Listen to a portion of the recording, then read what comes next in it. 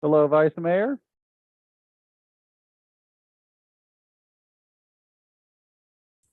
Yes, I'm here. Okay, we see you. Everything looks good.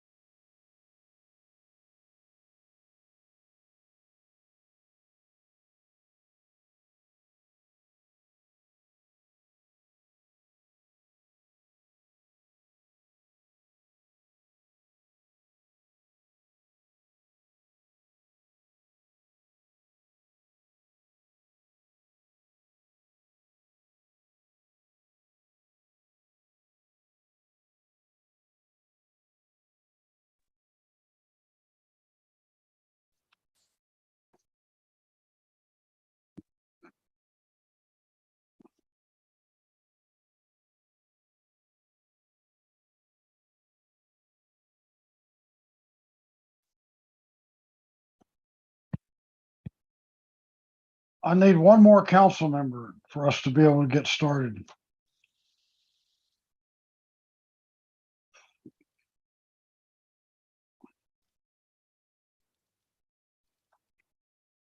Can you hear me, Ursula? I can hear you. Okay, Yeah, I see 4 of you now. okay. I need one more council member.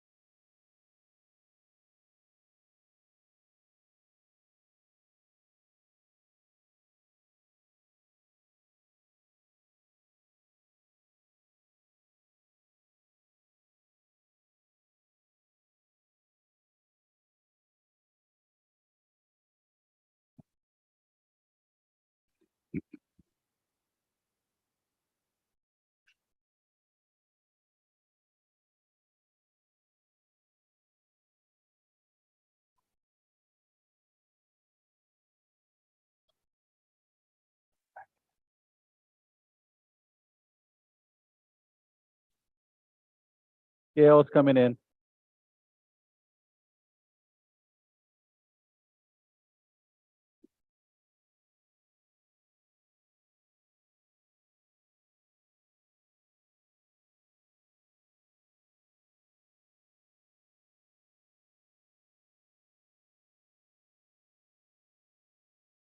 Okay, there's our 4th. Are you ready, Ursula? I'm ready.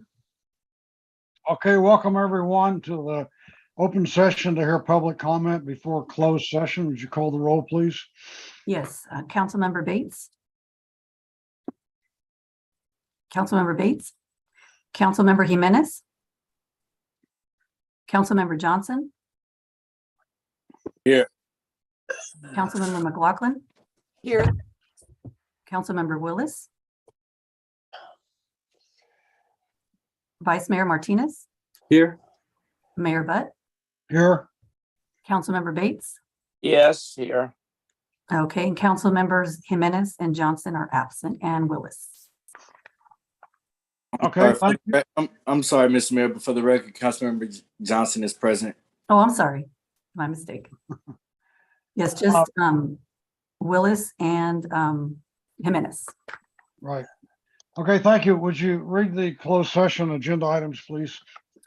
Yes, the items are C1, conference with legal counsel, workers' compensation claim, claimant, employee, fire department, agency claimed against, city of Richmond, claimant, employee, police department, agency claimed against, city of Richmond. Item C2, conference with legal counsel, liability claim, claimant, Ofelia Gutierrez, agency claimed against, city of Richmond. Item C3, conference with legal counsel, anticipated litigation, 2 cases. Item C4, conference with legal counsel, existing litigation, Hakeem Abbas versus City of Richmond. Item C5, conference with labor negotiators, agency representatives, Sharon Taylor and Jack Hughes. Employee organizations, SEIU Local 1021, full-time unit and part-time unit. IFPTE Local 21, mid-level management unit and executive management units. Richmond Police Officers Association, RPOA. Richmond Police Management Association, RPMA. IAFF Local 188. and Richmond Fire Management Association, RFMA. Conference with Real Property Negotiator, Property, South 45th Street to the west, Wall Avenue to the south, Interstate 80 to the east, and the BART tracks to the north. Agency negotiators, Anita Luck, Lena Velasco, and Jesus Morales. Negotiating parties, Miraflores Community Devco LLC. Under negotiations, price and terms of payment. Property Terminal 1, agency negotiators, Lena Velasco and Dave Alshire. Negotiating parties, Terminal 1 Development LLC. And under negotiation are price and terms of payment. Okay, are there any public speakers who want to comment? We have No. no, We don't have any speakers. Okay, we are now adjourned to closed session.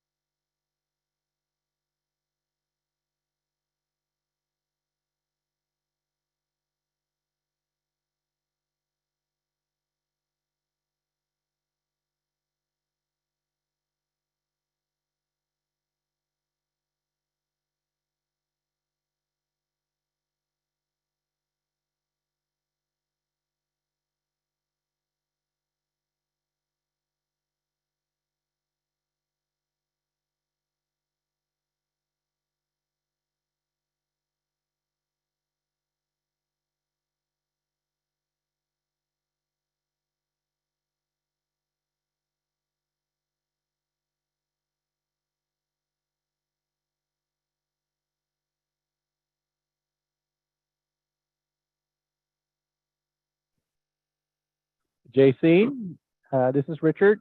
I'm going to test your audio. Also going to be bringing in Tamara Walker, Diana Lopez, Delmy. Hello? Hello. Yes. All right, just want to make sure you're there. I'm going to put you on mute, and then I'm here. when they come back from closed session, I'll unmute your mic. All right. Thank All right, you. Thank you. Well, thank you.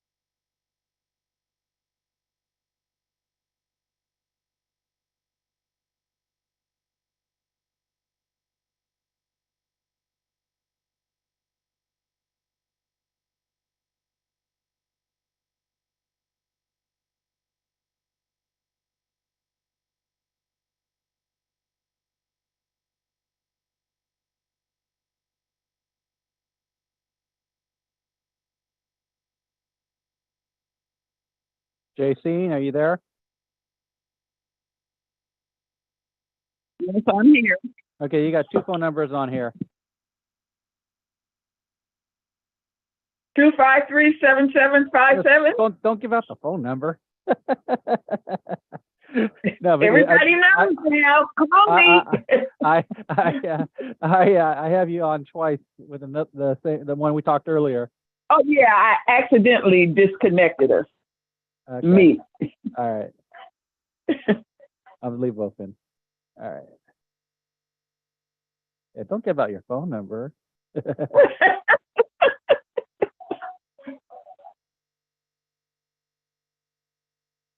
I'm going to leave you unmuted.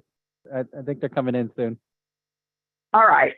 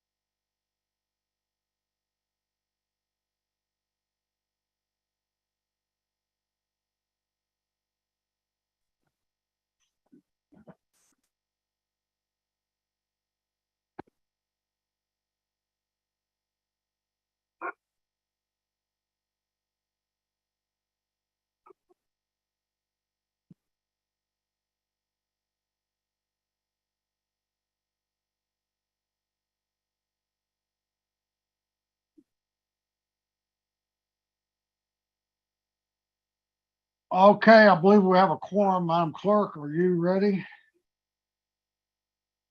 Yes, Okay, so welcome everyone to we'll be starting with the joint meeting of the Richmond Housing Authority and the Richmond City Council. Would you call the roll, please? yes, and Councilmember Jimenez will be absent the entire meeting. Commissioner Bates? Commissioner Bates, absent. Commissioner Johnson? Here. Commissioner McLaughlin? Here. Commissioner Willis? Here. Vice Chair Martinez? Here. And Chair Butt. Here. And Tenant Commissioner Scott. Present. Thank you. Okay, would you play the public comment instructional video, please? Here. Commissioner Willis? Due to COVID-19, this meeting will be conducted Here. via Zoom pursuant to the provisions Chair of the Martinez? Governor's Urgency Here. Measure Assembly Chair Bill Butt. 361, And Tenant which Commissioner suspends Scott. certain requirements of the Brown Act. Present. Thank The you. mayor will call upon council members, staff, Okay, would and you other play the guest public speakers by comment name. instructional video, Please please? speak clearly and state your name before giving comments or remarks. Here. Council members, Commissioner staff, Willis? due to and guest speakers COVID-19, this participating meeting via will be Zoom conducted with Here. their cameras enabled pursuant to a the reminder Vice that Chair the Martinez? activities are Here. visible. Hey, point of order. 361. Community And members Tenant participating Commissioner Scott. via Zoom requirements of We're the getting Brown sorry. a couple, The we're mayor will getting call some upon double council narrative members, here. staff, Okay, would and you other play? guests. It's terrible. Try again.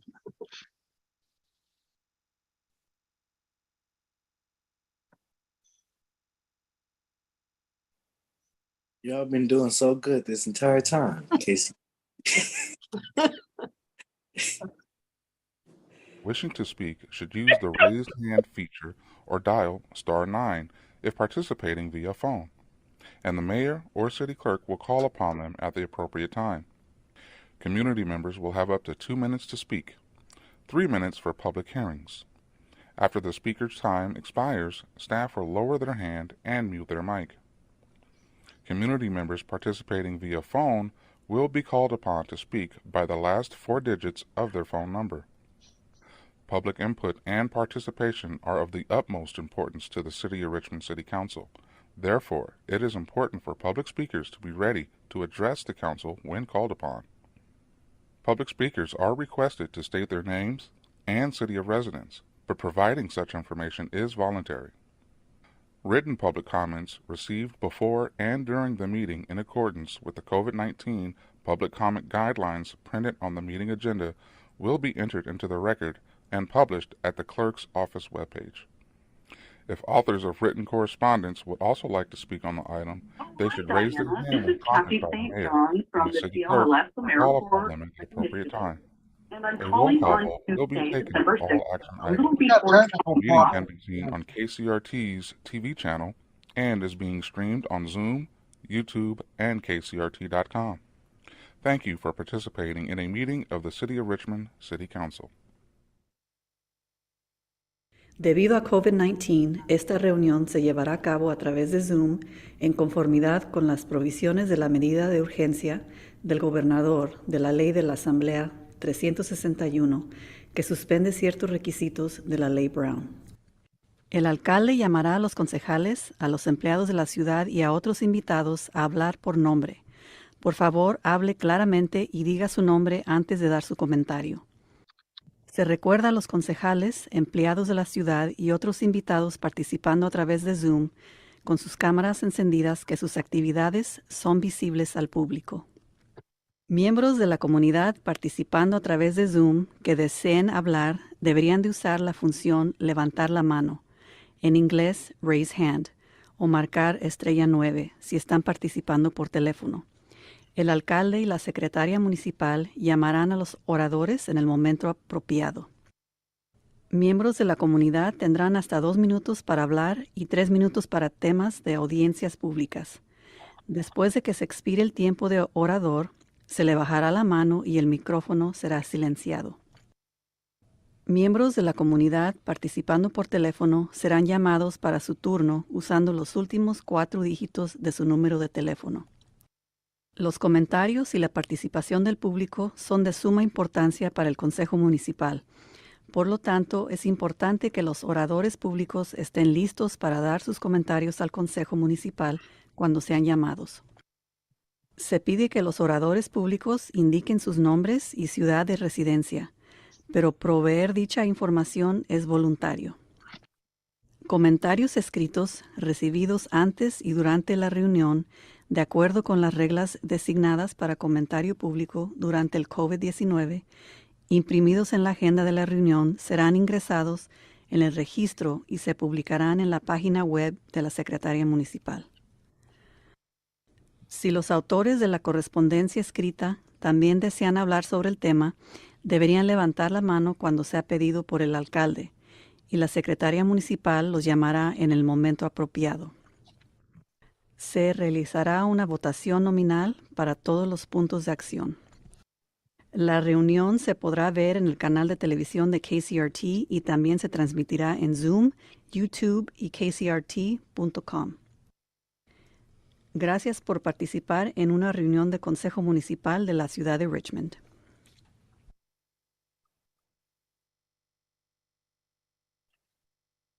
The next item is statement of conflict of interest. Does anybody have one? The next item is report from the executive director. Good evening, Commissioners and City Council. Just have a few things to update you on. Regarding Hacienda, the Housing Authority of Contra Costa has initiated applications for anticipated lease-up of Hacienda beginning in, well, it was supposed to start in November. The Hacienda building was approved for occupancy, a temporary certificate of occupancy, and the Housing Authority has started housing quality standard inspections as early as November and will continue in December. The first residents are scheduled to move in this week. So exciting. With regard to Nevin Plaza, EAH and the Housing Authority are in the final stages of closing and the sale of Nevin Plaza for rehabilitation of 138 units. And that concludes my report. Okay, thank you. The next item is agenda review. We have 3 items on the consent calendar. Does anybody want to remove any of them? I don't see any requests, so we'll move now to Housing Authority open forum. This is for the Housing Authority, not for the City Council meeting. Do we have any speakers? I don't see any hands up. Okay. Next item is the consent calendar. Do we have a motion? I move the consent calendar. Second. Okay, motion by McLaughlin, second by Johnson. Call the roll, please. Commissioner Bates, Yes. Commissioner Johnson, Yes. Commissioner McLaughlin, Yes. Commissioner Willis, Yes. Vice Chair Martinez, Yes. Chair Butt, Yes. Tenant Commissioner Scott, Tenant Commissioner Scott. I think we may have lost her. The motion passes with Council Members Jimenez and Tenant Commissioner Scott absent. The next item is item N1. Would you read that, please, Madam Clerk? Yes, N1 is to adopt a joint resolution authorizing the use of 1.75 million of American Rescue Plan Act ARPA funds and 1.75 million of Affordable Housing in lieu fee funds to provide a residual recipient's loan to Nevin Plaza, ILP, to assist in financing the rehabilitation of Nevin Plaza, and authorize the city manager or designee and Richmond Housing Authority executive director to negotiate and execute loan documents. Do we have a staff report? Yes, KCRT, will you load the presentation, please?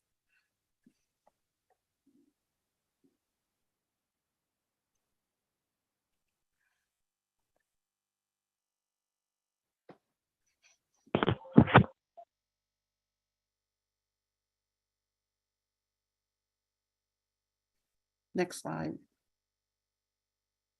You can continue to slide 5.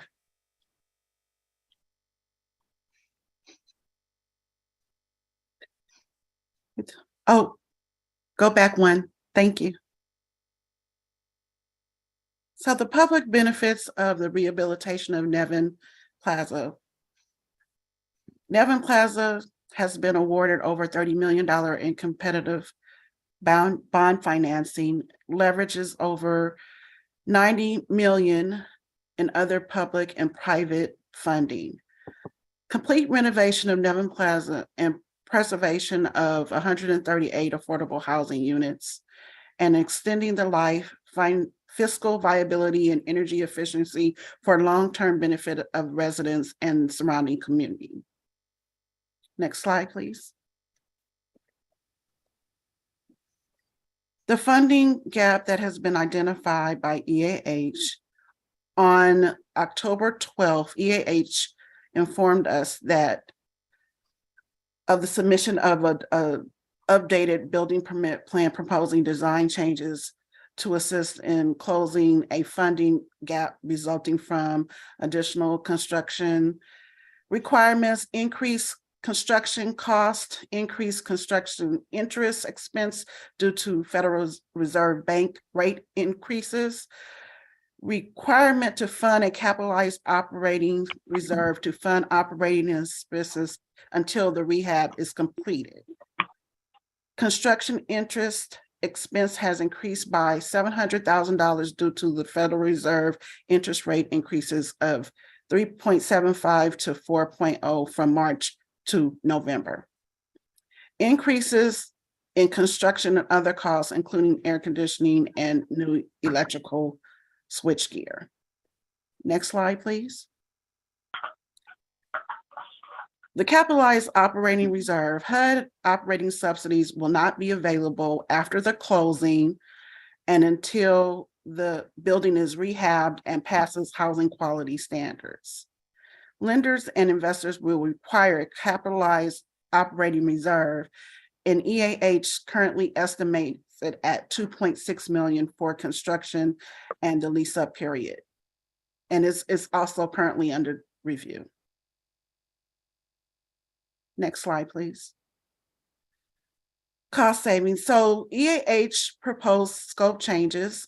They include several changes to the exterior and interior design value engineering. The design review board has already approved the changes with some conditions. Staff recommends approval of EAH proposed interior changes except retaining the air conditioning and the upgrades to the electrical switchgear. Next slide.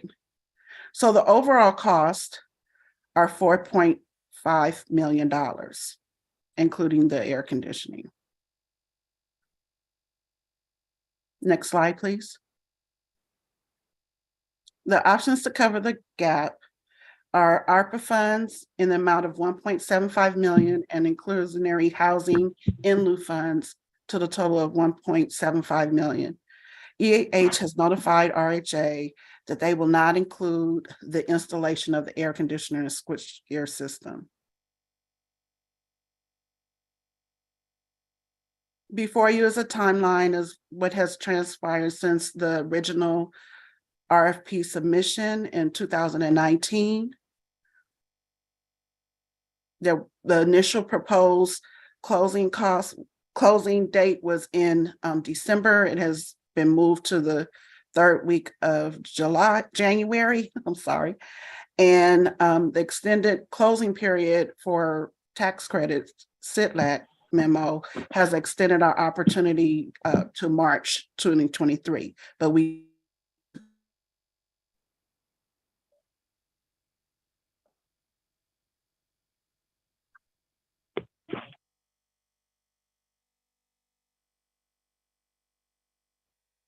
can't hear her, Mr. Mayor. I can't hear her. I can't either. We can't hear you. get closer. Can you hear me better? Yes. Thank you. EAH has indicated that they'll be able to complete the project with $3.5 million additional funding from the city EAH again will not include the installation of the air conditioner and the switch gear system. We want to preserve and rehabilitate existing affordable housing. Nevin Plaza second phase will increase the amount of affordable housing units. And repositioning Nevin Plaza is a deliverable in the FARS agreement with HUD, RHA, and the city of Richmond. Next slide, please. So we come before you to recommend the joint resolution to use 1.75 in ARPA funds and 1.75 million in affordable housing in lieu fee funds to contribute to the rehabilitation of the Nevin Plaza project.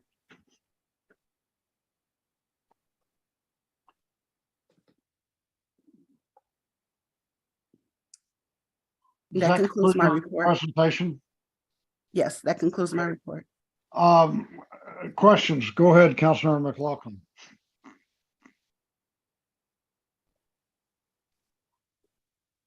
You're muted. Sorry, I recall that we had a discussion on this, but I don't want to go into, because I believe it was a closed session, but I know the issue of air conditioning was discussed. So, and I believe, I mean, I had a position, and I guess I could share my own position, that I really wanted to make sure there were operable windows. Well, there are operable windows, and I gave some thought to this after the meeting, and I thought, well, if we can also add air conditioning, that would mean that people could use it or not use it, could get the fresh air when they wanted. And I had a brief discussion with the city manager, and I said, I would be okay with that. And I recall that there was also going to be some discussion of trying to get additional funding from the county. So could you share with us if that, where those discussions are at? And if the air conditioning, I know some of my colleagues had some strong and valuable input on that. So I want to know if that's still in the possibility.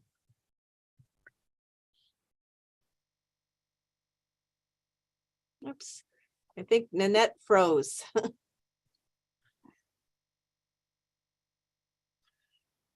City manager, you want to try to respond until Nanette unfreezes? Certainly. So there have been discussions with EAH and RHA, city staff, and DRA. We are making good progress with Contra Costa County. The discussions have been ongoing, and so I'm very pleased with the way those discussions have been going. You know, we always think it's important to try to deliver a high quality development for the community, irrespective if it's a private development or affordable housing. And so we are disappointed that market conditions are not on our side, that we are needing to make adjustments to the exterior of the building as well as interior of the building. And I do want to, at this moment, I know Nora has been engaged on the day-to-day in those conversations, but I want to give her an opportunity to add some additional clarity in terms of where we're at in the negotiations, and then also to kind of outline what documents are going to be in place to make sure that the city has an opportunity to review and clarify all costs that are going to be covered by the proposed funding that we're asking the council to authorize from ARPA as well as the Inclusionary Housing Fund. So Nora, can you please chime in? You're muted. Yes, yes, we had a conversation today, and basically, given the deadline or the desired target closing date of the third week of January, and the need to really not push it off longer because both interest rates and costs are not going in the favorable direction for the project, that without a higher commitment, I mean, with the 3.5 million, that EAH would not be able to install the air conditioning, as Nanette said, and that there's not sufficient time to pursue the county funding and get that committed by closing, which would need to happen in order for the air conditioning to be included in the scope of work. at least the permanent air conditioning that has been discussed. And we also have Wilton on, and he may be able to add more. Wilton Jordan from EAH. Good evening, everybody. Welton Jordan, Chief Real Estate Development Officer for EAH. So I'll just echo what Shasha, Nanette, and Nora have just mentioned as it relates to changing out the air conditioning. It is something that I don't think any of us would not like to do. I think it would be a great addition to Nevin. However, just the cost and the numbers don't add up for us right now. And on the county funding, we are still going to apply, but the timing of the funds, we really would need the commitment like today, similar to what the council is considering today. We really appreciate the consideration. In order to move to even make January, we haven't really gotten the lender and investor involved in underwriting yet. They're going to have a lot of questions. And we've worked over the past month to really try to figure out a way to get it into the budget. And we really came down to a very tough decision on, are we going to install air conditioning? Or are we going to have to really look at interior finishes? And I think, from our perspective, the interior finishes and redoing those, including the windows, the flooring, new appliances, cabinets, countertops, et cetera, are much better for the quality of life and longevity of the building. And if there is a way, I think we'll just say it here publicly, if there's a way for us to figure out either a permanent or even a portable unit or something along that lines in order to put in air conditioning, that's what we'll work to do. But we have to really get the train on the track to get this deal closed and get the rehab started. Other questions from councilmen, from board members? So go ahead, Vice Chair. Thank you. In terms of the air conditioning, is there any work that would have to be undone in order to put the air conditioning in later? No, go ahead. Yeah, so I'm sorry, if you're not done, I can. No, go ahead. So kind of where we're at now is, we have a plan set, and we need to kind of get our cost review started with the lender and investor. So we would work, installing a permanent system, right now is going to be very difficult. I think what I was trying to mention is there may be some alternatives, that we can do post-close, like the portable units, which may be more cost efficient and less disruptive on the overall constructability. I don't have the phasing in front of me, but the systems are typically something that kind of happen a little bit later on down the road.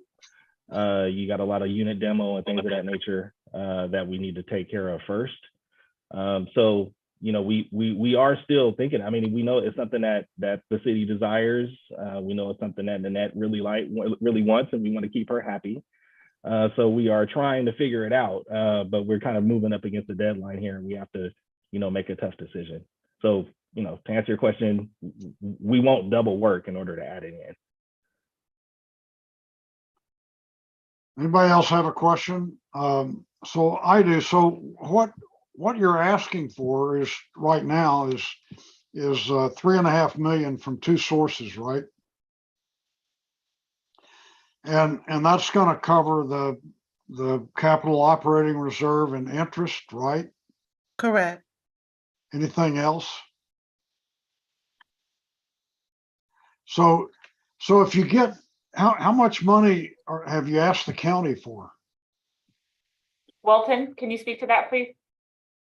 The county has an application that is due in a couple of weeks, and I think, I'd say it'd probably be about $500,000 is what they told us they have available. And it's competitive funding, so it's not like they're going to give it to us. So if you get, so the maximum you're talking about is $500,000. If you get $500,000 from the county, does that reduce the $3.5 million to $3?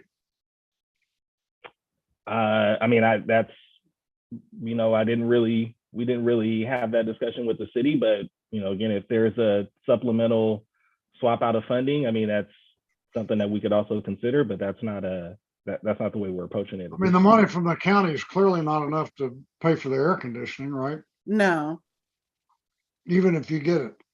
And then I guess the next question for EAH is if we do not approve this 3.5 million, then what?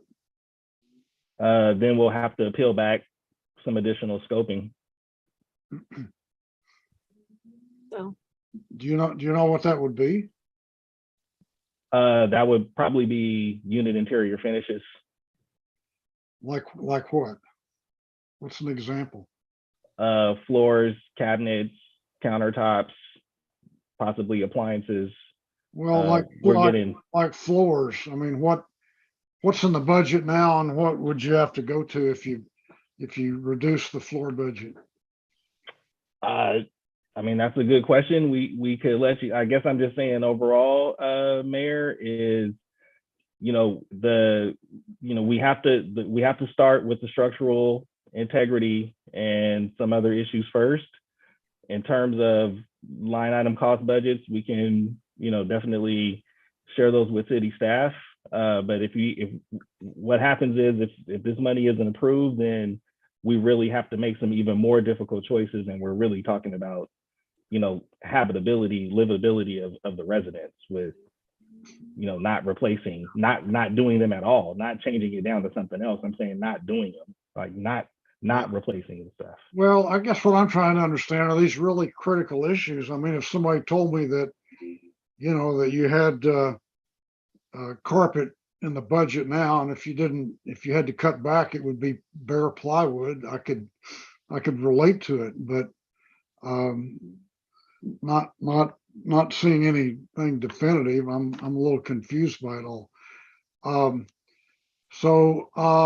Yeah, go ahead, Councilor McLaughlin. so what I'd like to see happen is to have the city, have us approve, the city council approve the 3.5 million with the sources outlined, and continue to put that application through the county and for the full amount that they can offer, and with the hopes that we would get the full amount, and utilize that money either to pay back use it perhaps to purchase some portable air conditioners. I don't think that would take the whole 500,000 or whatever, but whatever is left, perhaps the city could reduce its funding gap role in all this. I mean, that's how I think would be the best way to move. Okay, so if there are no more questions or comments from council members, are there any public speakers? Yes, we have two public speakers. We have Mark Wasberg and Susan Coyd. Mark Wasberg, you'll have 2 minutes to speak. You can go ahead and start. You hear me? Yes. Actually, you don't need air conditioning here in Richmond. You might have around about 2-3 days of hot weather, then all of a sudden it'll start cooling down. McLaughlin, she ain't nothing but an idiot because AC is used to cool the room. It's not used for fresh air or clean air. That's how much that idiot knows. Or you could go with a swamp cooler, which is a lot cheaper. But here you have a housing, your housing is probably in central Richmond, down by the bay, which you have a natural air conditioner there. Because when I lived in Point Richmond, when it was hot in Point Richmond, I knew it was twice as hot over there in El Sobrante or San Pablo, but we didn't need air conditioning. Around about 4 or 5 o'clock, automatically it'll start cooling down. So you're going to jeopardize people having microwaves and making their life better by having this air conditioning? It don't make no sense. I said McLaughlin ran for state office. She only got about 7% of the vote. That's how stupid she was. Then she comes running back to Richmond crying and then get back on the city council because that's the only thing that idiot knows.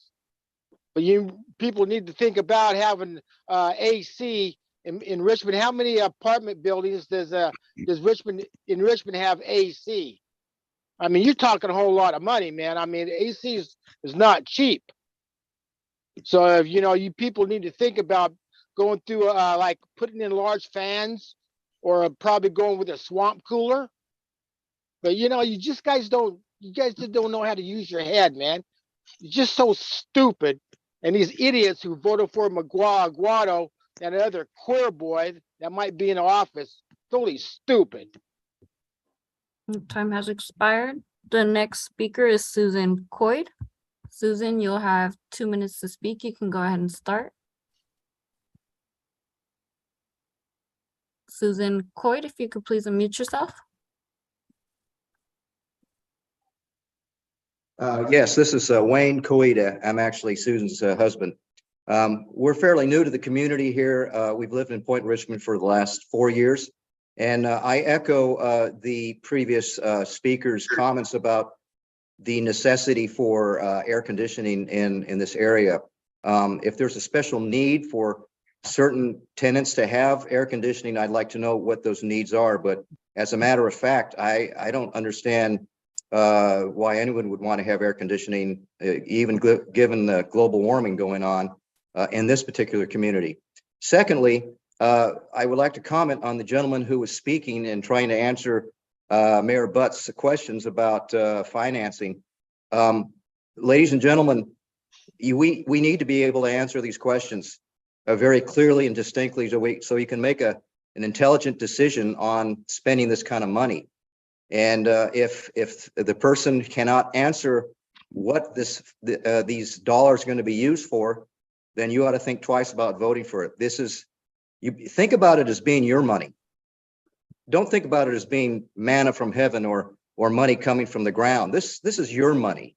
How are you going to spend it? How are you going to budget it? I would just like to close with the comment that I appreciate everyone's efforts in trying to make this a better community. But please consider spending money in a wise and prudent manner. Thank you very much. Thank you. And there are no more public speakers. Okay, somebody want to make a motion?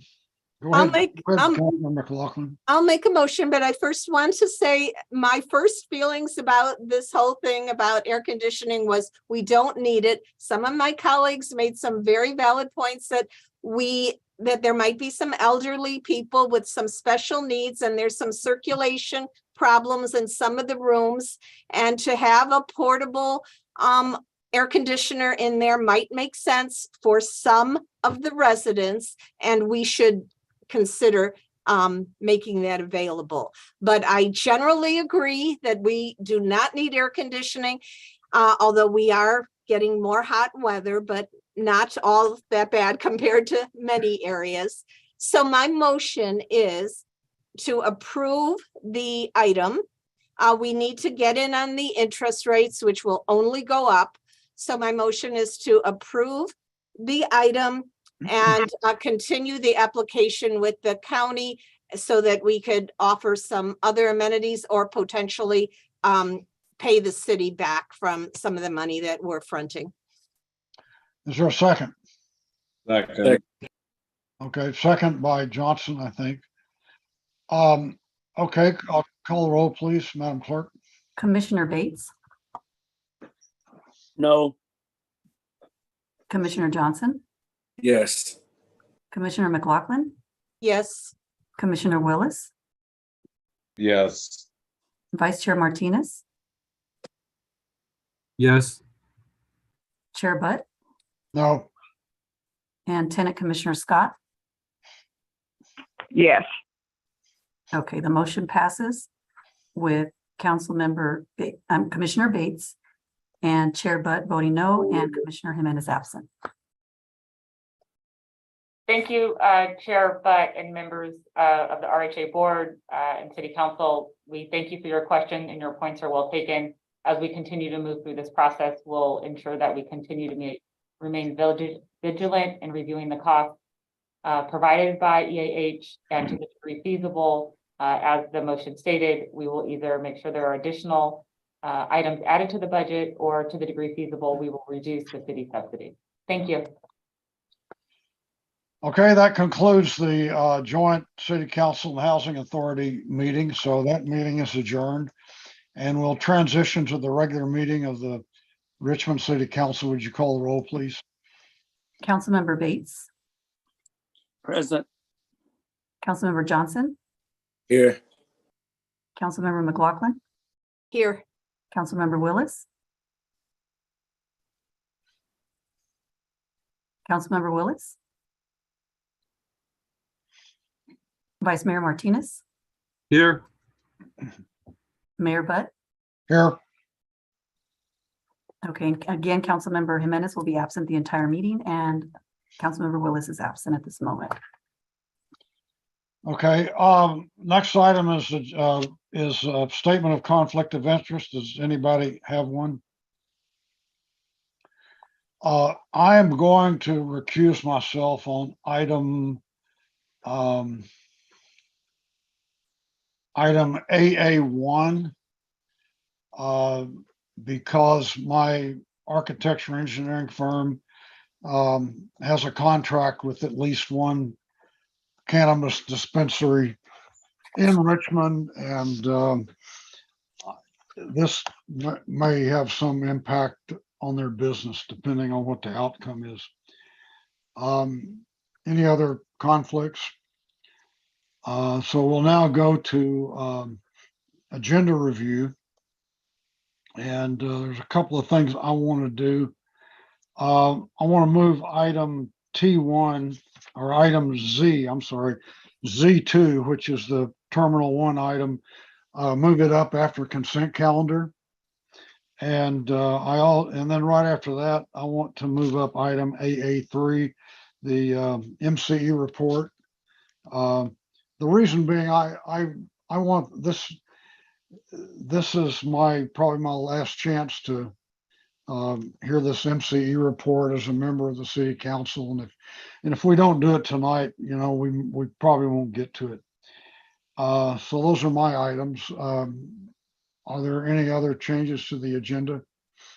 Yes, there is a request to continue item X4C to the December 20th meeting. And a request from whom? This was a request from staff. Okay, all right, okay. And then there was a request by Councilmember or Vice Mayor Martinez to continue AA2 to December 20th as well. That's his item, right? Yes. A2. Okay, all right. Any other items? Councilmember McLaughlin, go ahead. I'm sorry if I missed it, but I know we were wanting to move up the Terminal 1 hearing. Did we discuss that yet or no? Yes, that's right after consent calendar. Right after consent. Okay, thank you. Okay, any other agenda changes? Okay, without objection, we'll proceed with those changes. And the next item is report from the city attorney on items on final decisions made during closed session. Yes, Mr. Mayor, on the closed session items. So we had some workers' comp claims. The first one listed, which is 1677. On that item, the council authorized settlement. The motion was, there was no objection to that. With regards to claim 15133, that also was a workers' comp matter, and that was also approved without objection. With regards to C2, the item there was Gutierrez. That item was a settlement of the claim that was approved by the council. There was the vote was 5 in favor, 1 against, 1 absent. With respect to item C2 or C3, that was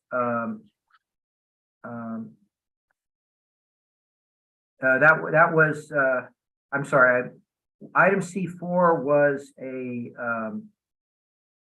the Abbas claim for City of Richmond. The council authorized settlement of that without objection. The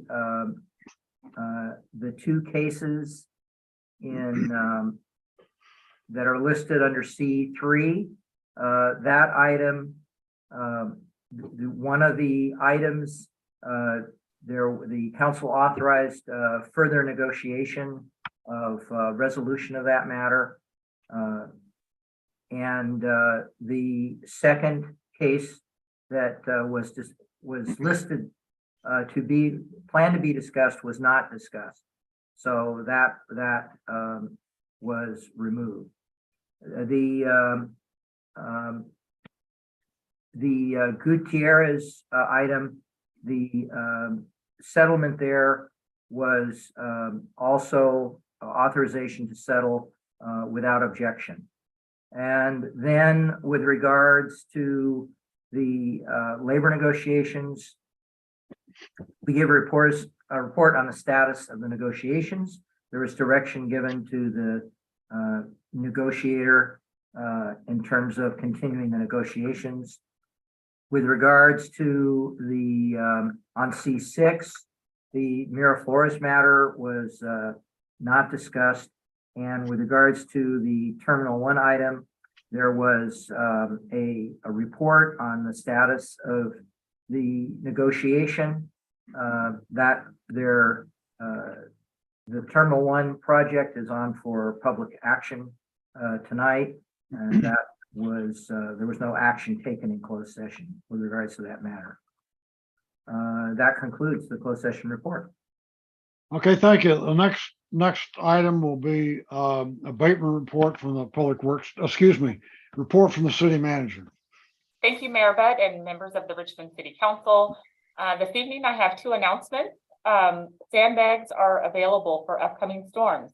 Residents can fill sandbags at the Bayview Library or at the back gate of the courtyard, which is located on Harbor Way next to the Greenway. If you are a senior or disabled citizen, you can call the Public Works Street Department at 510-231-3011. Again, 510-321-3011 and request sandbag delivery. There's a limit of 10, but we certainly welcome seniors and those that are disabled that would like assistance with sandbags, and we will certainly help you.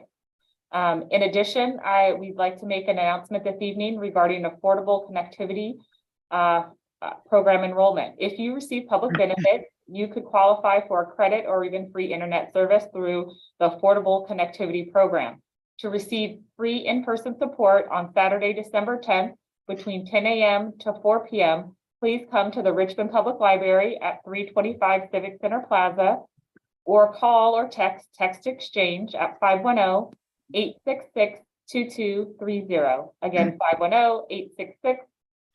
510-866-2260 to learn more about your options to receive a credit or free internet service. Thank you. Thank you. So next item is abatement report from the Public Works Director. Good evening, Major Budd, Vice Mayor Martinez, City Council members. I'm here to present the abatement update for the month of November. I can have the presentation, perfect.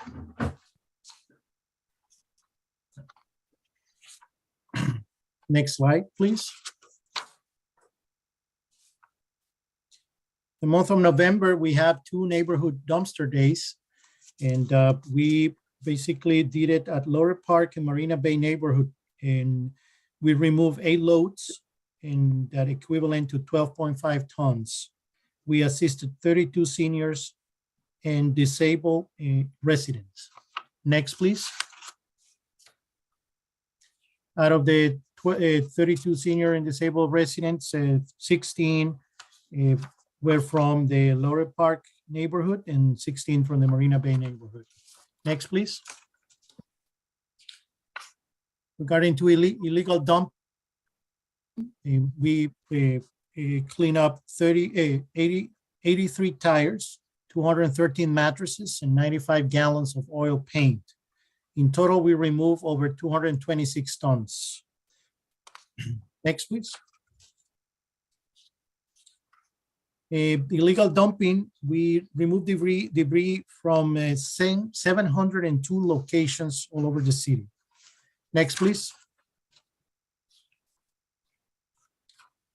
We perform 5 encampment abatement cleanups, including the Castro encampment cleanup, for a total of 9.3 tons of debris removal. Next, please. When we add the illegal dumping and encampments cleanups, we have a total of over 235 tons of debris removed. Next, please. In terms of parks, we also abated 10 locations with a total of 9 truckloads removed. In the pictures you can see in Nichols Park. Some of the locations require police assistance. Next, please.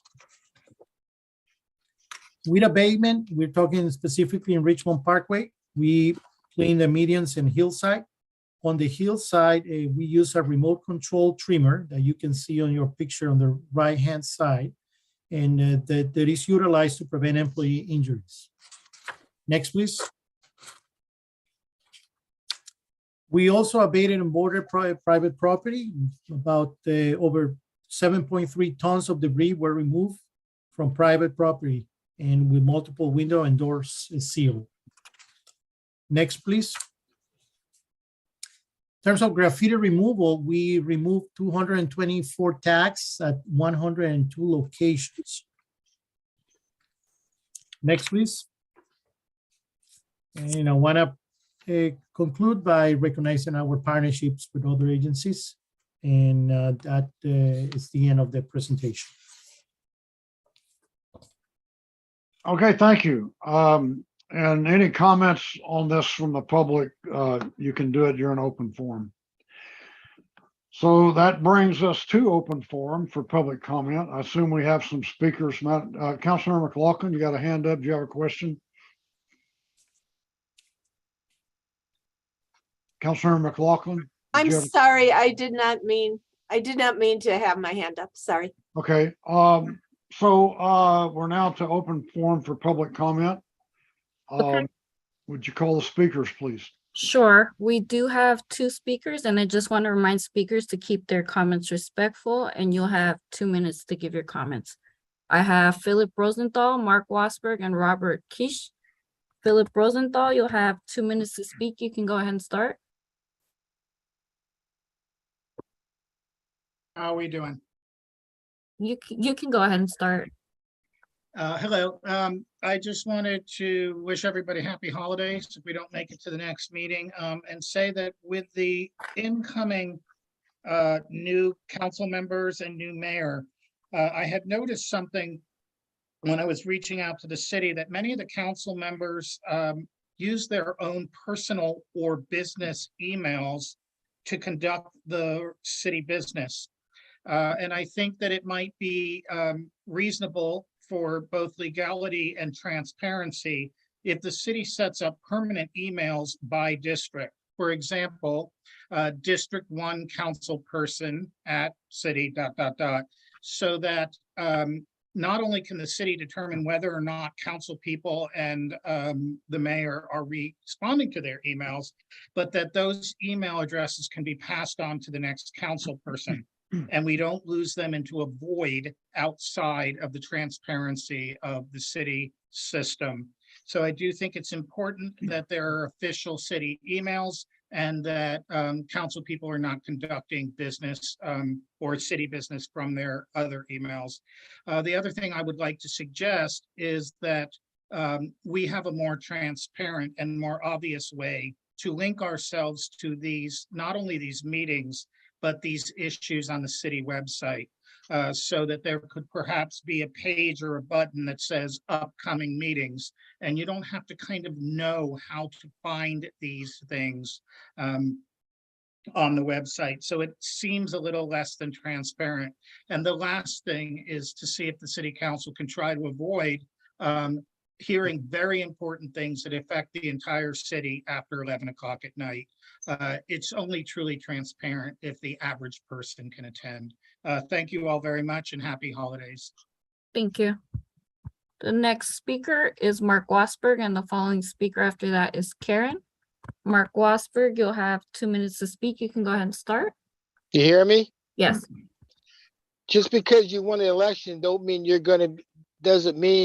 you're gonna be sworn in. Maybe hopefully faith will intervene like Michael Parker and that Kamir Kamar. Because there might be somebody out there that just might change the history of Richmond. And we know for a fact that Caesar is going to promote his pedophile ways among young children, because this is what homosexuals do.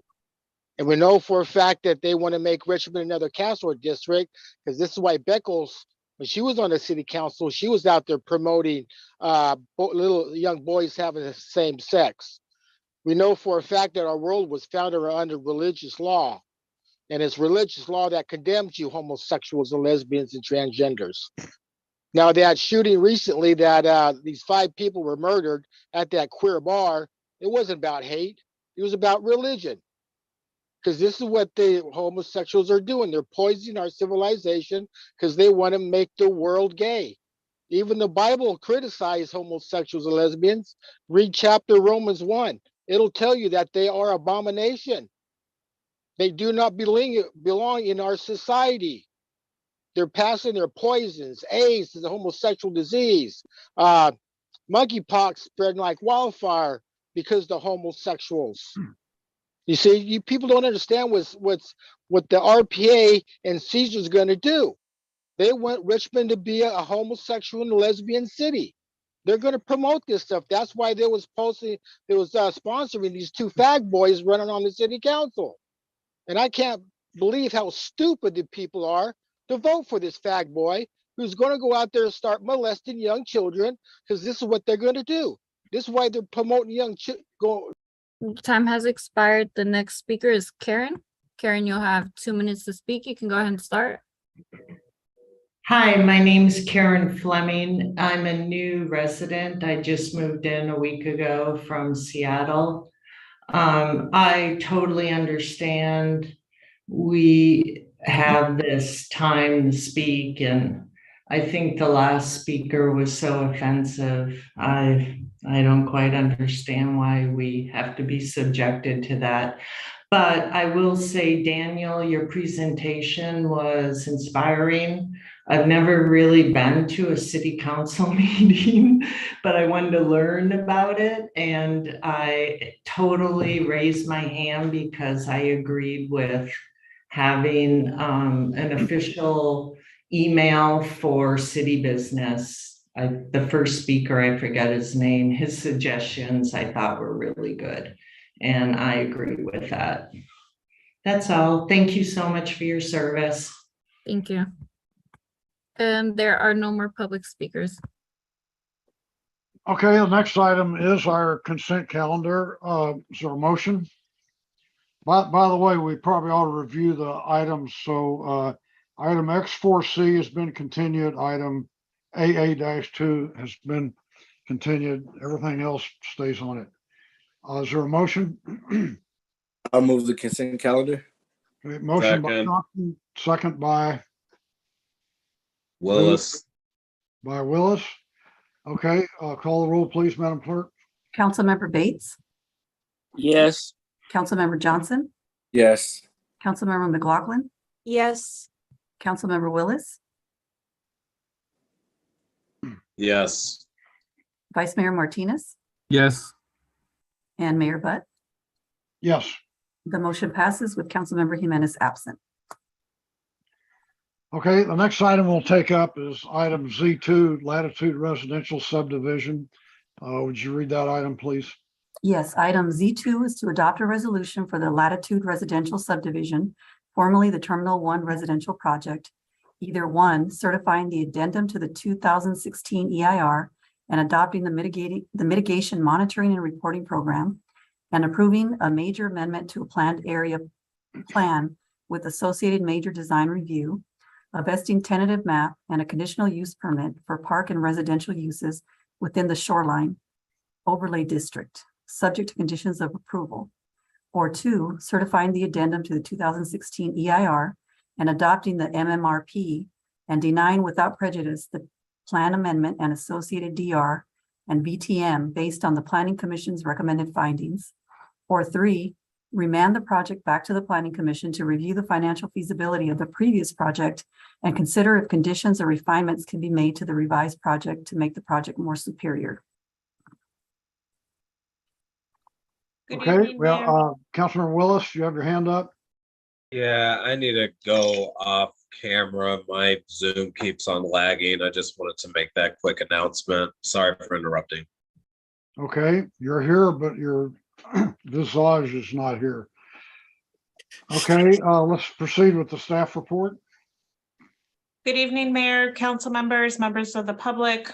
My name is Lena Velasco, the Director of Community Development. I'm here joined with Roberta Feliciano, who's one of our senior planners. So we'll go through the presentation and then we'll be happy to answer any questions. Next slide. So as the clerk, you can go through it, Roberta. As the clerk mentioned, there's several options that the council have this evening in regards to the project. Option A is to approve the project with all the various requests subject to conditions.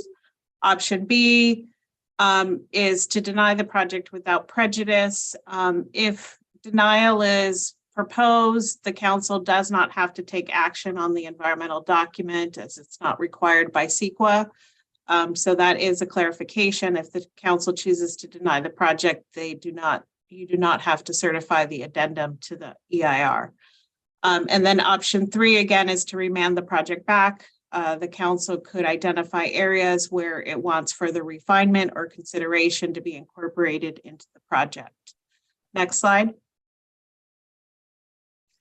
So it's just a way of background. The original Terminal 1 project was approved by the City Council in July of 2016. That approval included a general plan amendment, a rezoned, as well as an EIR that looked at various project alternatives. The site was rezoned to a planned area district that included 323 unit subdivision, mostly consisting of condominiums and townhomes, as well as common areas and a waterfront park. The project was sued shortly after council approval, and there was a settlement agreement that was executed that did reduce the overall number of units and restricted heights to one of the buildings. So as of now, the applicant is stating the project is infeasible financially, and that has been verified by a city financial consultant. So the project is being revised to a project that is financially feasible and meets market conditions. And overall, the project is being modified to change the housing types as well as the overall number of units. So the project would go from 316 condominium single-family homes to 154 detached single-family homes, of which 30 would include junior accessory dwelling units. And then have a waterfront park as well as some common areas and a small commercial building. Next slide. So the project proposal includes a major amendment to a previously approved planned area plan, and mostly that is to modify the dwelling unit types within the project as well as the overall number of units. Next. The project also includes a revised vesting tentative map to subdivide a 10-acre portion of the overall project site into single-family lots as well as common areas. Since the project was previously approved, there is now a shoreline overlay district that looks at consideration of public access to the shoreline, and therefore a conditional use permit is required for the waterfront park use as well as the residential uses proposed within that 100-foot band on the shoreline. Here is the site plan that was recommended by the Design Review Board, and we'll talk a little bit about the 2 site plan options that were presented by the applicant. But as you can see, access to the subdivision will be via 2 new driveways off of Brickyard Cove Road, which will have a central street that would help lead both the public as well as Bay Trail users to a new Bay Trail segment, as well as the Wharf Park.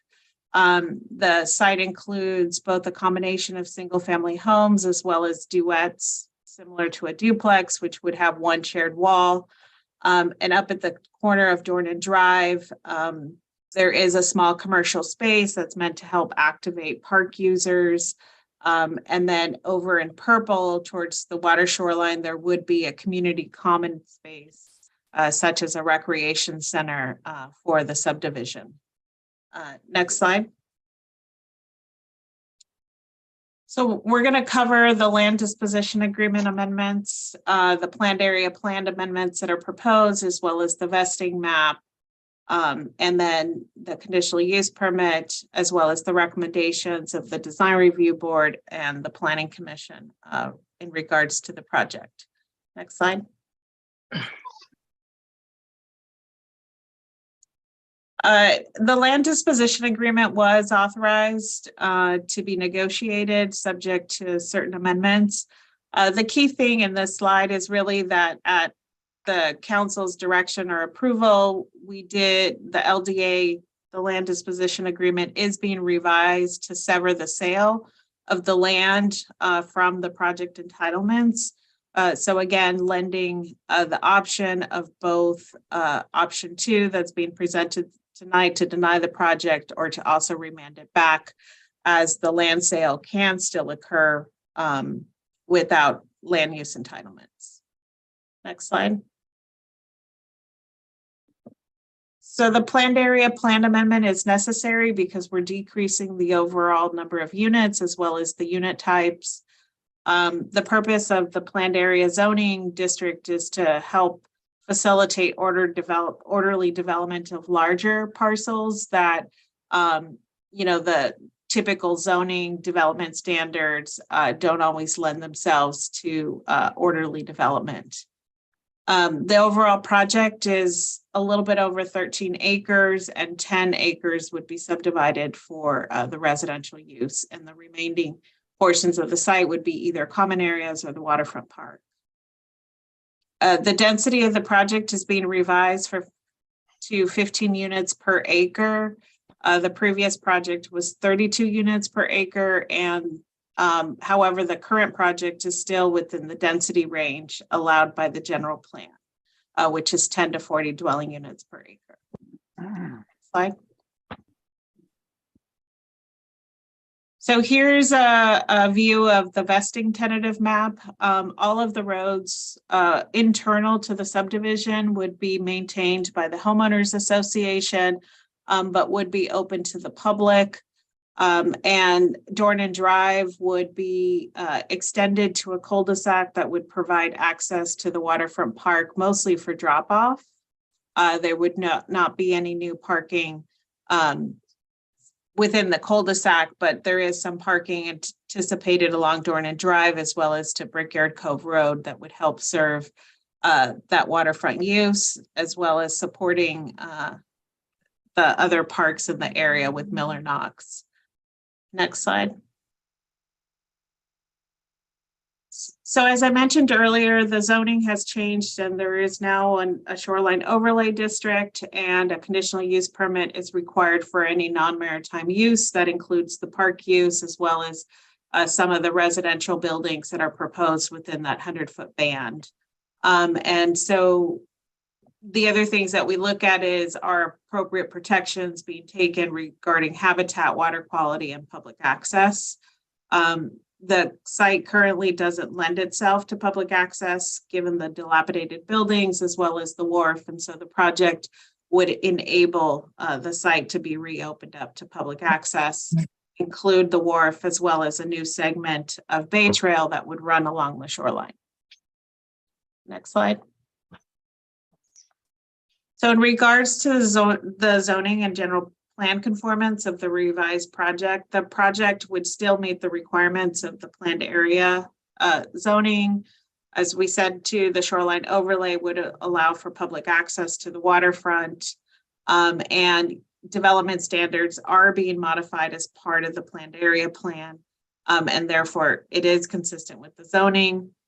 It's within the density range of the medium density residential district of the general plan, also allows for exceptions to the height limits as long as SEQA is completed, and is within the density range. We do believe that the revised project supports or helps the city accomplish, certain general plan goals, which include meeting housing needs within the city, using infill development, as well as creates new safe, high quality waterfront parks along the shoreline, and would construct a new shoreline segment of the Bay Trail, providing for expanded multimodal circulation. Next slide.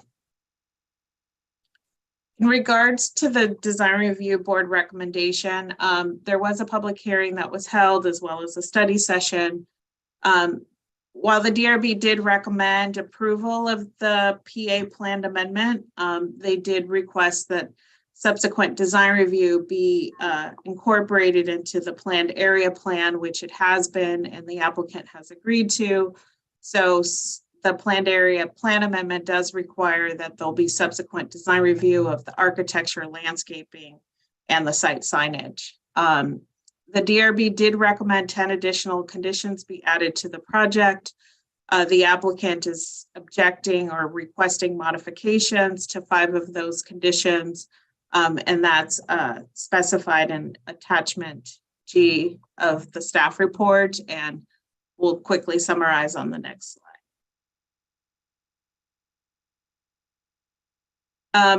So before I summarize the comments on the conditions that are proposing revisions, one of the other things that the design review board did add into their recommendation, there were 2 site plan alternatives that were proposed by the applicant. So as you can see, the Dornan Drive extension is not incorporated into this alternative. It would be more of a green belt that would help buffer the Bay Trail from the residential use, and there would be no vehicle access to the wharf park. And the DRB desired alternative B, which is the site plan that we discussed earlier, because it would extend, 1, provide additional parking to serve the park, but would also ensure that the public had access to the wharf park, particularly seniors and others that may have difficulty walking down to the wharf. So next slide.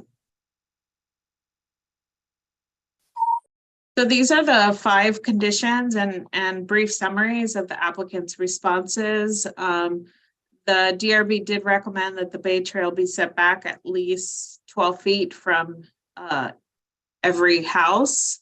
The applicant is able to meet that in most places, but not all, and so desires that not be incorporated into the project. In addition, there was a request that the 3rd story of some of these buildings were requested to exceed 80% of the floor area of the ground floor. And the DRB recommended that be limited to only 50% of the units.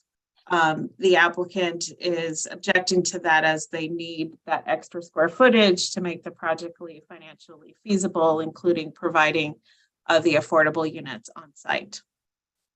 The other 3 conditions were mostly related to Bay Trail design elements, and the applicant just thought that it would be better to look at those as part of a construction requirements and not be conditions. And we'll let the applicant provide additional detail regarding their objections to these conditions. Next slide. So in regards to the Planning Commission recommendation, the Planning Commission was to provide recommendation regarding the planned area plan amendment, the CEQA document, as well as the vesting tentative map. So they considered all that at a hearing on November 21st. The Planning Commission was voted to not recommend approval of the planned area plan and the vesting tentative map, stating that they couldn't make certain findings, specifically around that the proposed development was just demonstratively superior to development that would otherwise be allowed by the base zoning district. And they also felt the site could accommodate additional density than what was being proposed as this project.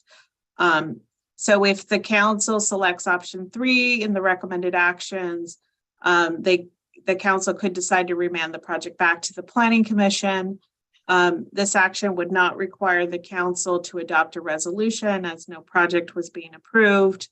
And the council could identify areas for the Planning Commission to review or evaluate and issues to be addressed or explored within a revised project. Next slide. Okay, with that, I'll hand it off to Roberta to talk a little bit about the addendum that was prepared for the project.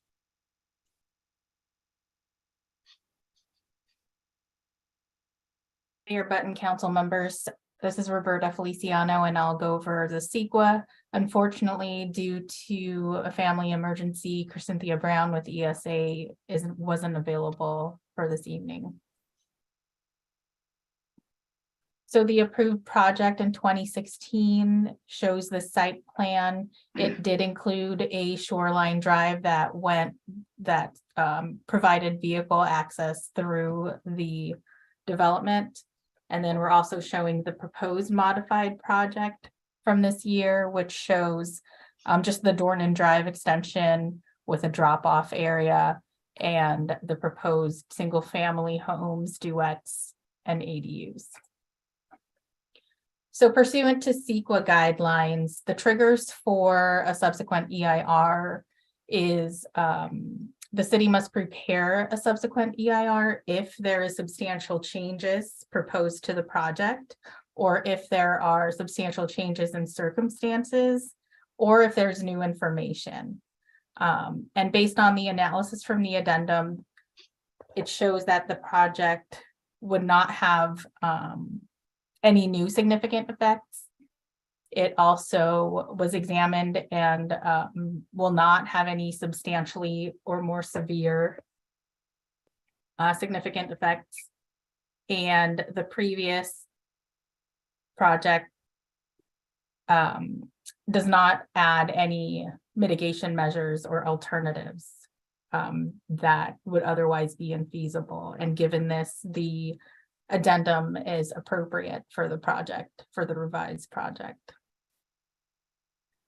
So here's a summary of the proposed modifications showing that the original project in 2016 included 295 condos and 21 detached single-family condos. And the modified project before you today includes 93 single-family homes, 62 duplexes, and 30 ADUs.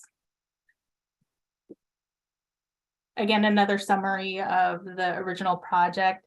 There is still going to be that neighborhood retail, which is the same square footage. There was going to be a clubhouse recreation that was 7,000 square feet, and that's being revised to 3,500 square feet. The original project did not include any detached single-family homes, and the modified project would have 93. And then there's also some revisions in the acreage. The residential neighborhood previously was 7.6 acres, and now it's 9.4. The park area was going to be 6 acres, and what's being proposed now is closer to 4 acres.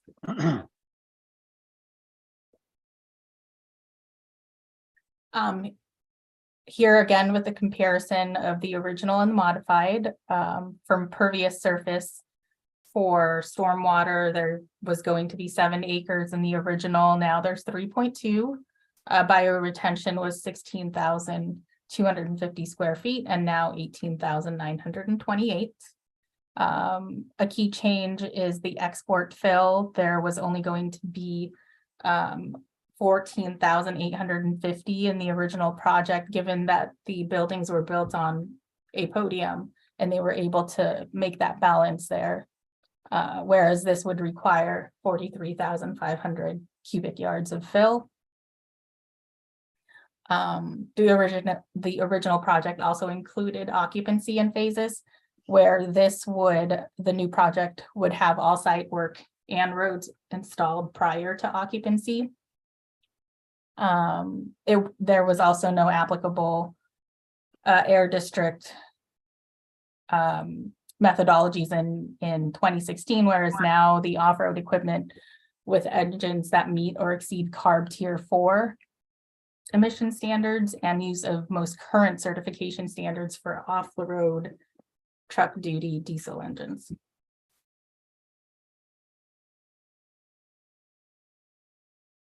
So some of the relevant changes are the infill haul onto the site associated with the trucks. There's also been changes in the air district construction health risk methods, and as a result, there was a health risk assessment conducted, and the HRA evaluates the potential health risks to nearby sensitive receptors such as residential from construction emissions. And there have been updates to the best management practices for construction and dust, and that's been reflected in mitigation measure AIR-1 in the MMRP. Based on the analysis, the conclusion is that there's no new mitigation measures required, and the effects are less than significant. So the revised project would not result in substantial changes or involve new information not already analyzed in the 2016 EIR, because the level of development now proposed on the site is within the development assumptions previously analyzed. The revised project would not cause new significant impacts not previously identified or result in substantial increase in the severity of previously identified significant impacts. There's no new mitigation measures that are necessary to reduce impacts. There's no changes that have occurred with respect to the circumstances surrounding the project site that would cause new impacts. And there's no evidence in the record that shows that the revised project would cause any significant environmental impacts. Therefore, there's no supplemental EIR required, and the addendum is sufficient.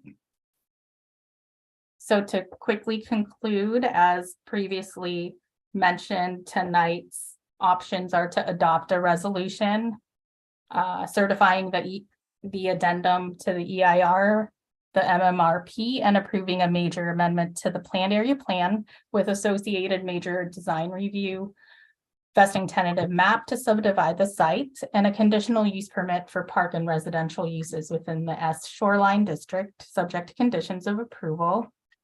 Or the council may also certify the addendum and adopt the MMRP, but deny the project without prejudice, including the planned area plan amendment with associated major design review, vesting tentative map, and conditional use permit, based on the recommendations and findings by the Planning Commission. And option 3 is to remand the project back to the Planning Commission to review the financial feasibility of the previous 2016 project and consider if conditions or a redesign of the revised project can be integrated into the proposed project. And that concludes our presentation. We'd be happy to answer any questions that the council may have of staff. Questions from council members?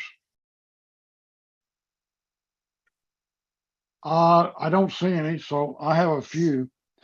So when the previous action was taken by the city council, which was, I can't remember whether it was a week ago or 2 weeks ago, 2 weeks ago, I guess. Had the CEQA addendum been completed at that time? Mayor, if you're referring to the LDA direction on the 22nd, yes, we had published the CEQA document.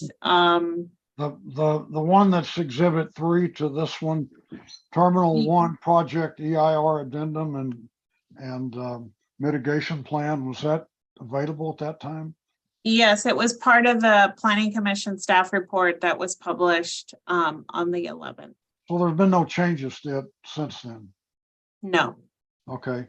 And the financial analysis of the project is still it's still secret, right? It's never been made available to the public. The pro forma, yes, was not seen by either staff, only Right. our consultant. And the resolution that the city council adopted was actually not made available to the public until the city council had voted on it 2 weeks ago. Is that right? I'll let Dave answer that, our city attorney, because I think that resolution was prepared by the city attorney's office. Well, the final version of it, I got it in an email after the vote was taken. So I just wonder if that's what the public got.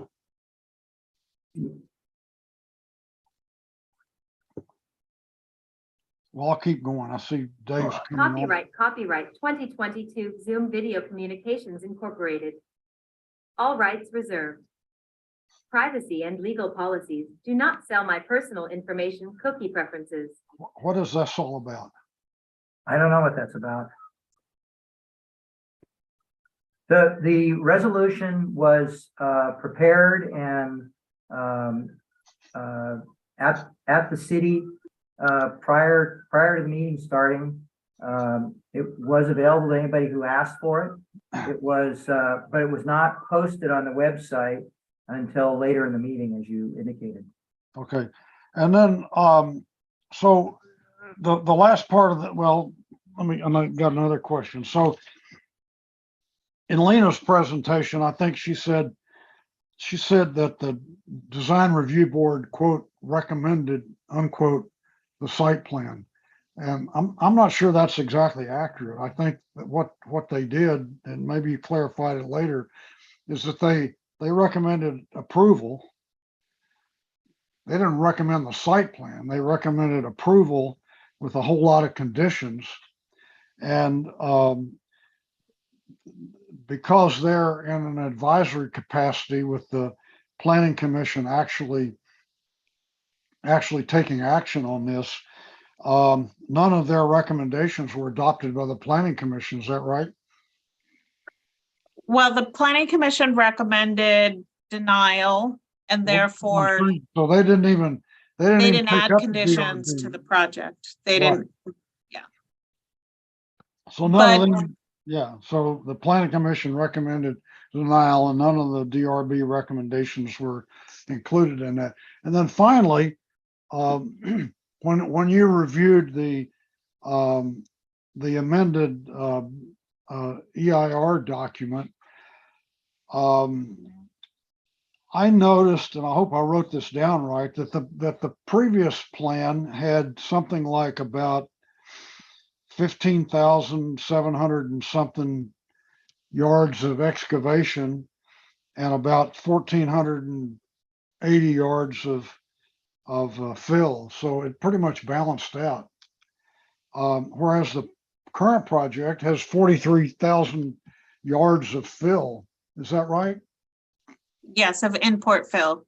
Yes. So why didn't the EIR deal with that at all? That's a lot of fill. That's about 10,000 truckloads. And it did evaluate the potential impacts of the import fill. So, and we do have consultants from both Fair and Piers and ESA that completed the traffic analysis related to those truck trips, but also the health risk assessment, as we noted. So they did quantify and reviewed whether or not those new project elements would result in new significant impacts.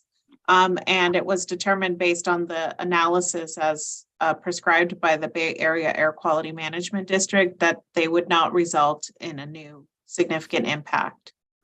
But you do agree that the original project pretty much balanced out cut and fill, and the new project has something like 43,000 yards plus of fill in it. Is that right? Yes, that's Okay. part of the project. Okay, thank you. Are there any other questions from council members? Go ahead, Vice Mayor. Yes, I Actually, I have a lot of questions and a lot of wonderings. With it's hard for me to imagine that this is the same project because it's so different from the original. And it's also interesting to me that we're considering hauling of landfill, and we haven't considered the hauling of concrete and rebar that constructing a podium and high rises would entail. You know, it seems as if somehow it balances out in terms of trucks coming in and out. And I'm curious, has there been any conversation about moving things in via barge as opposed to having them come via trucks? And if there has, or even if there hasn't, what would be the possibilities of doing such? We did not look at that specifically as it wasn't proposed by the applicant. And so, I mean, if the vice mayor would like Mr. Menzies from the applicant team to address whether or not they considered that, it wasn't something they had requested that we analyze as part of the project. Yes, please.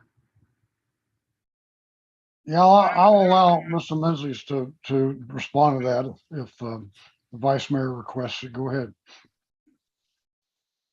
Vice Chair Martinez, we haven't looked at that in detail. There are logistical issues with it. One is that the import has to be taken to the barge. That's a truck trip. And then when it gets to where it should go, probably can't be unloaded on the wharf because the wharf is significantly challenged from an engineering point of view. In a seismic event, it could collapse. So we have to figure out how to get it onto the site, even though it's a short distance onto the site. It has to be spread all over, not just in proximity to the shoreline, but also at the back of the site. So it's a simple concept which has a lot of complexity to it. We will certainly look into it if we can move ahead. Concentration really has been in trying to move ahead. So we will certainly look into it if we're able to. Okay. As I said before, to me, they seem like really different projects, and there has been discussion about whether or not the park is actually a good idea. Would it be possible for you to lower your costs by not including the park? Yes, it would lower the costs significantly. The issue is that we would have to go through a very attenuated process to be able to demolish that pier, including the Army Corps of Engineers. And although I think they do a really wonderful job, we've dealt with them on previous projects over the decades, but they don't do that work quickly. And it can take a very long time. But yes, it would reduce costs significantly. Yeah, and I feel badly even suggesting it, since this project has gone through so many iterations at the request of constituents, at the request of the city, at the request of the Planning Commission and the Design and Review. But we do need something that works for everyone. And so I apologize for all these ideas coming at you at this point of the project. Other considerations in terms of the cost. I guess this would be to the city to release the financial reports to the public, so that we can openly, transparently evaluate the financials on this.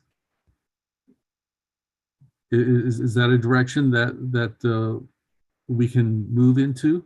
Well, we and every other developer on the face of the earth usually considers their own private information to be private. just as everybody on this call considers their own information to be private. What we wouldn't object to is release of the conclusions that the city's land economists came to. As to our own private information, we'd ask that that be kept private, but certainly the conclusions could be released. Okay, and from the city side? Yes, I think like Mr. Menzies mentioned, we do not have the pro forma, but our financial consultant did provide a memorandum. Okay, and so in terms of the cost, I understand that you would be willing to pay for the cost of the construction, but for the maintenance, that would be put onto the homeowners of the new development. The total cost, and I'll have it in my presentation in a moment, the detail, but the total cost of preparing the site to roll on and start the actual construction work is $21 million. $21 million before anything can be done on the site. So with 154 homes, each of those homeowners will be paying about $136,000 of that cost to remediate the site. If that creates a tremendous problem, obviously, in terms of affordability, which we're struggling with, but we think we get there, I think it's too much to ask 154 homeowners, in addition to paying $136,000 each in their purchase price, to then pay to maintain the wharf, which they have built. We build it, but ultimately we pay for it, but ultimately they pay for it, as is the case with everything that's sold. The customer pays. It's too much to ask them to have paid $136,000 to solve all these problems and give a gift of a magnificent public waterfront park to the city, and on top of that, to pay for the maintenance. So then you're suggesting that the maintenance should be the purview of the city? Well, the city attorney and I have discussed vaguely now, because we've been concentrating on other things, some ideas as to how some money might be set aside to create a fund which could be drawn on over time, because the wharf will need not only the surface of the wharf, the landscaping will need monthly maintenance. That's not a big item. But ultimately, I mean, we're going to, when we finish with the wharf, it's going to be like new. But ultimately, over time, it will need attention. Understood. So there might be a way with creativity and goodwill to create a fund that could be used for that. Okay, and this goes, I suppose, to the city. There's a lot of information in the EIR that's not there, such as along Brickyard Cove. You know, is it allowed? What are the hours? The construction traffic estimates. Let's see, the soil cleanup. You know, what are the results? Water quality. I don't think there's been any discussion about the contaminants being discharged into the bay and into the ongoing groundwater sampling data. I mean, there's a lot of information that's not present, and I believe should be required in the environmental impact report. Is there any way that we can get that information? So the CEQA addendum is currently on the project webpage, and it has been published and includes summaries. In regards to the cleanup, we are still under the same remedial action order from the Water Board. So all of the monitoring reports that we've been completing are posted on GeoTracker. So they are available to the public. And we continue to meet with the water board to make sure that the project as revised, what will be necessary for its approval. And so we understand that this project will still need approval from the water board. And it's all part of the remedial design for the cleanup activities. But there are summaries regarding traffic, water quality, within the addendum. So we'd be happy to provide the website to the public, but it is part of the notice as well. So what I'm hearing is that the data is up to date. Yes. At least as in regards to the revised project. If any additional changes are determined to be necessary, we'll have to, such as barging, possibly the import, then we may need to do some additional environmental. Okay. Or removal of the wharf, if that's part of the project. We haven't considered the environmental impacts. Okay, so a lot of moving parts, and it's really hard to consider one without considering the others. We were talking about, the value of the property, I think it was valued at 10 million. And so what property taxes might we assume during entitlement and early development?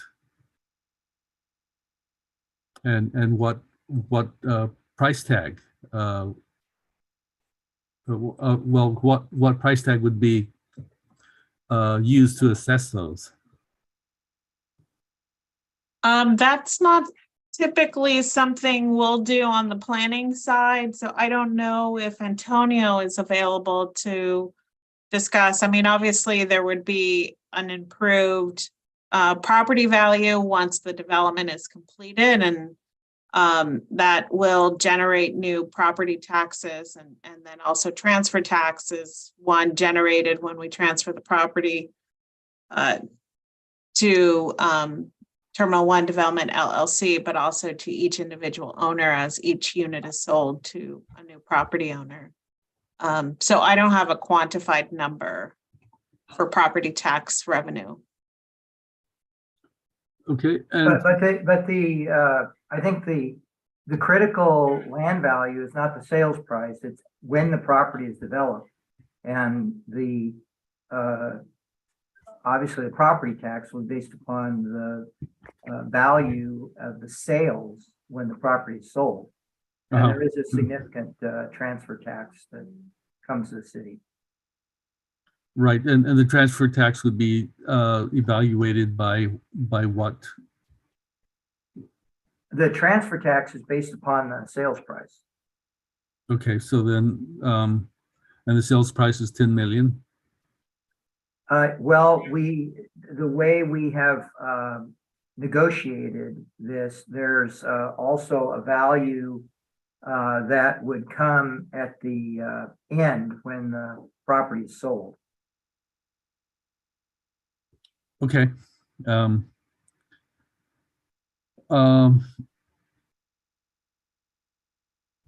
Let's see, looking at the vesting map,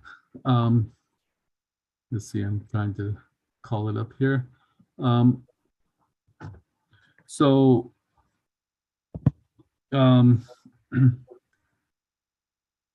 I've asked for just looking at it in the way that it's laid out, you don't really see what it's going to look like, and I'm just curious as to I'm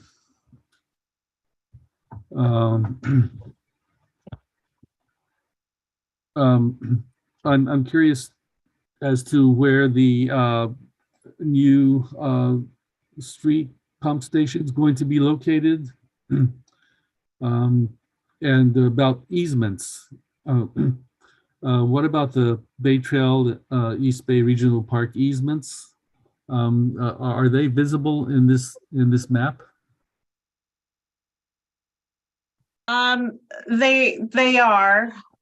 Roberta, do you mind calling up the site plan, and the vesting tentative map, so I can point those out? So, the vesting tentative map, just in summary, shows how the property will be subdivided into what will be private lots, what will be commonly owned lots. So this allows the future development to be sold off by lots. So the improvements are really shown on the site plan and the subdivision improvement drawing. So this is just one element of the larger vesting tentative map. And so I am going to annotate, but this is an additional extension of the Bay Trail. Currently, there's a Bay Trail segment that comes north and then it crosses sort of this way. And so the project will extend that. There is currently the Ferry Point lift station here that the city is expanding or repairing, so that work is there, and this is where the East Bay Regional Park District easements exist, and we were able to locate the paperwork for those, and we've been in conversation with the Park District about continuing to make enhancements on property that they own. Okay, I don't want to commandeer the conversation, so I'll allow another council member to ask. Councilmember McLaughlin, go ahead.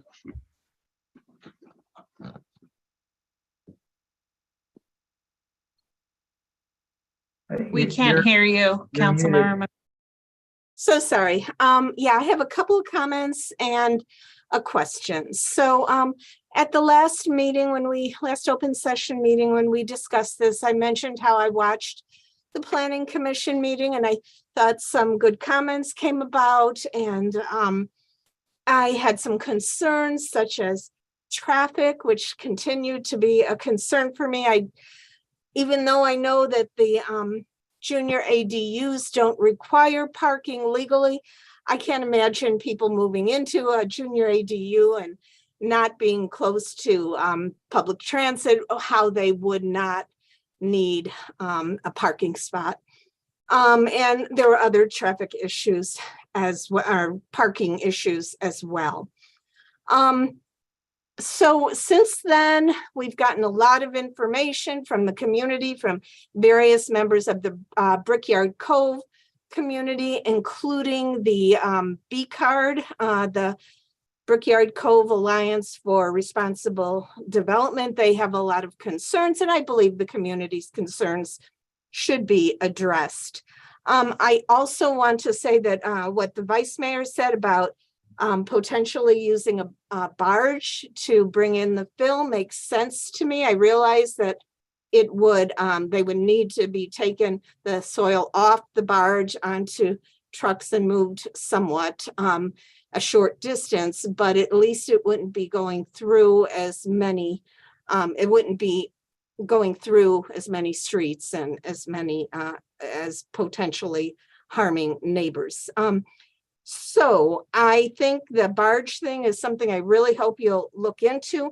I personally have come to think that the park and the wharf rehab is not needed. I realize that the Corps of Engineers has a process, but at the same time, this project is right next to Miller Knox. I don't think it is needed. And if eliminating the park and demolishing the wharf will allow the developer to have more space for parking, more space for redesigning the project somewhat so that it'll all pencil out.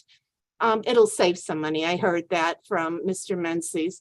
So I think those are good ideas. I also think having it go back to planning, remanding it to Planning Commission makes sense, and DRB, so that I think it was planning to go back to DRB anyway for some things, but why not go back initially, and also Planning Commission to work out the issues here. for the benefit of the community and for the benefit of a better, superior project. So those are just some initial comments. My question is, and it's for our community development director. Lena, so let's say the council, I mean, I don't know what others feel at this point, except I've heard from the vice mayor just now, but if we did decide to send it back to Planning Commission and DRB for more review, I know that will take time, but I also think this project has been through so much review for, I mean, not this project, but this site has had various projects going back to, I think it was 2005, 2004. It's, you know, we need to have something moving. And so if we brought this back to DRB and Planning Commission, could we set a deadline? And how long, if we were to make a motion, say at some point after we hear from the public, hear from Mr. Menzies, is there a time frame that you could suggest? And of course, if they didn't make it, I wouldn't say that we hold them to it. I would say if there's still more issues that come up, we would want to extend that deadline, but maybe having a deadline would at least give us some understanding and give everybody some motivation to try and tie things up and get these revisions in place as soon as possible. Would you have a sense of a deadline?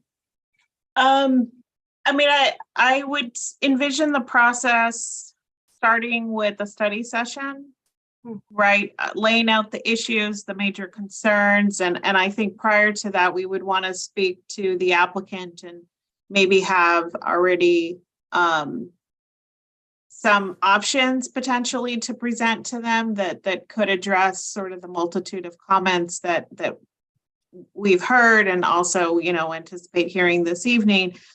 But I would say, you know, safely, we're looking at least 4 to 6 months because we do have to do public hearing notices. And then I think it's going to depend a lot too on the design team to be able to now sort of translate sort of the revisions into application materials, a revised vesting map, a revised planned area plan amendment, you know, and then the CEQA review, depending on the extent of the changes, we will need to do additional, possibly do at least updating of the document to reflect the changes proposed. Okay, that gives me a good idea of what we're talking about. So those are my comments and question for now.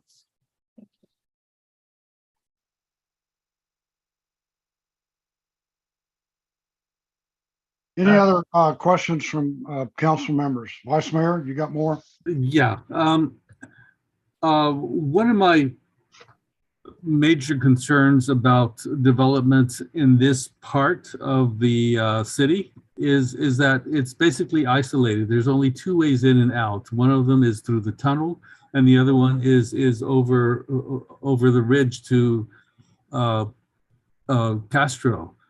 Even when we were considering the Shea buildings, the Shea homes, the bottom homes, I don't know what we've ended up calling them, but when we were considering that development, one of my concerns was building up in that area and creating more traffic than those 2 egresses can allow. This is kind of like the same issue that we have at Point Melotti, only in this case we have 2 ways to get out, but we're putting more and more in there. And one of my concerns was that any project that we put in is going to affect how much more we can put in.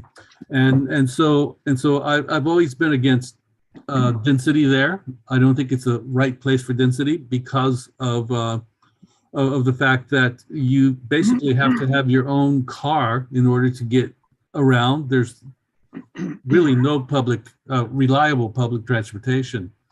So we also have other properties that are possibly going to be developed, such as the PG&E site. So the question is, how much can that area really contain safely? And how much traffic can it properly command without creating more gridlock? So I guess, in terms of the Brickyard Cove area, there are few vacant sites or underdeveloped sites that remain. Really, it's too large. Well, 3 if we include the quarry project that's been already approved by council. There is the old PG&E site that is under review right now, and then the Terminal 1 site. So any new development beyond that would require redevelopment. Now, the council in the general plan did anticipate growth in that area. So I think in terms of the points of egress, it's really how you look at them, right? So when Waterline, which is the Bottoms project that you referred to, Vice Mayor, was built, there is now a street that connects from Seacliff over into the port property. So that's a third point of egress.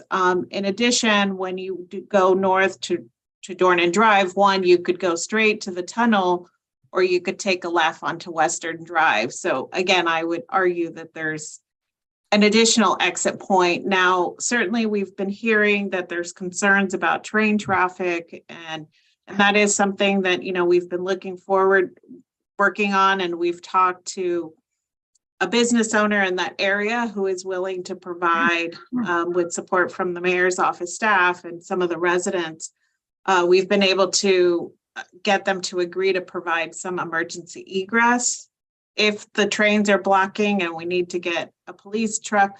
So we're working on doing easements for that language. So it's just with all the competing priorities, it's just getting it done. So I will say we don't have a lot of extra land for the redevelopment, but the council does have at least a few sites that it's anticipated growth for in the general plan.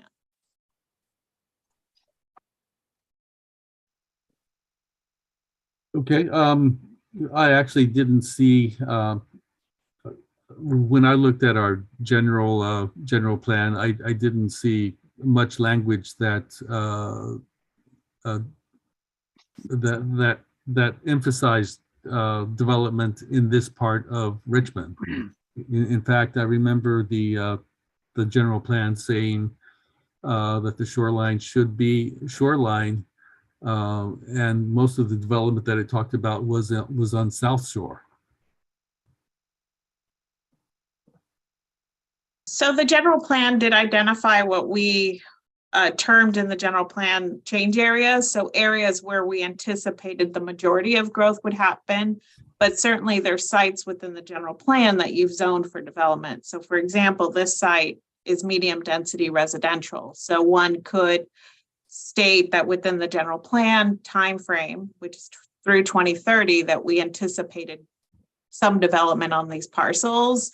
But yes, certainly this isn't where we expected the majority of development to occur, but there is land available that's zoned for development. All right.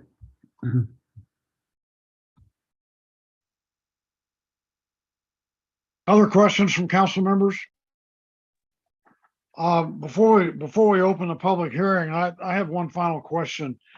And I'm kind of asking staff to help me understand this. So there are a lot of similarities between this project and Point Melati. Both projects are at least were no more. Both projects were owned by the city of Richmond. So the city is acting not primarily as a regulator, but also the seller of the property. Both projects are waterfront projects. Both have some brownfields in them. And as people will recall, on Point Melati, we had, first of all, we had the developer provide a full detailed pro forma. And then the city hired an independent consultant to do a peer review of that pro forma. And they essentially agreed that it was accurate. And then we had we had another discussion about whether or not the public improvements, site improvements, could be paid for by an infrastructure finance district. And so we had additional detailed analyses of that. And then we had the parties who opposed the project went out and hired their own consultants, and they provided detailed critiques of the pro formas and provided their own pro formas. So we had pro formas coming out our ears on Point Melati in exquisite detail. In this one, we only have one, and it's secret. And all I've heard the applicant say is that he'd be willing to share the conclusions. So we're going forward with a situation that's radically different from Point Melati. Point Melati was about as transparent as you could make it. And this project is just about as opaque as you could make it from a financial standpoint. And I think that's particularly important because most of the planning decisions that we're looking at are based on finances, the number of units, the type of units, all that, and the amount the developer can even afford to pay for the property is all based on a pro forma that to this day remains secret. So I just want to point that out. And I want to ask staff if they have any reason for that. Why did you all go for exquisite transparency at Point Melati and you're going for exquisite opaqueness on this project? Mr. Mayor, I'll respond to that. On Point Melati, as you pointed out, the developer supplied a financial analysis. The city obtained an independent analysis, and it's thereafter there were several meetings where there was a discussion of that, and then various independent parties came forward with their own analyses, which then required response. And I agree that it was a very transparent process in that regard. In this case, when the developer said that the project had to change because of the economics, we did ask for the ability to do an independent analysis of that, which again is what we asked for in the case of Point Melati. We asked to be able to do an independent analysis. The developer was very hesitant to agree to that. And before he would allow us to look at his pro forma, he required us to enter into an agreement that where the product would be confidential. And at that point in time, we agreed to do that because we wanted to move forward, and the developer was insistent.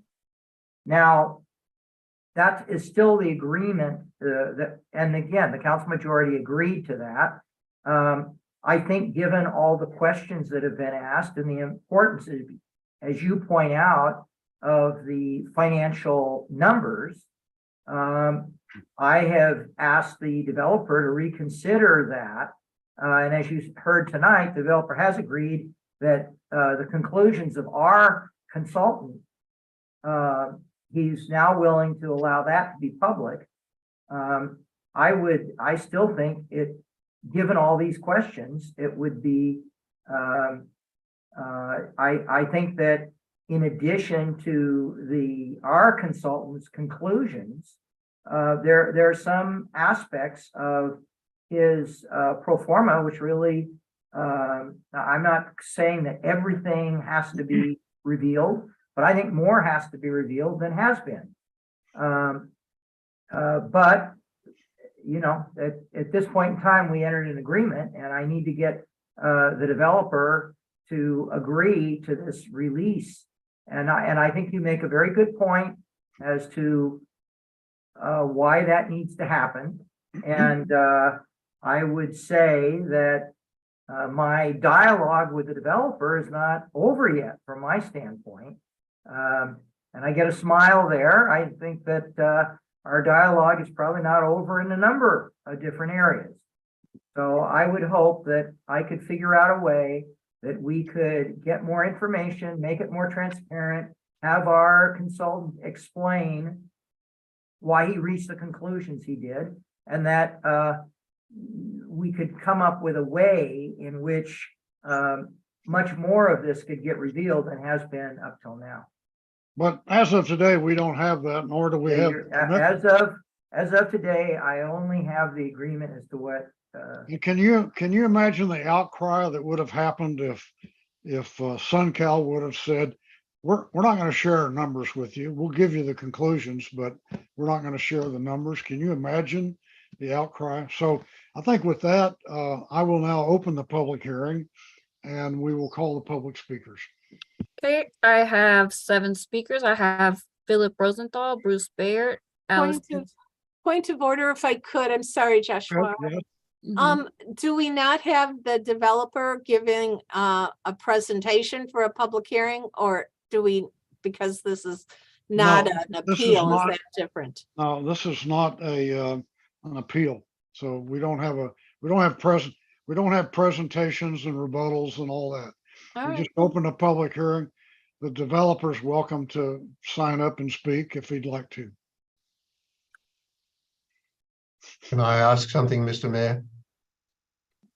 Well, I'm not sure. Let me just, am I right, Mr. City Attorney, that this is not an appeal? We don't have a presentation and a counter. It's not an appeal. I certainly think the developer should be allowed to ask a question about the process. Well, he's already responded to questions from the city council members. So. He did. You gave him that opportunity, but he has a question here. You might at least hear his question.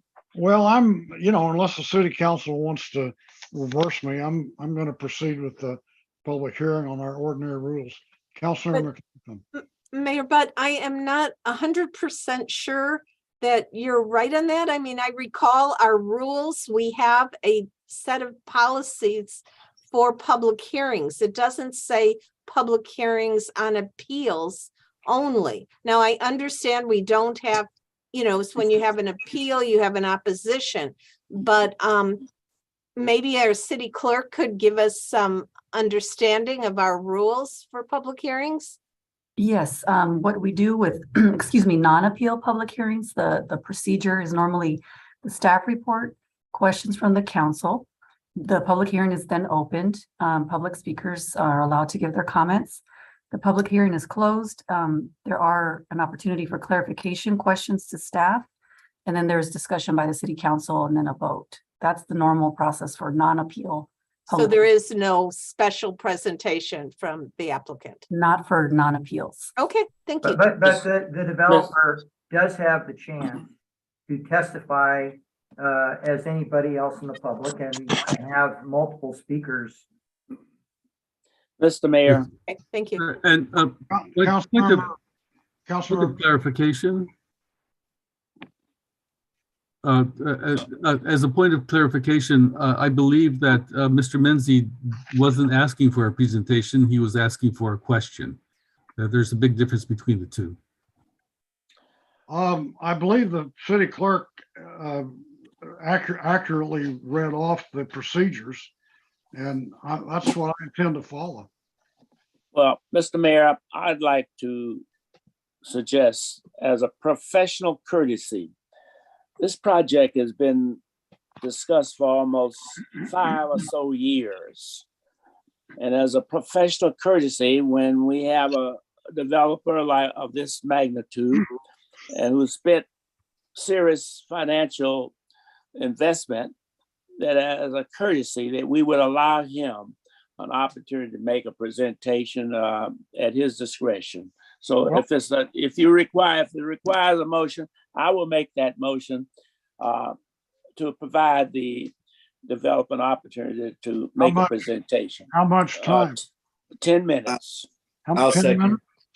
Okay, is there a second? Second from Johnson. Okay, let's call the roll, Madam Clerk. Councilmember Bates, Yes.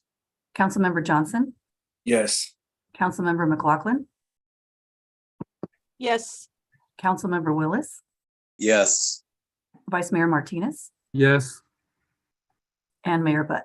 No. The So motion I'm passes. also going to allow one opponent to take 10 minutes also, so it's fair to everybody. So the developer will get 10 minutes and an opponent will get 10 minutes, and then we will proceed with the normally prescribed public hearing process. So with that, Mr. Menzies, I guess if you're the developer's spokesman, you've got 10 minutes.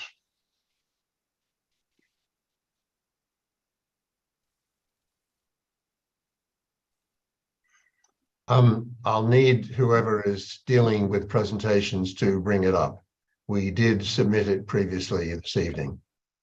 And I hope my time doesn't start until it comes up. Paul, can you let me know who did you send it to? Oh, here it Okay, is. here we go. Here we go. Okay, thank you. Let me say that before my time starts, this project has been discussed in City Council many, many times. And it's pretty astonishing to me that we as the developer don't get a chance to say what we have to say unrestricted. I have a presentation, it probably runs 15 minutes, but of course, I accept the decision of the council. Thank you so much, council members, for allowing me to do this. I'm going to have to hurry through it. I'm hoping my time starts now. Again, my name is Paul Menzies. I'm CEO of Laconia Development with a local representative for Terminal 1 Development, which is owned by Mr. Zen Wu Wu and his partners. Next slide, please. I like to do complex presentations in voice and text. Next slide, please. You've seen this, so I won't go into this in detail, trying to conserve time. Next slide, please. The project has 184 total homes, 154 single-family homes, and 30 homes with ground floor ADUs. I won't go into the rest of it. That can be dealt with in question time. Next slide, please. Site issues. You know this, and so I'll go through it briefly. The site must be stabilized to prevent it from sliding towards the bay in a seismic event. Soil and groundwater contamination left over from the city cleanup must be remediated. The structurally deficient 100-year-old wharf must undergo a major retrofit to prevent its collapse. Next slide, please. The lead paint contaminated warehouse must be demolished. The 5 to 30 feet of unengineered artificial fill that covers the entire site must be engineered to modern standards. Mitigation measures must be completed to accommodate possible sea level rise in the 2070 to 2100 planning horizon. And the city has asked for construction of a public waterfront park. Now I hear some reservation about that. We'll certainly take that into account. Next slide, please. The cost of this is approximately $21 million. And as you know, I won't harp on this, unless the city can complete the sale of the site by the end of the year, it will come under the Surplus Lands Act, and it will become subject to state oversight, and city control will be substantially restricted. Next slide, please. In addition, the city will have to remediate the environmental contamination at a cost of $2 to $3 million, demolish the warehouse at a cost of about $2 million, and continuing paying $20,000 per month for 24-hour site security. Next slide, please. There are many, many benefits to the city, and I'll just go through some of them. The project will pay for all of the site remediation, and a vibrant new residential community will be built on the site. A spectacular waterfront park will be gifted to the city. It would cost the city $18 million to construct that on a standalone basis. And public access can be restored to this section of the Richmond shoreline, which is now fenced off and subject to 24/7 security because it is hazardous to public health and safety. Next slide, please. Payment of approximately 16 million in revenue to the cities, including $530,000 towards the Ferry Point lift station and a $288,000 traffic impact fee. Payment of $3 million in ongoing property taxes from the city will receive its mandated share, and support for adjacent property values and the reputation of the city of Richmond by cleaning up the environmental hazards and mitigating the seismic risk of the site sliding down the bedrock towards the bay. Next slide, please. Public input. There has already been public input into this project, significant public input. When we first proposed a single-family project, we held 2 in-person meetings at the Point Richmond Community Center. Both were well attended. We held a Zoom meeting for those who, because of COVID, did not want to personally interact with a lot of people. This was also well attended. Next slide, please. In addition, we did 3 separate mailings to all 600 homes in Point Richmond with details of the project and an invitation to call or email us, and some people did so. It's fair to say that the reaction to all of that outreach was positive. We attended all of the meetings. We understood what people said. They said they were pleased that the density was reduced from 316 units to 162, subsequently to 154, that the maximum height of the buildings was reduced from 62 feet to 30 feet. Next slide, please. And that in general, the project is now much lower profile, while at the same time retaining the public waterfront park and Bay Trail shoreline loop. Next slide, please. The project has been extensively reviewed by the DRB over the last 9 months. We met with DRB Chair Livingston in person and by phone on about 15 occasions to receive his comments and suggestions. We met with each of the other DRB members individually to receive their comments and suggestions. We met with a subcommittee of the DRB on 2 separate occasions. Next slide, please. We met with a full DRB in study session, which was noticed as a public hearing. And we met twice more with the full DRB in meetings that were also noticed as public hearings. And in response to this input, we undertook 6 substantial revisions of the project plans. And we accommodated as many of the DRB comments as we could without driving home prices beyond the reach of all but the most wealthy. Next slide, please. It's important to know that on October 26th, the DRB members voted unanimously to recommend to the council the key aspects of the project: the planned area plan, the vesting tentative map, the site plan, and the development standards. And yes, we did agree to return to the DRB for additional review of landscape and architectural plans. Next slide, please. Subsequent criticism.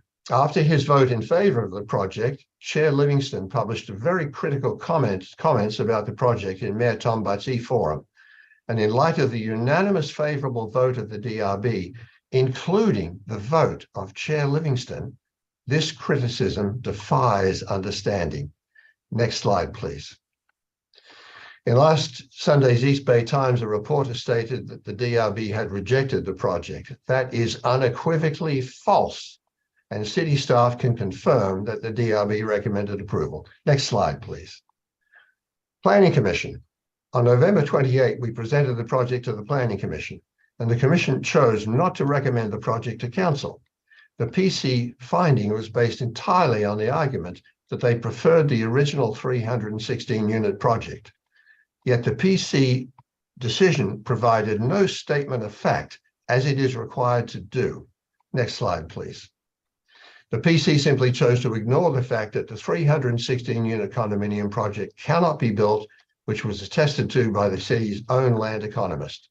So with all due respect to the Planning Commission, we wonder how a project that cannot be built can be considered superior to a project which can be built, will provide 154 homes, will solve the site's very severe seismic and contamination problems, will gift to the city a spectacular waterfront park, and will contribute to Richmond's obligation under the regional housing needs allocation under state law. Next slide, please. The Planning Commission is not a decision-making body. Its function is advisory only. We believe that the council is free to take into account the bigger picture of the substantial benefits of the project to the city of Richmond by adopting a resolution for option 1 in your agenda, and by accepting the DRB's recommended approval of the planned area plan, the vesting tentative map, the site plan, and the development standards. Next slide, please. I would like to address some of the criticisms, but I don't have time for this. I'd be glad to do them in question session. Next slide, please. Next slide, please. Next slide. Next slide.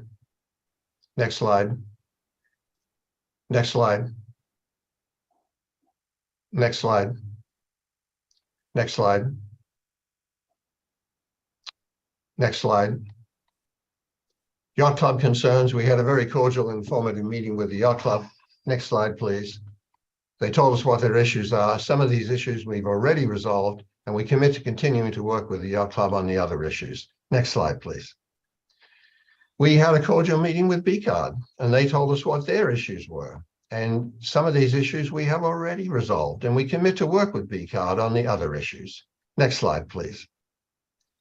Will this site ever be developed? And here I'd like to speak some truth, if you don't mind. Affordable developers who sell at much lower prices will not be able to pay the $21 million site remediation cost. Market rate developers will not want to take on the large and expensive catalog of site issues that I've described. It's much easier for them to go to Livermore or American Canyon, roll onto a site and start building homes immediately. Frankly, if we knew about this catalog of issues when we first became involved, we may not have proceeded. Next slide, please. But we're here now. We like Richmond. We've met many people. We've made many friends. And we look forward to doing something great at Terminal 1. Next slide, please.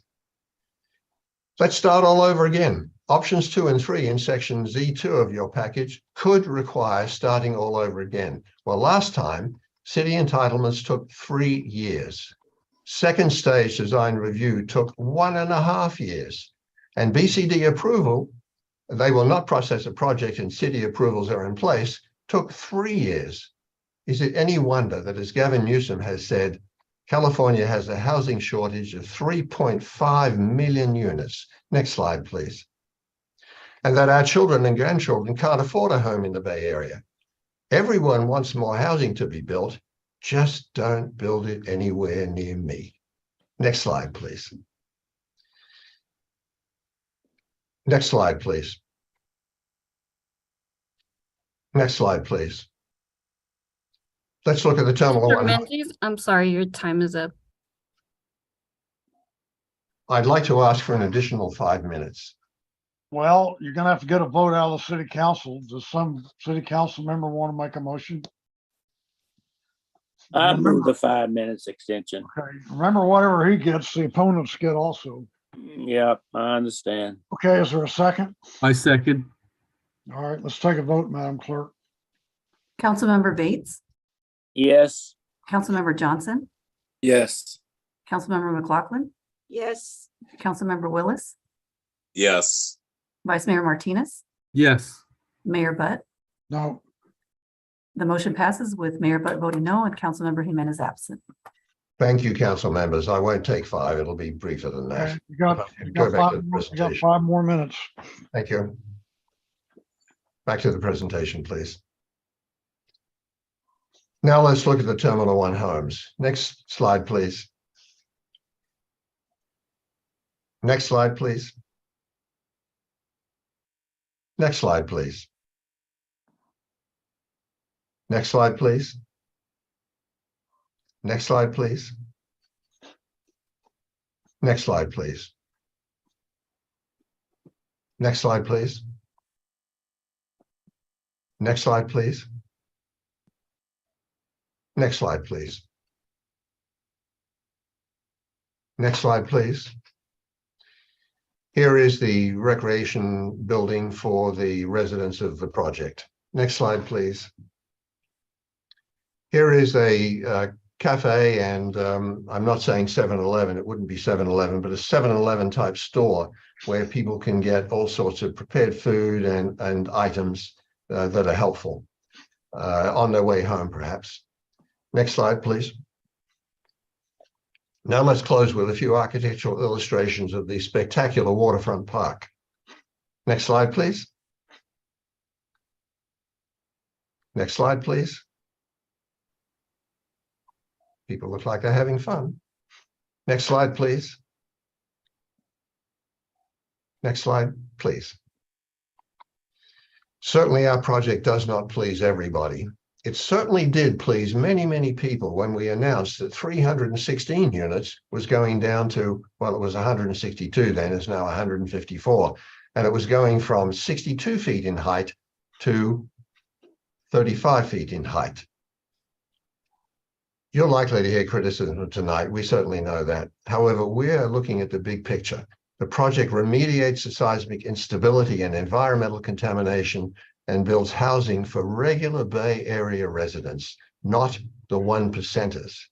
And we ask you, council members, to join us in taking that big picture perspective.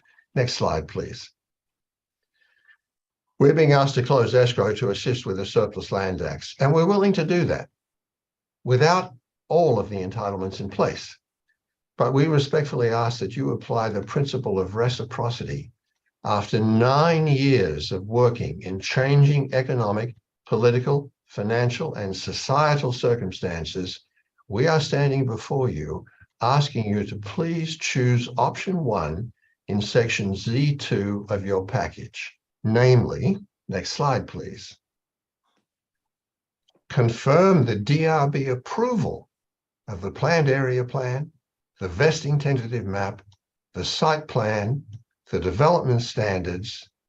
We'll go back to the design review board for additional input into the design and architecture and landscaping. We have no problem doing that. But finally allow, after 9 years, the Terminal 1 site to be remediated and built.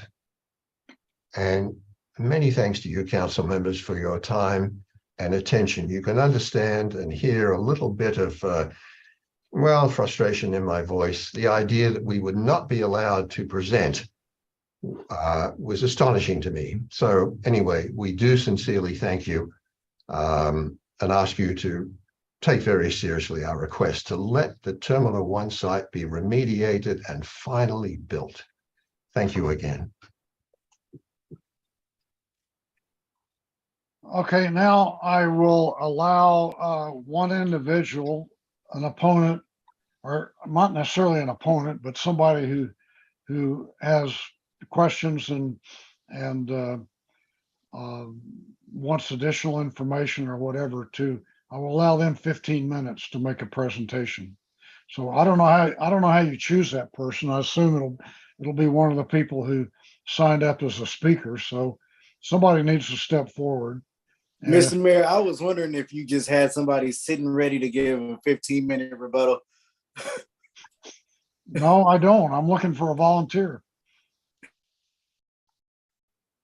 Mr. Mayor, perhaps we could see if there's somebody from B Card?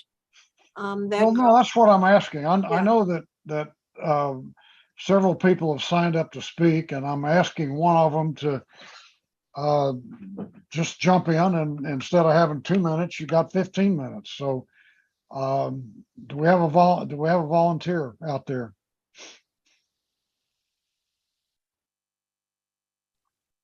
Does anyone have a name that maybe we could look through the list? Well, you've got a list of speakers, right? Right. Well, we could see if the person that maybe. Is there some way you have of asking them if they'd like to take 15 minutes? Yeah, not without unmuting everybody one by one. Does staff know maybe who the person could be, the name of the person? Mr. Mayor, if you don't have a speaker, let's move the agenda and hear from whomever wants to speak. Well, wait a minute. We have letters from at least 2 people that have a lot. Well, they're not coming forward, Mr. Mayor. Why are you going to pressure them? Well, because we don't have a method. Look, everybody thought we were going to follow the rules. And so you guys decided not to follow the rules and let Mr. Menzies speak for 15 minutes. And now you're trying to shut off the opportunity for members. You can't find a speaker to come forward. So it's not our fault. Is Brian Lewis out there? Let me look. Give me a second. Get Wasberg to come forward. Okay, is Brian Lewis? Why don't you call on Brian Lewis? Give him 15 minutes. I do not see that name on here. He's not signed up to speak? I can't force people to speak now. If folks don't raise their hand, can we? Why don't you just call on the first speaker and ask There if we they want go. to spend 15 minutes? That's fine. If they don't, we'll move on, okay? This ain't Okay. class. You can't Okay, call. I have Philip Rosenthal.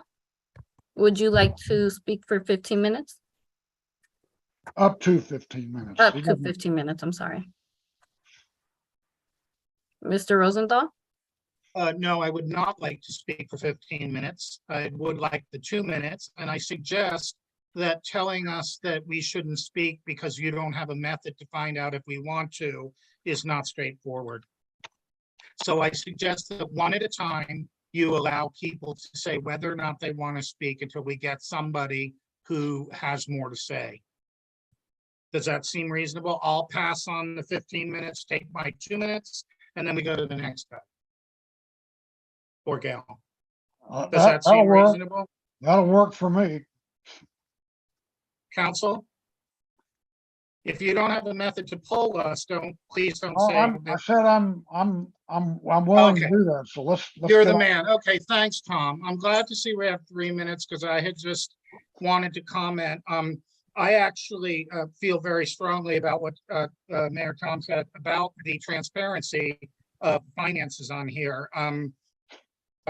This feasibility on other projects was beat and submitted, and now all of a sudden we just hear that there's a financial feasibility study and that we have to take it for granted that that's accurate. And the same city council who refused to accept the city's review of previous financial feasibility studies are now taking these with a grain of salt. And that is not transparent. Secret meetings are not transparent.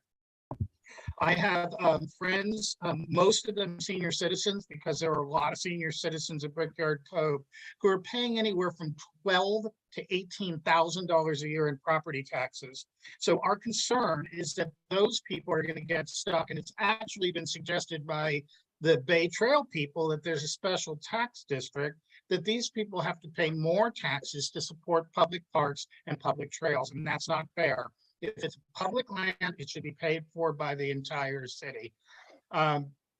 So I think that that's something that needs to be considered. There are due process concerns here. I do not understand how being told that something that was available that we didn't know should have been available and became available 15 minutes or 30 minutes prior to the close of business was fully transparent. Saying something was, if I offered that you could have $1 million in cash, but you didn't know about it. But now I'm telling you, you could have had it.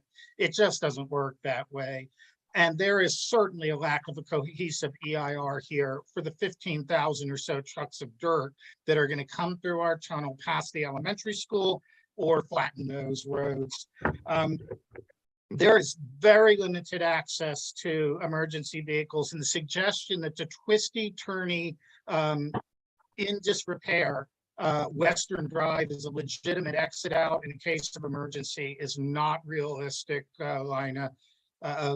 So please. Your time has expired. The next group of speakers are Bruce Baird, Allison Lehman, John Stafford, Yvonne McHugh, and Paula Levine. Bruce Baird, you'll have 3 minutes to speak unless you would like to volunteer for the 15 minutes. I'm happy with 3 minutes. That's enough. Thank you. Okay. Mayor Butt, members of the council, my name is Bruce Byard. I'm the chair of Track Trails for Richmond Action Committee. Track requests that if you decide to approve the project tonight, or if you decide to send it back to the Planning Commission and or the DRB, please do so with adoption of the 4 Bay Trail conditions recommended in Track's December 3 email to you. First, we're asked that the Bay Trail and the Shoreline Park be completed as part and open to public use as part of the first phase of the project. Secondly, we request that the existing Bay Trail along Brickyard Cove Road not be shut down as part of the project, which will be realigning that trail, and that can be done. Thirdly, we ask that the Bay Trail and the Shoreline Park be maintained either by the Latitude HOA or by a landscape and lighting district funded equitably by Latitude property owners and the city, just as at Marina Bay, where there's an annual engineer's report to determine the appropriate allocation of the expenses of maintenance between the city and the property owners of the Latitude project. So please, if you do decide to approve this project tonight, do so with the 4 conditions, Bay Trail conditions contained in TRAC's December 3 letter. Thank you very much for the time. Thank you. City Clerk, do you see a name, Marlene Benke, with a hand up to speak? I see a Marjorie. Give me just 1 second. Let me scroll. Benke, last name Benke, Marlene. That's Brian. Brian Lewis texted me and said that's his wife, and he couldn't get his name in there. So if you see that name and you call on it, that'll be Brian Lewis. Okay, Marlene Benke, you said? It's what I see is Marlene Benke, Marlene Benke. Benke. Okay, noted. Thank you. Next speaker is Allison Lehman. You'll have 3 minutes to speak. You can go ahead and start. I would gladly let Brian Lewis speak prior to me. Okay, I think it'll have to come up because I don't see the name on the list. So if you want to take your 3 minutes now. Okay. I want to begin by saying I would like to see a good development at Terminal 1. It will be a big improvement over what we look at now. I am a resident of Richmond and have been for 25 years. I think that a development would be good, but it doesn't mean that we need to settle for an ordinary development on an extraordinary site. This is a very crowded, uninspired development. The 30 ADUs mean extra cars per household, and the parking is extremely limited. With those ADUs, it means people are going to be parking out on Dornan Drive and Brickyard Cove Road. And in my experience, on a nice warm day, that's full of cars parked from people who are at the park. Where will all those Richmond residents park when they want to go to the park and this development's completed and there won't be room for park people any longer? How will the applicant deal with the contaminated soil impact that impacts residents with the trucks and the odors? Has the EIR taken under consideration the amount of trucks bringing in the dirt to raise the level of 5 feet for sea level rise, in addition to removal of soil and bringing in construction materials? I've heard a lot of people talking tonight about air quality, and I think it's extremely important. But what I didn't hear anything about was the infrastructure degradation. Our roads are not great. Let's be honest, this is Richmond. I think this will be between this development should be looked at in conjunction with the PG&E site, because the 2 of them together will probably be the end of those roads. This is our best waterfront parcel in Richmond. Please do justice to it. Don't sell Richmond short with anything less than a great plan. This is not yet a great plan. Our job is not to make sure the developer makes a certain amount of money, is to ensure we get a great development. Please send this back to planning to get a better plan. Thank you. And I believe I do see Brian Lewis here. So I'll go ahead and give Brian Lewis his 15 minutes. Thank you. Sorry, just up to 15 minutes. Up to 15 minutes. I'm sorry. Go ahead. Thank you very much, council members. I'm so sorry that didn't realize I had my wife's name. She had been online. So a couple of things. This project is complicated. There's a lot of moving parts. The couple of things I want to comment regarding to Mr. Menzies. He will try to point out how the design review board was unanimous and make that statement several times. The point is that the DRB was told by the city attorney that they cannot look at the planned area. Is it superior or not? It was a very, very narrow review. And so because it's such a narrow review, the planned area was looked at in 2016. And so planned area was also looked at for water line by the DRB. It was also looked at for quarry by the DRB. The point is that the DRB had a very narrow window to review and look at, and that they did vote to pass it forward so it can go to the Planning Commission. But they feel that if you ask the DRB, that they were shortchanged and that they did not have a chance to look at everything that they were charged to look at, and the city attorney sidestepped the due process.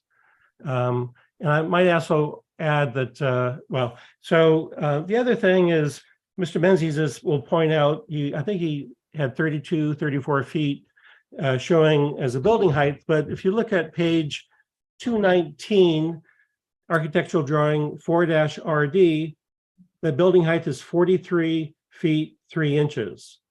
And I don't know why he wants to keep portraying it as something lower than it actually is, but it's his data that shows it's over 43 feet. And so we asked that the city council acknowledge or realize that there's some data gaps in the EIR, amended EIR. The EIR talks about the water board work, and it talks about a 2018 approved remedial action plan. Well, that 2018 remedial action plan is referenced, but they don't describe what it is included in that action plan.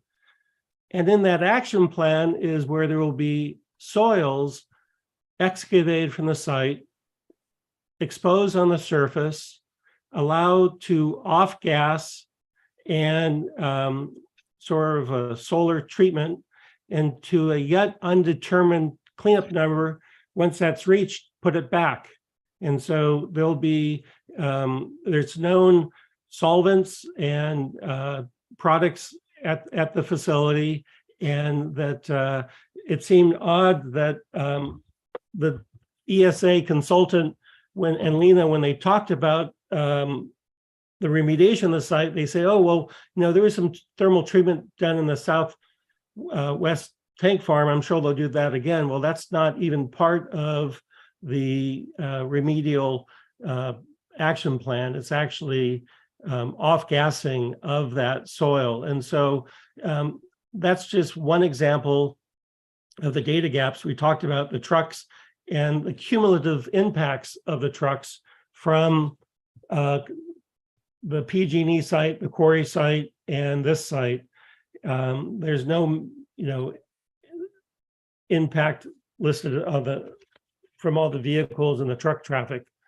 I want to also, so we feel that the EIR is inadequate and hasn't addressed some of the information that was public. It's on GeoTracker. Everything's been sent to the city.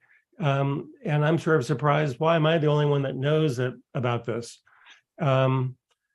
There's also the vested tentative maps. The regional board has said that most of the runoff must be collected, treated, and disposed of off-site. So this will have some impact on the sewer. When you ask the city, well, can the sewer take that? The answer is yes. Well, have you done any numbers? How do you know that? What's the supporting evidence of the impacts to the sewers? And so here is one more example of how the treated drainage water needs to be disposed of, and yet it's not covered in the CEQA document. There's also concerns about the variety of issues related to CEQA. There's the vested tentative map is missing information related to, we talked about East Bay Parks. Now there's apparently, you can't delegate the easement. You have to actually have them. So I'm not sure how the city's getting around that, but the issue of the Brickyard Cove Road in front of the development, there's no information about the new road sections, there are no specifications, there's no storm drainage, there's Richmond Yacht Club drainage, there's no mitigation, that's not covered there.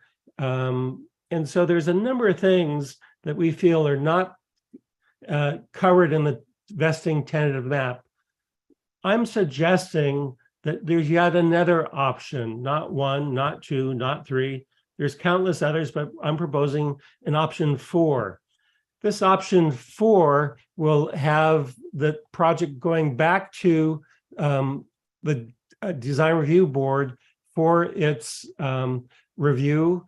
And I'm asking that you table any further council action in terms of approving any particular aspects of the project and send it back for a complete EIR review. You send it back to the design review for its review without it being figuratively handcuffed, back to the planning commission, let them move it forward, and that the vesting tenant maps are updated and corrected, and that it then comes to the council for your fully informed review and input.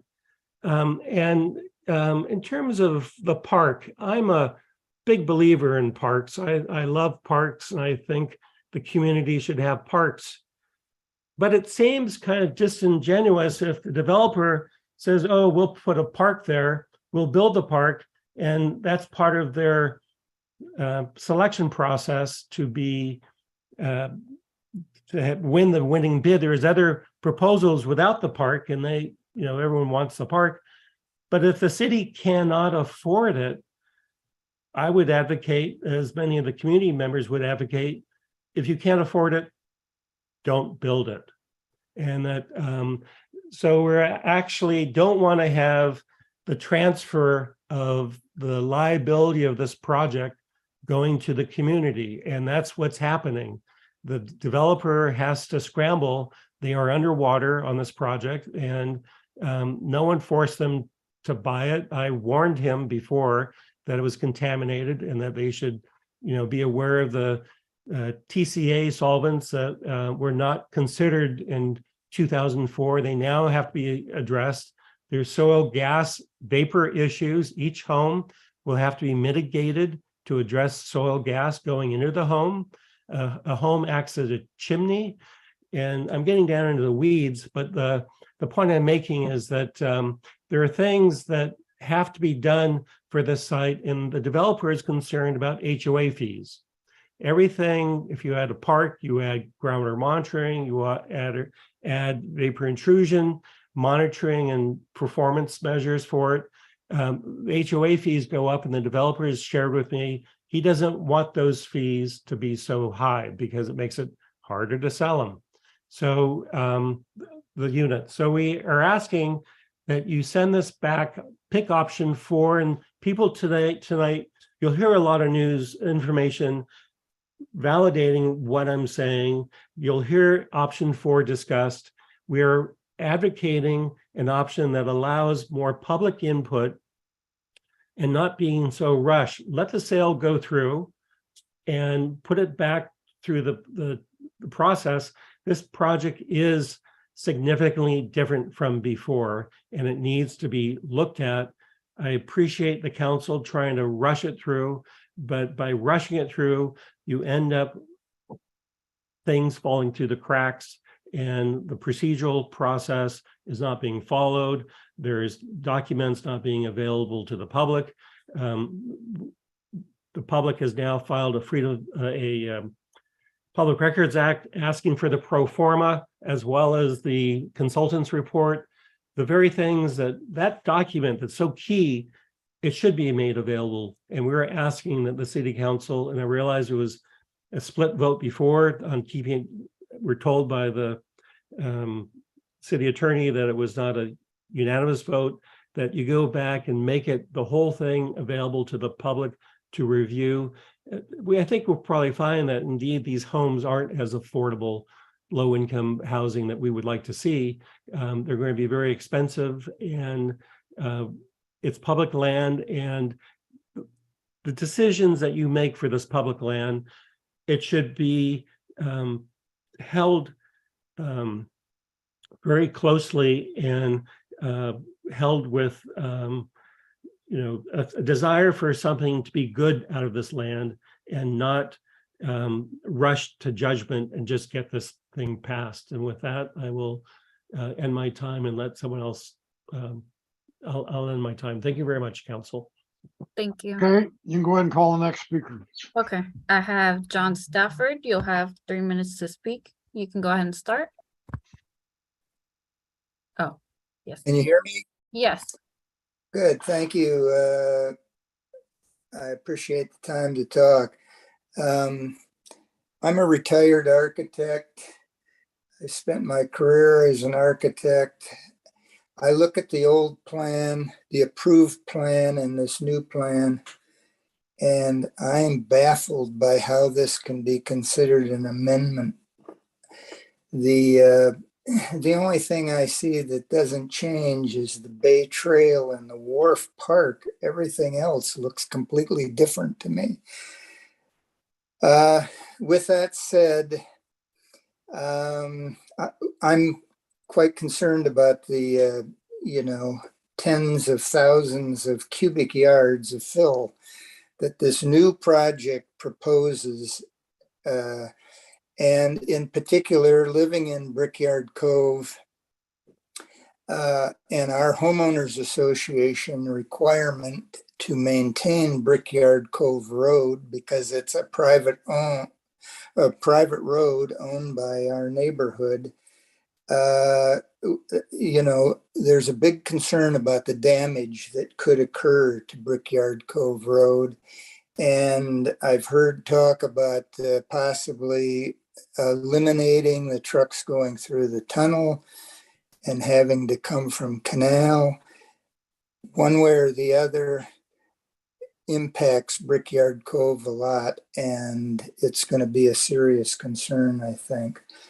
The other thing that I'd like to mention is on the Wharf Park. I think the maintenance of that park, as well as the maintenance, frankly, of the Bay Trail around here, is a big issue. But in particular on the Wharf Park, I've heard the developer say that it's going to be developed like new. I also hear that when we talk about barges, which I think is an excellent idea, he talks about it not being feasible because the collapse in a seismic event is potential, and that it would be not feasible to use it for offloading barges. When you talk about maintenance, you're just not talking about picking up garbage and trimming the shrubs. You're talking about potentially having to rebuild this in a seismic event unless this structure is properly developed. And it doesn't sound like, if it can collapse in a seismic event, that's being taken into account. I think returning this back to the Design Review Board Planning Commission. Time has expired. The next speaker is Yvonne McHugh, and the following group of speakers after that are Paula Levine, Ida Marjorie Pattermar, and Kim Dessenberg. Yvonne McHugh, you'll have 3 minutes to speak. You can go ahead and start. Hi, can you hear me okay? Yes. My name is Yvonne McHugh. I've lived at Brickyard Cove in the city of Richmond since 2011. And I really love this area, and I've gotten very fond of living in Richmond. Regarding Terminal 1, which has been renamed Latitude, these are the actions I urge the City Council to take. It's essentially option 4 that was presented by Brian Lewis. Number 1, at this time, please table any further City Council action on approving any aspect of the Latitude project. Number 2, direct that all critical information for an informed review and evaluation of the Latitude project be made available to the public to the Design Review Board and to the Planning Commission. Number 3, remand the Latitude project back to the Design Review Board for a full review and recommendation of the plan area plan amendment using the plan area criteria set forth in Richmond Municipal Code 15.04.810.040. Number 4, remand the Latitude project back to the Planning Commission for a full unrestricted re-review and recommendation, including but not limited to the financial feasibility of the previous Terminal 1 project and whether revisions can be made to the revised project to bring it to the level of a superior design. Number 5, return the Latitude project to the City Council for further action when and only when the fully informed reviews and recommendations by the Design Review Board and the Planning Commission with public participation have been made to the City Council and the public. I'd also like to mention something that didn't come up. It's, again, the egress issue. If there is a natural disaster at Brickyard Cove, the number of cars trying to seek egress will really be a catastrophe itself. The alternative roads are very narrow, and it really doesn't work for that many cars. So thank you very much for your work on this, and I'll stop now. Thank you. Thank you. Next speaker is Paula Levine. Paula, you'll have 3 minutes to speak. You can go ahead and start. Hi, I'm Paula Levine. I'm a longtime Point Richmond resident. I'm also a member of Richmond Yacht Club. I'm opposed to the City Council approving this current project for the following reasons. The addendum to the EIR does not address or include many of the items like the mitigation for the landfill or the truck traffic or the dust or the damage to the roads, along with many other things you've already heard about. Also, the economic analysis on the feasibility of this project over the past approved project has not been made available to us, and I think it needs to be transparent. I support the tabling of any further City Council action or approval of any aspect of this project. It should be sent back to Design Review for full review, and then to the Planning Commission before any further action by City Council is taken. Thank you. Thank you. Next speaker is Ida. Ida, you'll have 3 minutes to speak. You can go ahead and start. Hi, my name is Ida Abelson. I'm a senior citizen and long-term Richmond resident. In an effort to maintain my health, I walk the Miller Knox Regional Park paths. On my almost daily walks, I pass many other seniors who, like myself, walk the park for medical reasons. In addition, I love seeing how often the park is used for children's birthday parties, soccer games, parents pushing baby strollers, and weekly church services. The park is a haven for people who do not have other open spaces to play, celebrate, or worship. Over and over again, the developer has discussed the high level of toxins located on the Terminal 1 site. Preparation for building on the site will release these toxins into the air, putting me and other users of the park at risk. I realize mitigation efforts will be put in place to control these releases. If pollutants are detected, building will be delayed until the risk is abated, but implementation of this monitoring will be under the control of the developer. That means the entity with the greatest interest to keep the project moving forward will be the one responsible for stopping the project. I don't understand how the City Council can allow this clear conflict of interest. By doing so, you are risking the health of some of Richmond's most vulnerable citizens. If you must allow this project to move forward, please require the developer to hire at their expense an independent company to be on site daily monitoring the pollution levels. This company must have the authority and obligation to immediately stop the project if pollution goes above appropriate levels. I appreciate that the council is concerned about the economic health of our city. I am asking you to also be just as concerned, if not more so, about the physical health of its most vulnerable residents. Thank you for your consideration. Thank you. Next speaker is Marjorie. Marjorie, you'll have 3 minutes to speak. You can go ahead and start. Thank you. I'm speaking today because I live in Brickyard, and I was driving behind a large truck today going up over the hill to Canal. And the truck was hauling some debris, and it was falling, some debris fell off the truck. Not a lot, but I was behind the truck, as were many other cars that were detained. And then when it was going down the hill, it was on its brakes the entire time, which caused a lot of bated breath because people were trying to cross over by Seacliff. So I'm really concerned and not understanding, and I'm hoping somebody could help me understand how could possibly so many trucks carry dirt up over this huge hill.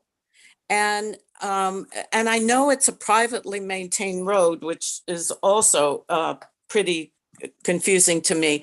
I was happy to hear Vice Mayor Martinez's suggestion about a barge, which I haven't heard recommended before, but I'm also wondering, and I'm hoping somebody can answer, why can't the trucks come in through the tunnel rather than the dangerous, precarious hillside, hill that these cars are going to have to go through? So I thank you for your attention to all of these concerns, but particularly, please make note of the health and safety of the residents. Thank you. Thank you. Next speaker is Patarmer. You'll have 3 minutes to speak. You can go ahead and start. Hi, this is Beth Conklin. I'm speaking on Pat's computer. This project has not been approved by the Planning Commission. It barely got out of the DRB, and only with multiple conditions. It's being rushed through without regard to the fact that the addendum to the EIR is incomplete. We had an approved project after an arduous review process in 2016. The developer chose not to proceed. Now it, and apparently some city representatives, seek to ram this through by inverting the process, disregarding the fact that the addendum, the major design review, and the vesting tentative map are incomplete. This is our neighborhood. We live here. We need to know how Laconia intends to mitigate the 43,500 cubic yards of dirt it intends to bring in, as well as the noise and the dust, the wear on our road, the traffic, the degradation of air quality, and every other aspect of importing and exporting that amount of dirt. Laconia also intends to expose the toxic soil to the sun, but where is the analysis of the effect on us living and working next to and across the street from the site? There are many other issues of construction and design that are not resolved and are critical to determining whether it should proceed. The City Council should not approve the project until it and the public know that it has been completely reviewed and has been approved by the DRB and the Planning Commission. That's what these boards are for, to protect the public and ensure that the buildings, which we are going to leave to future generations, are the best we can build.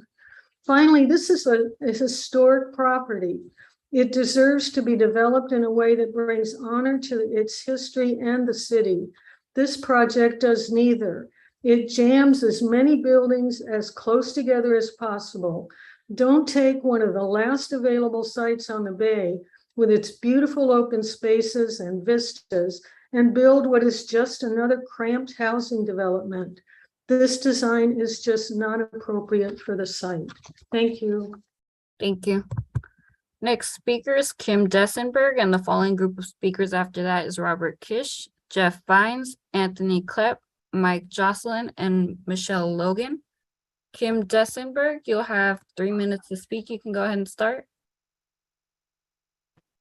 Hello, my name is Kim. Can you hear me? Yes. Thank you. I've been a member of the Richmond Yacht Club for about 40 years and a resident of Brickyard Cove for the last 11 years. And I'm very concerned about several aspects of this project. The parking issue is important to me. The contamination is probably the most important thing for me. Parking is very limited in this project. And while the 30 ADUs do not legally require parking, they still are going to have cars there.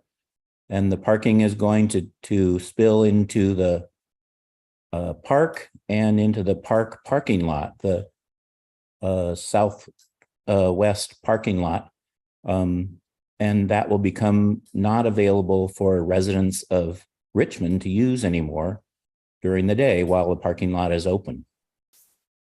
But more important to me is the pollution in the ground there.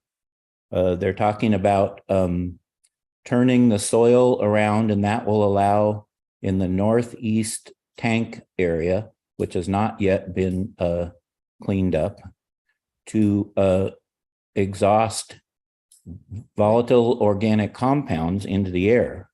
I'm a neighbor there, and I don't want to breathe that polluted air. And I don't believe there's any controls over that. It's just going to evaporate into the air. Also, the over 5,000 truckloads going across the roads will create, I believe, a substantial amount of dust. In meetings with the city, with the yacht club, the developer has said that they will not pay for any dust cleanup that results from this project. The building heights in this area are 35 feet, and that's what the developer said that he is using, but the plans show that it's 42 feet and right next to the yacht club lot. So I think that there are many reasons that I'm not in favor of this, and I'd like to yield the rest of my time. Thank you. Thank you. Next speaker is Robert Kish. You'll have 3 minutes to speak. You can go ahead and start. Thank you, Mayor Butt and members of the council. My name is Robert Kish, and I have lived in Richmond for 30 years. One of my concerns is that the EIRs do not address the environmental and health consequences of deep soil mixing. The planned area plan addendum states that the developer will use this process to stabilize the soil. There is no indication of how many piles will be installed or what method of deep soil mixing would be used. Nor is there any indication of what type of common additives we put into the soil. Aside from cement, will there be lime, volcanic ash, furnace slag, or other chemicals? In dry soil mixing, the existing soil is mixed with the additives by applying high pressure air. The soil already has gross petroleum contamination. Will the mixing release these contaminants and the additives into the air? None of this is considered in the EIRs.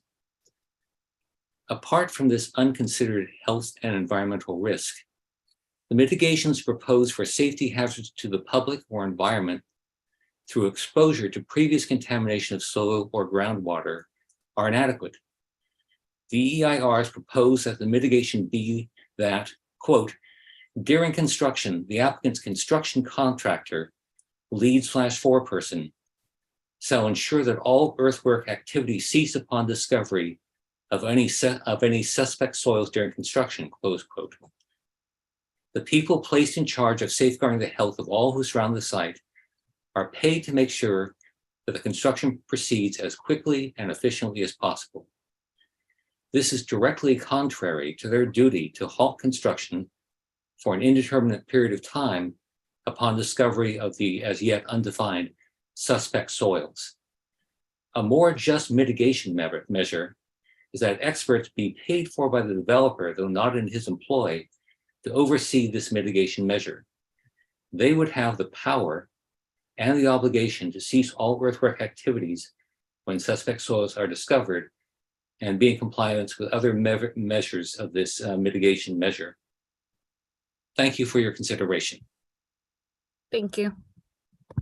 Next speaker is Jeff Vines. Jeff, you'll have 3 minutes to speak. You can go ahead and start. Okay, can you hear me? Yes. Thank you very much. Thank you, council members. You've heard here numerous reasons and examples as to why, both in writing and in person here, as to why this project is not ready to go forward. It's been noted that the due process hasn't been followed, proper information hasn't been provided to the public, and I fully support option 4 that's been presented in some detail, basically having the project go back to the Design Review Board and the Planning Commission with no constraints as to what they can look at and review. I want to bring up Brickyard Cove Road again.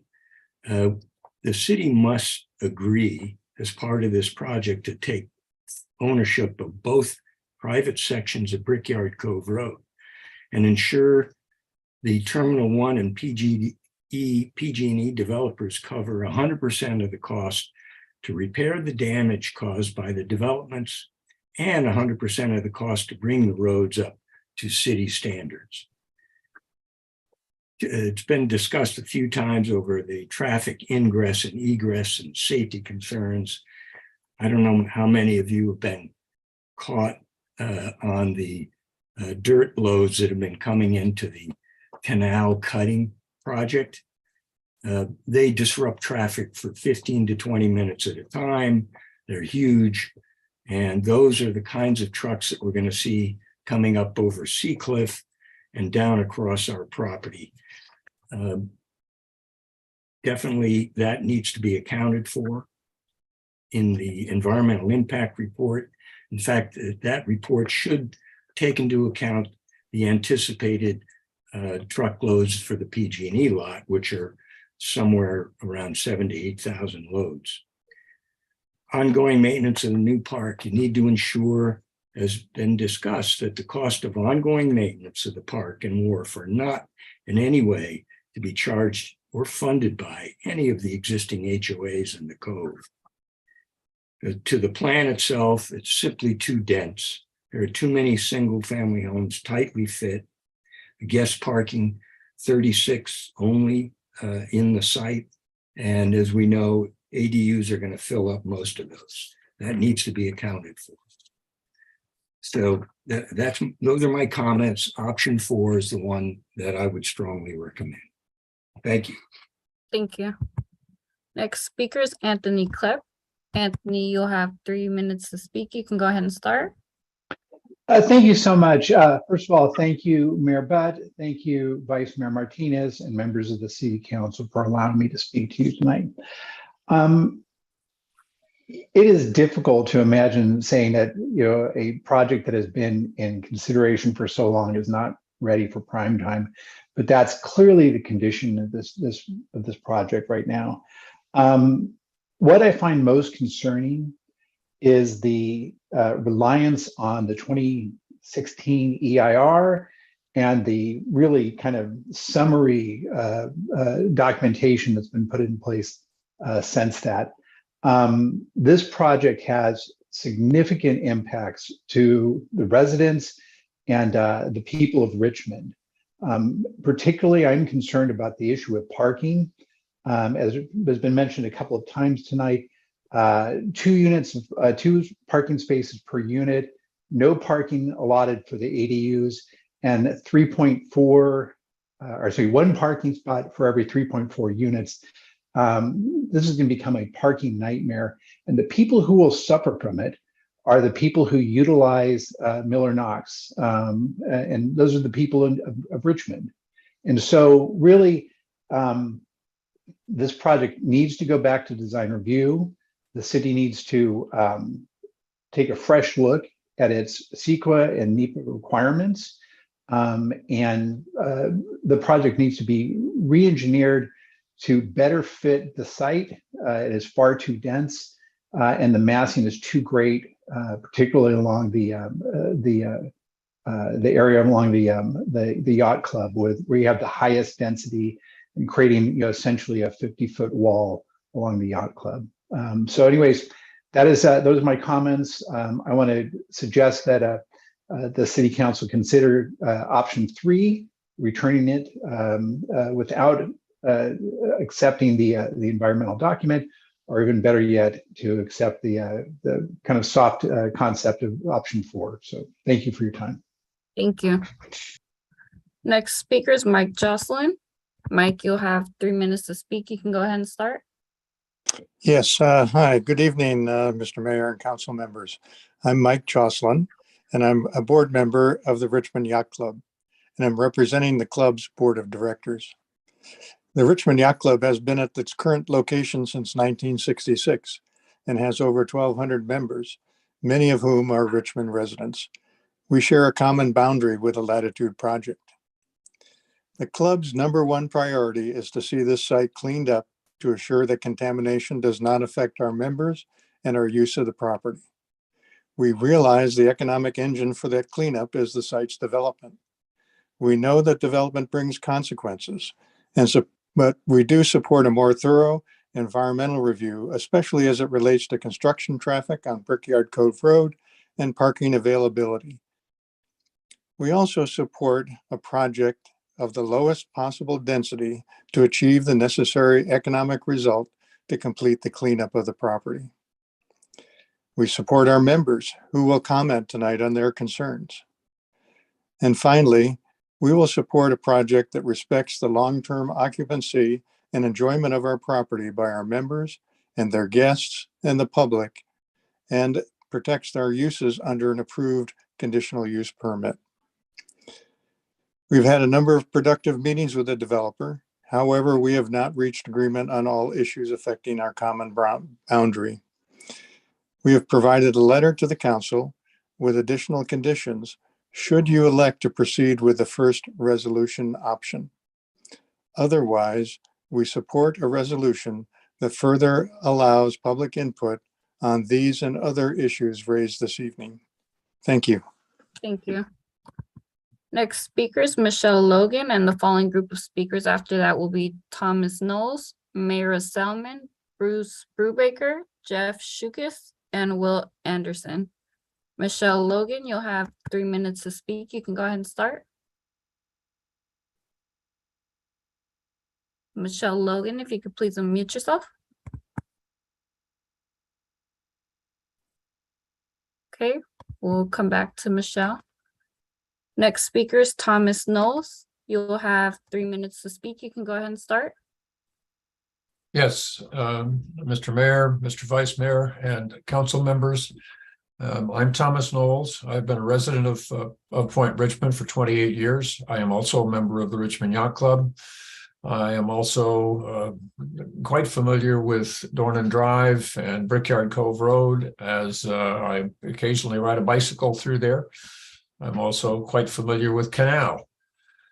I want to point out to you that by virtue of what earlier speakers have said, there is clearly significant controversy over whether or not this addendum to the EIR has truly addressed, as is claimed by Ms. Velasco, the various issues that are created by the transition of this property from the original to the currently revised project. And I would also make mention, since she appeared to indicate that the issue of the additional truck trips was taken care of, that in the staff report for the November 22nd City Council meeting on agenda item Q3, which was the LDA, it is written, the Terminal 1 project, along with other development projects in the area, will bring construction traffic and truck traffic related to the import/export of soils.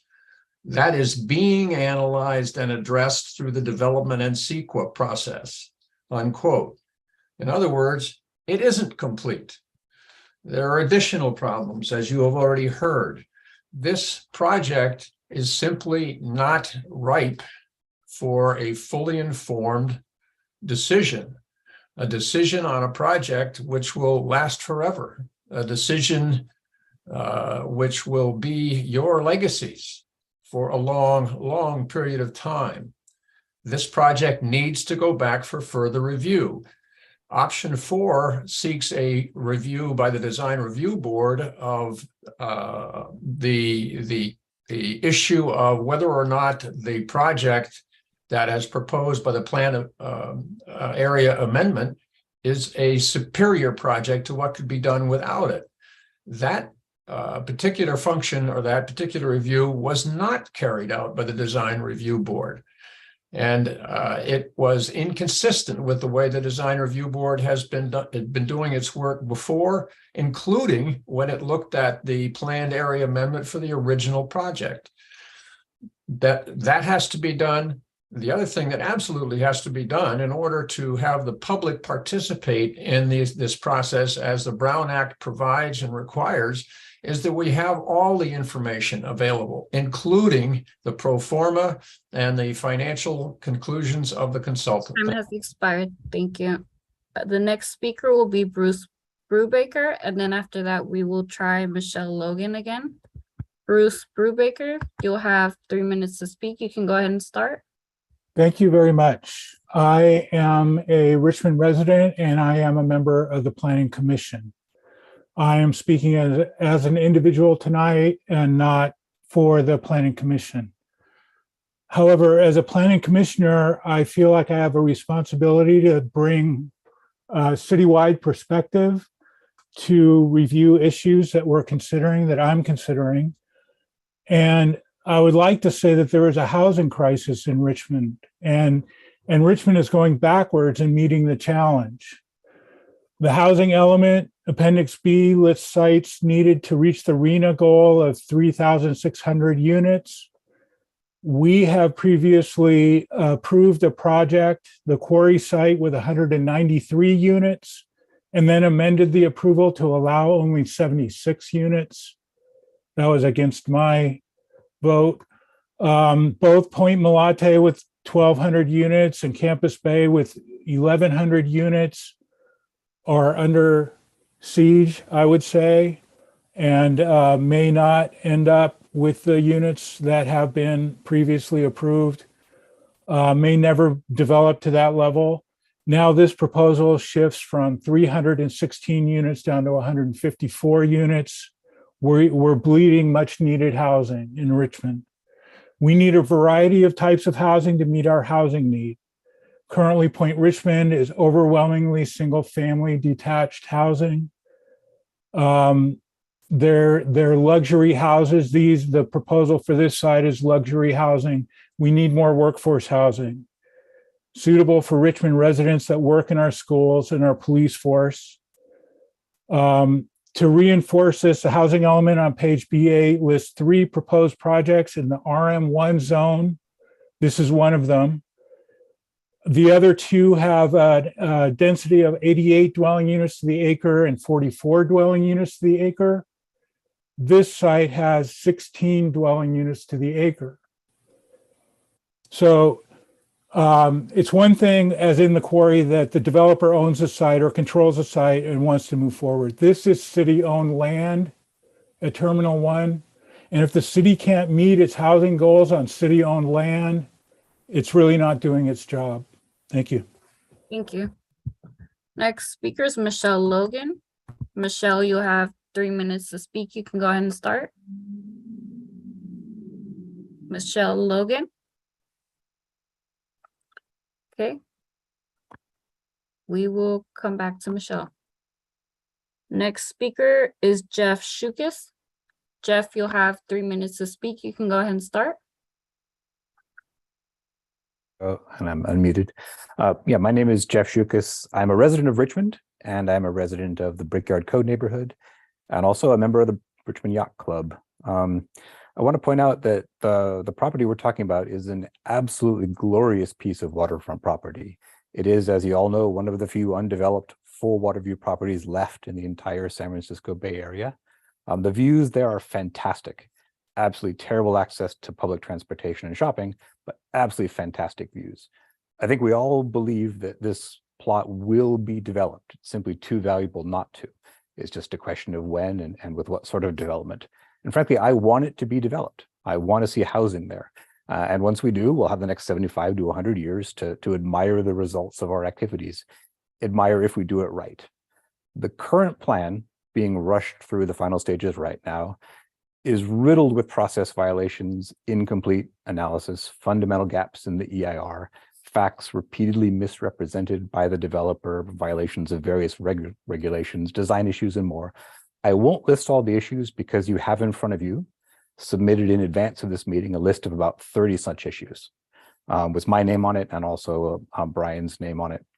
The developer knows of these issues. We brought them up before and they've had ample opportunity to address them, but they've consistently chosen to ignore them, knowing that many will become someone else's problem and probably hoping that you'll let them kick the can down the road on that. Quite a few of the issues on the list could very easily be used as the basis for one or more lawsuits. I predict that should the project continue unmodified, and this is not an unreasonable prediction given that the last time it went through, it resulted in a lawsuit. I predict that the next few years will be occupied more by legal processes than construction processes. And I don't want that to happen. I am seeking to avoid a bad project and also seeking to avoid the resulting lawsuits. I ask that you send the project back to planning to address the very serious issues raised. Doing so is going to be a lot faster and a lot less expensive than the alternative. And that's the end. Thank you. Next speaker is Will Anderson, and the following group of speakers after that will be Chair Livingston, JSM, Susan Hubbard, Christina and Mike Lederer, and Lisa Johnson. Will Anderson, you'll have 3 minutes to speak. You can go ahead and start. Hello, can you hear me? Yes. Thank you. Mayor Butt and council members, thank you for the opportunity to comment. I'm a member of the Richmond Yacht Club. I also have a degree in civil engineering. You've heard various reasons why the EIR addendum is inadequate and defective, including remediation activities and 10,000 truckloads of fill. I recognize that redoing an EIR is a big job for staff, and it would totally be appropriate in this case to redo it. I urge the council to reject option 1, to reject the project in its current form and not to certify the EIR addendum. And the previous speaker kind of highlighted some of the legal exposure with that. My primary concern personally is the permanent shading impacts and loss of sunlight from the highest structures with height variances, which would directly abut the western edge of the yacht club and harbor.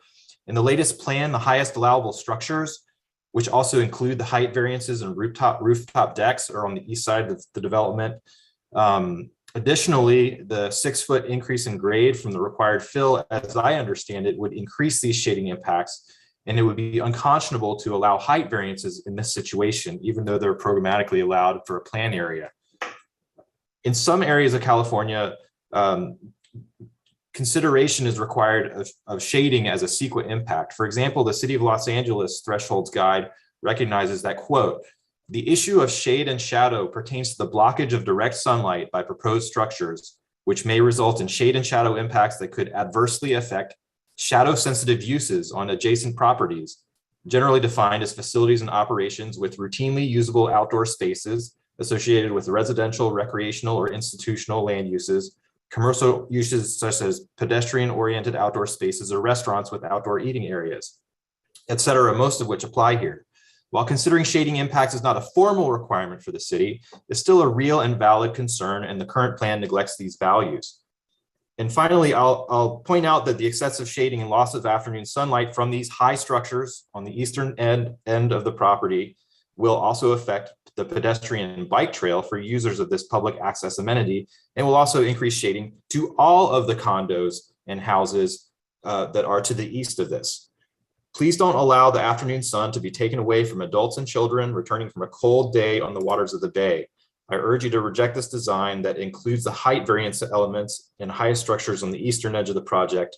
And perhaps back at the design review board, these highest structures that include the maximum number of units or however is desired, just not on the eastern edge. They could be on the northern edge instead. Thank you for your time. Thank you. Next speaker is Chair Livingston. You'll have 3 minutes to speak. You can go ahead and start. Can you hear me? Yes. Oh, great. Thank you very much, Mayor Butt and City Council. I'll be speaking tonight as just a resident of Brickyard Cove. I also want to say hi to my good friends, Paul Menzies and Cleve Livingston of Laconia. I've known these guys for a long time, going back to the beginning of this process. We've worked together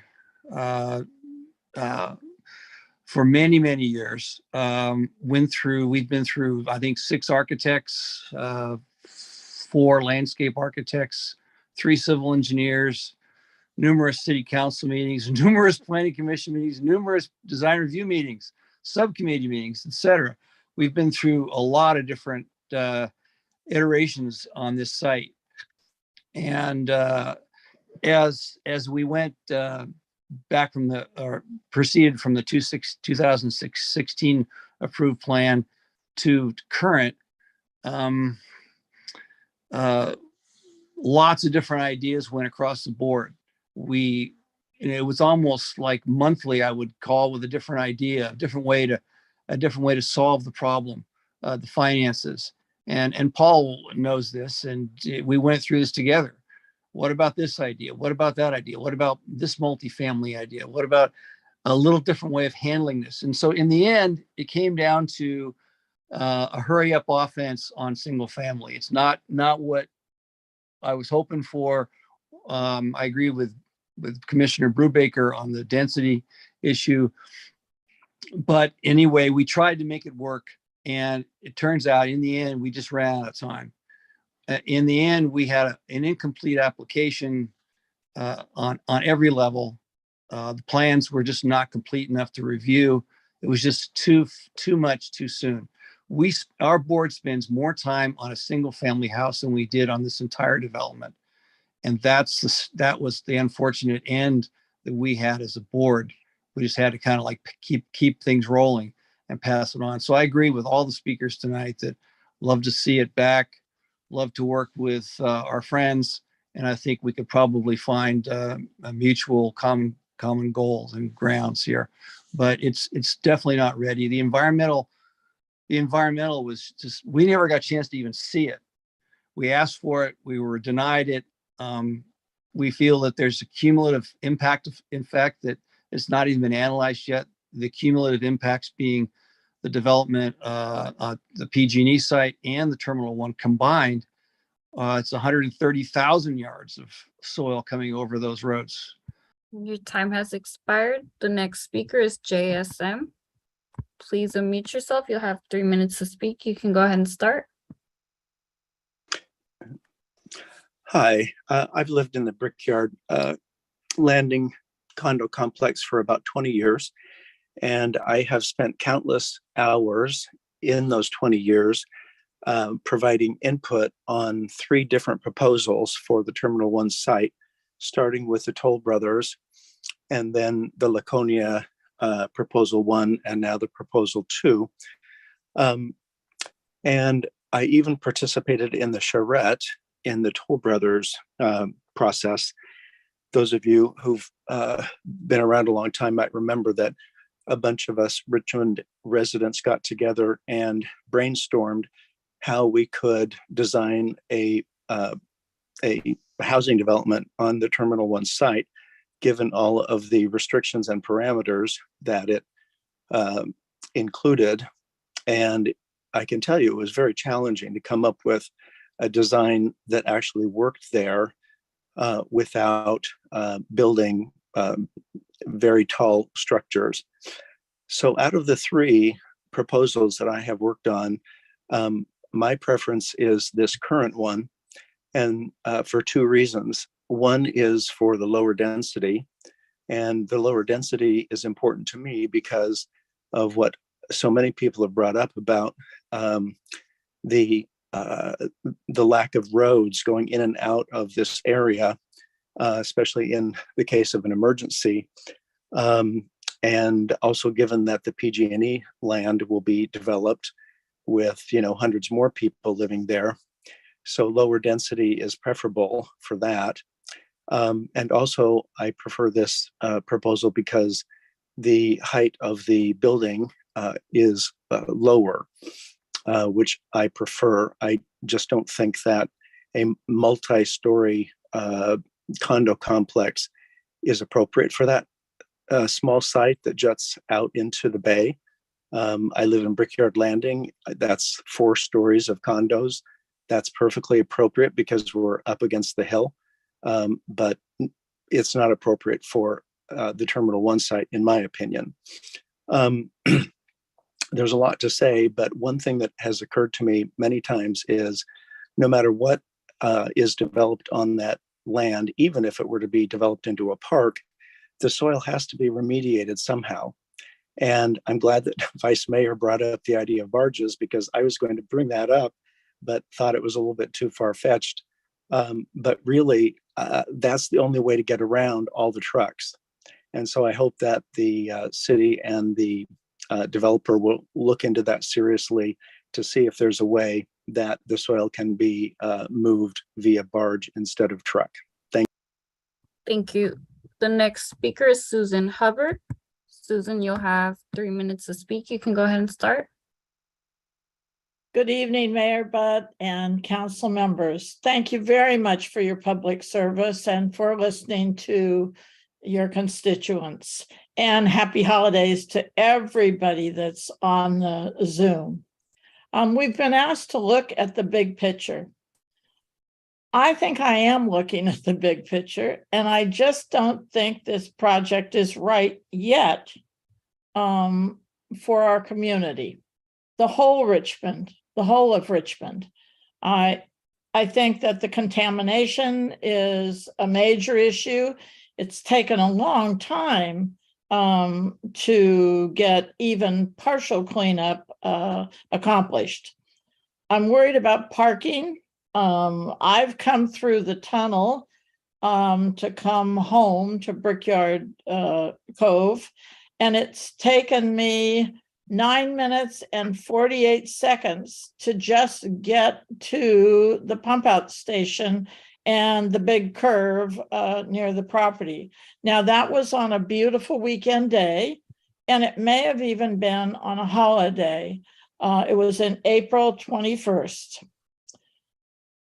I think that's way too long, and I'm worried about ingress and egress also. I think the due process has been taken out of order. I'm wondering if the city has any evacuation procedures that we could know about. I want the property to be developed. In fact, a few years ago, I thought, wow, it's going to be developed and maybe I can buy one of those, maybe I'll be able to afford one of those front row houses. But at this point, I would not consider it. I think the development is just not appropriate for the site. But I do want it developed because looking at it the way it is right now is pretty ugly too. Originally, when the first iteration of this project was, when we formed B-Card, the reason I got involved was because of the original EIR. I just could not imagine, and it seemed unbelievable to me, that none of the criteria that are listed in the EIR, none, when you put the project in, had any significant effect on the cove. I'm concerned about the height. Oops, and I've run out of time, but we all could benefit and have a great project. Thank you. The next speaker is Christina and Mike Lederer. And then after that is Lisa Johnson, and then we will try Michelle Logan again. Christina Christina and Mike Letter. You'll have 3 minutes to speak. You can go ahead and start. This is Mike Lederer. Can you hear me? Yes. Okay. Well, first of all, I want to express great appreciation for the council's expressed willingness to re-engage with this project, and in particular, in your opening statements to consider bringing this back to the design review board and the PC to straighten out some of the questions that have been raised. Your concerns even went beyond that. I was pleased to hear concerns for access in and out of Brickyard Cove Road, Brickyard Cove.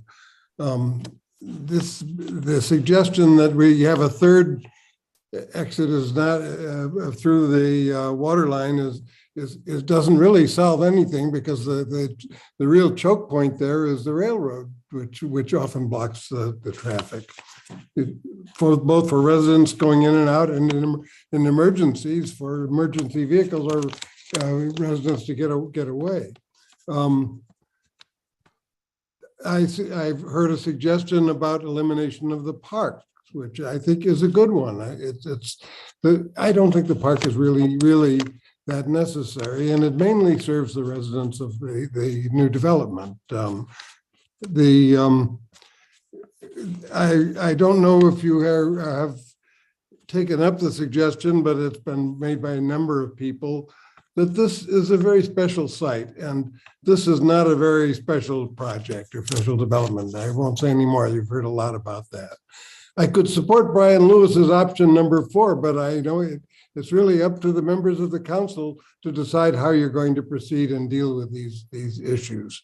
I would just say one thing: don't allow yourself to be bullied into rushing into doing something about it. I think Paul's Menzies, I appreciate his frustration with the length of time that this has already taken, but he is essentially giving you, laying down the gauntlet and giving you threats. And I think, I hope you won't respond to that.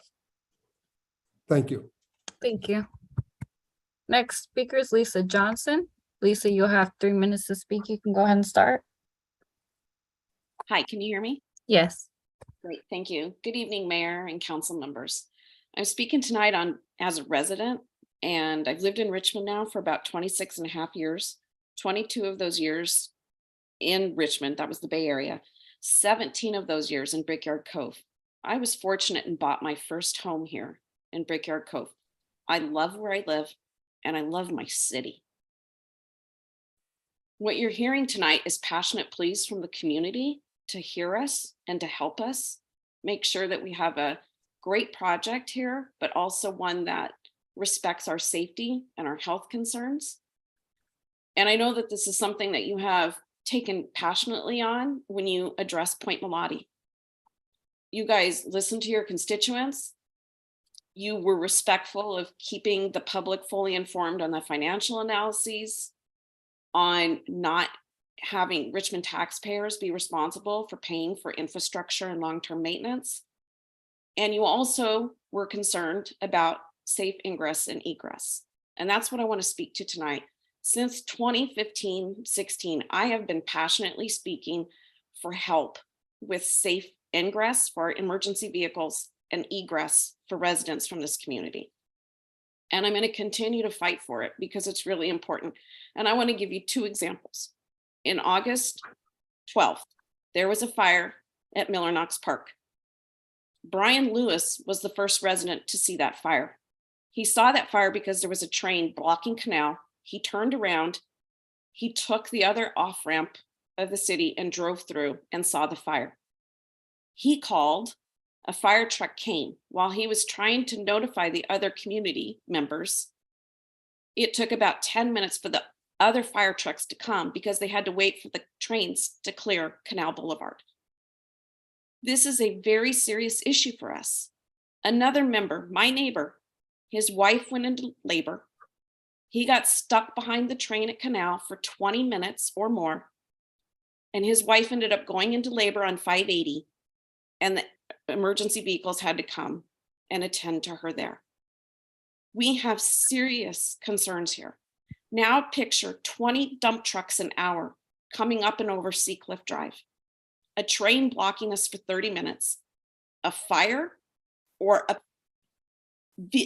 petroleum tank exploding on the hillside right behind these homes, and we don't have an ability to get out when we're blocked by 20 trucks and a train for 30 minutes and the tunnel is closed because of a fire over there. It's simply, we need your help. We need this to be addressed in the EIR, and I'm begging you to please hear us. Thank you. Thank you. Next speaker is Michelle Logan. Michelle, you'll have 3 minutes to speak. You can go ahead and start. Michelle Logan. Okay. And we have Judith Crowley. Judith, you'll have 3 minutes to speak. You can go ahead and start. Okay, there, I'm unmuted. Hi, thank you so much to the council, and thank you, Mayor Butts and Vice Mayor, for bringing up some issues that are important to me. Specifically, I know that Mr. Menzies, I think it is, was very passionate about saving money for the people who are going to be purchasing these new homes and worried about making the prices go up more. Well, what about us Richmond city taxpayers? I've been a resident of Brickyard Landing pretty much off and on, well, since 91. So I've been paying taxes to the city for a long time. And I really expect that there's transparency in where this money is going. Specifically, I don't even know how much money has already been spent by the city on prior remediation issues. And what about going forward? I'm hearing lots of loose talk by the developer about this wonderful waterfront park that is being gifted to us. But what does that mean to us, the taxpayers? And I look to my city council to look after me. I'm also a member of the Richmond Yacht Club, and I have sincere reservations about the parking situation. Along with what Miller Knox Park, when we have an event going on a couple times a year, the area is swamped and there's no space. And I can't even imagine with daily use of all those ADUs that there's not parking being allotted for. And finally, what Lisa just said, you know, us residents here, we have a lot of passion about where we live and we care about it. And it's not that we want that lot to be empty, but it's got to be reasonable. And it has to support the community through health and, physical as well as environmental. And I really urge you to please reject 1, 2, and 3 and go with 4. And let's send this back to the drawing table. Please do not be pressured because the developer is getting weary of this. I too am weary of this project, and I would like to see responsible development.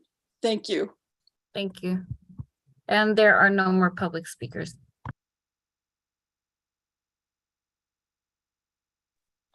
Okay, we'll bring it back to city council members for any final questions or comments. Before we do that, I will close the public hearing. The public hearing is now closed. Any city council members have any further questions or comments? Councilmember Willis, go ahead. Yeah, thank you, Mr. Mayor. And thank you to the developer for your presentation and the many residents that came out to offer a very in-depth perspective on the issue. So simply put, I do remember this issue coming up even before I was on the council, and it was riddled with controversy then. I remember a lot of residents actually rejecting the original idea of this. I believe it was approved late 2015, early 2016. So where I'm standing now, is the most successful developments that I've seen, including developments that have happened in that area in recent years, is when community members and the developers had a good collaboration and a good conversation where eventually it was accepted. Now, I did hear during the presentation that there were several folks that have been in support of this project, but one of the stark differences I see between this development process and Point Melati, which has been mentioned a lot, is there were actually people that turned out to speak on their perspective on both sides of the issue. And unfortunately, as it stands today, as it stands from the many communications that I've heard recently and over the years, I'm not seeing a lot of confidence in the residents to want to see this move forward. So I would be inclined to make a motion that we go with option 4 to send this back to the Planning Commission and go through that process. Where I stand right now is I am not ready to support this today, and I'm not going to feel forced to support this today, and I won't. I would rather it go back to Planning Commission and go with option 4. So I'm willing to make that motion that we go with option 4 and send this to Design Review Board and Planning Commission for further review. Okay, is there a second? I'll second the motion and add to it, if this is acceptable to the maker of the motion, that the community's ideas be heard and addressed, and also that a deadline, at least, a goal of a deadline of 4 to 6 months be put in effect so that it comes back to us in a timely fashion. With the side note here that we could always adjust that if we hear from our planning department that that's not enough. Okay. Well, the community suggestions should go without saying, but yeah, that yes, goes without, yes, I accept that, goes and I do without want to. saying. Yeah, but I just want to put that into the motion, which sounds like you agree. Yeah, and I just want to make sure, just to add to the timeline, that we do give staff a certain amount of wiggle room to come back to us and give us updates, because I know they're juggling a lot with many projects that are happening. So that timeline's fine with me, but I don't want to I want the staff to have a realistic timeline too. So I'll accept that just with that comment. Okay. Any other comments from council members? The one thing that I'm concerned about, a good number of the public speakers talked about bringing this back to the Design Review Board. And I think one of the major issues here is that, in my opinion, at least, the Richmond Municipal Code sets the powers of the Design Review Board fairly broadly. And for me, I don't think there's any dispute about that. If a developer doesn't like what the conditions that the Design Review Board places on a project, they can always appeal it. And of course, the Design Review Board is only advisory to the Planning Commission. So what happened in this case, as I understand it, and as I've heard from several Design Review Board members, is that I think the city attorney did something I've never seen happen before. The city attorney essentially put handcuffs on the Design Review Board and literally intimidated them by telling them that they did not have any power to deal with the larger issues for this project. He essentially told them, and I don't think it was the city attorney, it was one of the assistant city attorneys or deputies, but the Design Review Board was essentially told, look, your job is to look at the color of the walls. It's beyond your jurisdiction to discuss the site plan and the layout and parking and the Bay Trail and that kind of thing. And so they were essentially intimidated into adopting a recommendation for approval of this project. And you know, they did so putting a lot of conditions on it. But of course, the planning commission never took up those conditions because they rejected the project out of hand. So I guess, you know, I'm not confident that that with city staff handcuffing both the design review board and the planning commission, that they're going to be able to do their job. So I'm concerned about that. One thing I really don't understand is why city staff almost uniformly is trying to ramrod this project through. I've never seen anything quite like it. And you know, last week when we, or 2 weeks ago when we talked about it, I asked the question, does any city staff member feel like this is a really well-designed project, a really good project? And nobody spoke up. And I'll give city staff another opportunity. Is there any staff member out there that's willing to stand up and say, this is a really good project? It's a project, it's the kind of project that's a real credit to Richmond.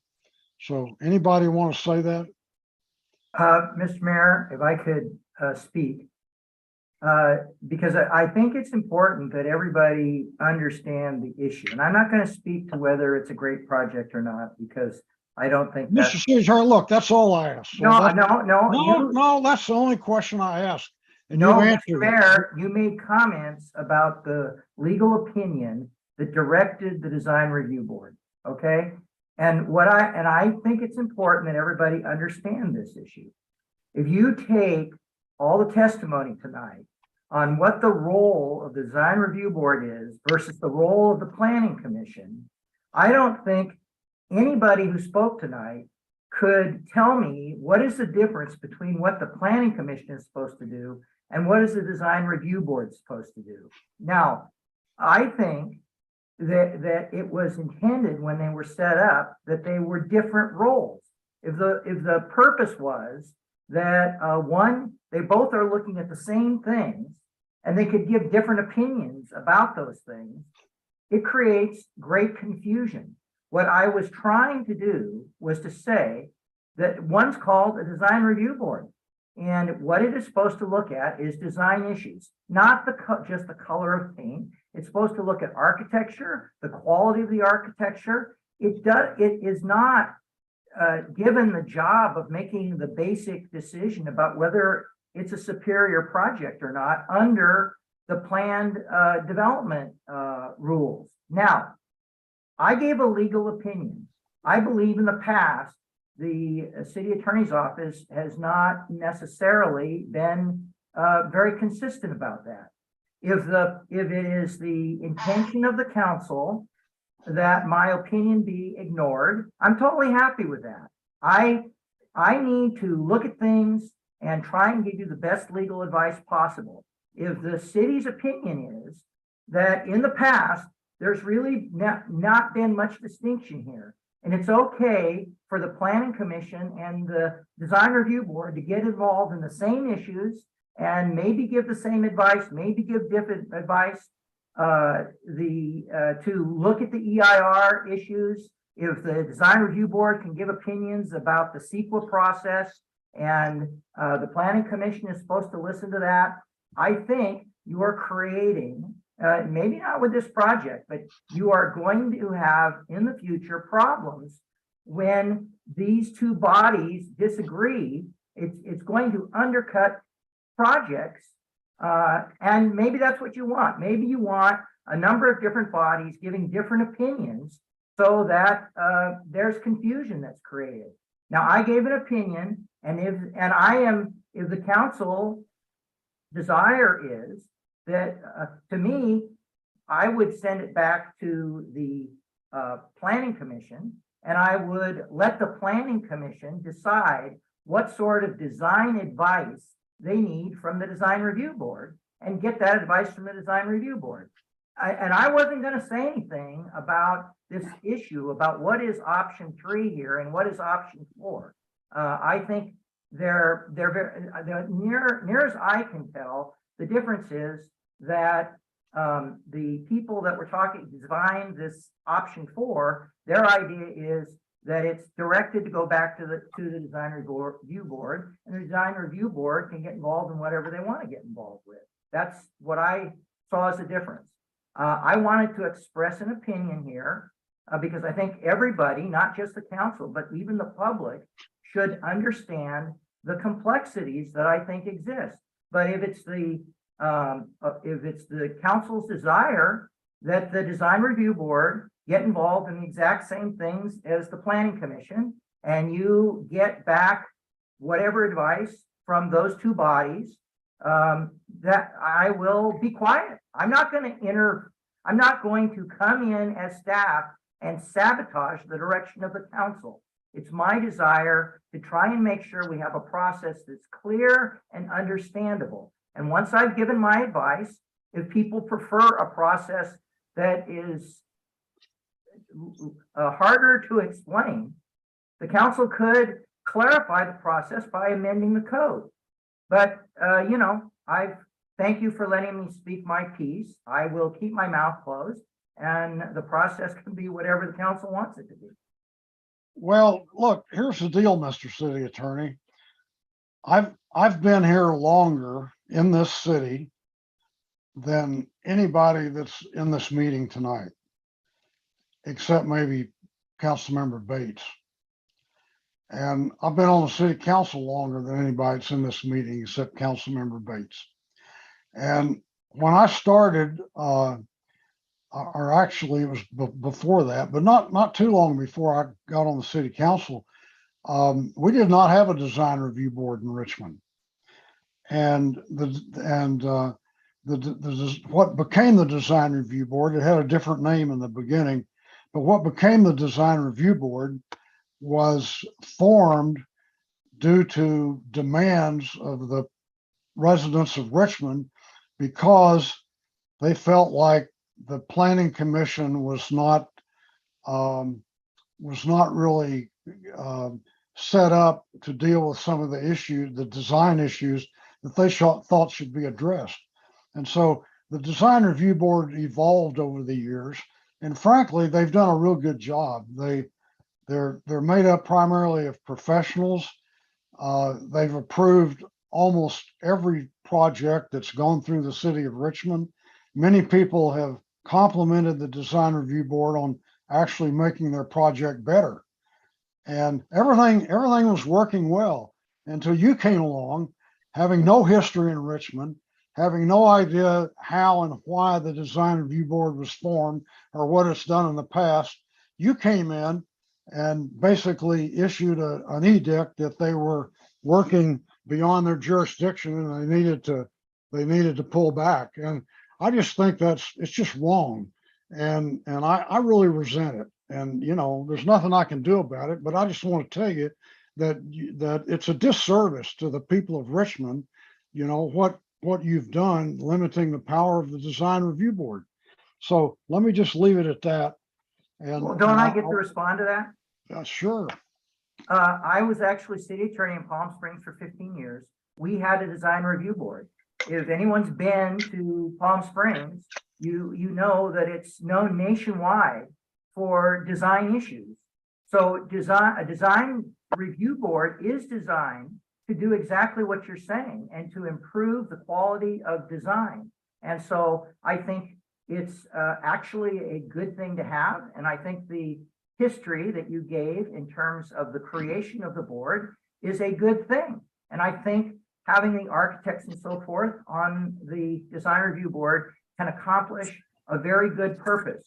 But as all I'm saying is what's happened is that board has expanded in a way that now it intrudes into areas that would not be considered design issues. And they may be very good people on the board and they may have very good sense about these things, and maybe they would make great planning commissioners. But what you are doing with this evolution is to get to a point where instead of being focused on design, you have them doing the same things the planning commission is doing, and that can create confusion. And I don't think it's a disservice for a new person to look at that and point it out And at the end of the day, it's not my call. It's for the city council. If I say something that people don't like, the city council controls. And you either can let things go by evolution and kind of happenstance, or you can look at what the rules are. And if the rules, if you want the job to expand, then you amend the code so that the job expands. If you don't want it to expand, you leave it as it is, or you just tell your city attorney. Well, Not look, to in this case, the design review board is only advisory. So what difference does it make whether they? Point of order, Mr. whether Mayor, before this devolves What? into anything lower than what it already is, can we call a question and get on with the vote? You two are never going to agree and come to an understanding on what it is and what it's not. And it's not going to happen tonight before 11 o'clock. Yes, can we? Well, if you want please to call move the on with question, vote? Councilmember, go ahead. I'd like to have one more minute. But You want to have one more minute to go back and forth with the city attorney? no, I'm No, not going to talk. I'm not. I'm no, not gonna take a I'm minute. done. I'm You can done have with his the minute. city attorney. I gave up on him. Because like you said, you've been on this council just as long as I've been alive, and to see this happen right now, No, I've given up on the city attorney, but the last thing I did want to say is that I listened to Mr. Menzies complain and whine about how it took 9 years to get here. And I just want to point out that 7 of that 9 years, he spent trying to get a project approved that he then decided was unfeasible. And I got to tell you, I mean, this guy's supposed to be a professional. He's supposed to know how to develop things and how to crunch numbers and this kind of thing. And if he spent 7 years pursuing a project that was economically unfeasible and then blame it on the city of Richmond for holding his project up, I just don't understand that. He also talked about how it took so long for BCDC to approve it. Well, I can tell you that the biggest problem. I'm sorry, Mr. Mayor. That's 60 seconds that I'll that The biggest. that Let me we got. just I'm finish calling the this sentence. question. I'm calling the question. All right, We call the like question. we can't we have other So- items and it's almost 11 I o'clock. got We it. want Is there a 60 seconds second? to go back and forth and bash people. I'll second. You know, okay, so let's take a vote on whether we're going to cut off debate. Call the roll, Madam Clerk. Councilmember Bates. Councilmember Bates. Councilmember Johnson. Yes. Councilmember McLaughlin. Yes. Councilmember Willis. Yes. Vice Mayor Martinez. Yes. And Mayor Butt. No. The motion passes with Councilmember Bates absent and Councilmember Jimenez and no by Mayor Butt.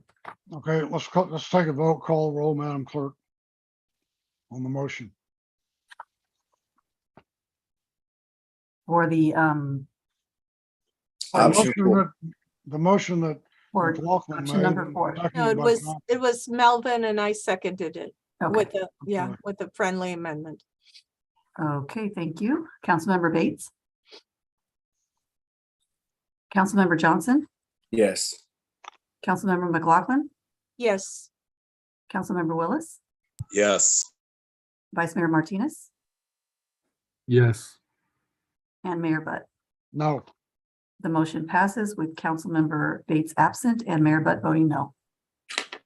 Okay, we'll move on now to item AA3. Item AA3. Yes. AA.3. AA3 is to receive a presentation from MCE.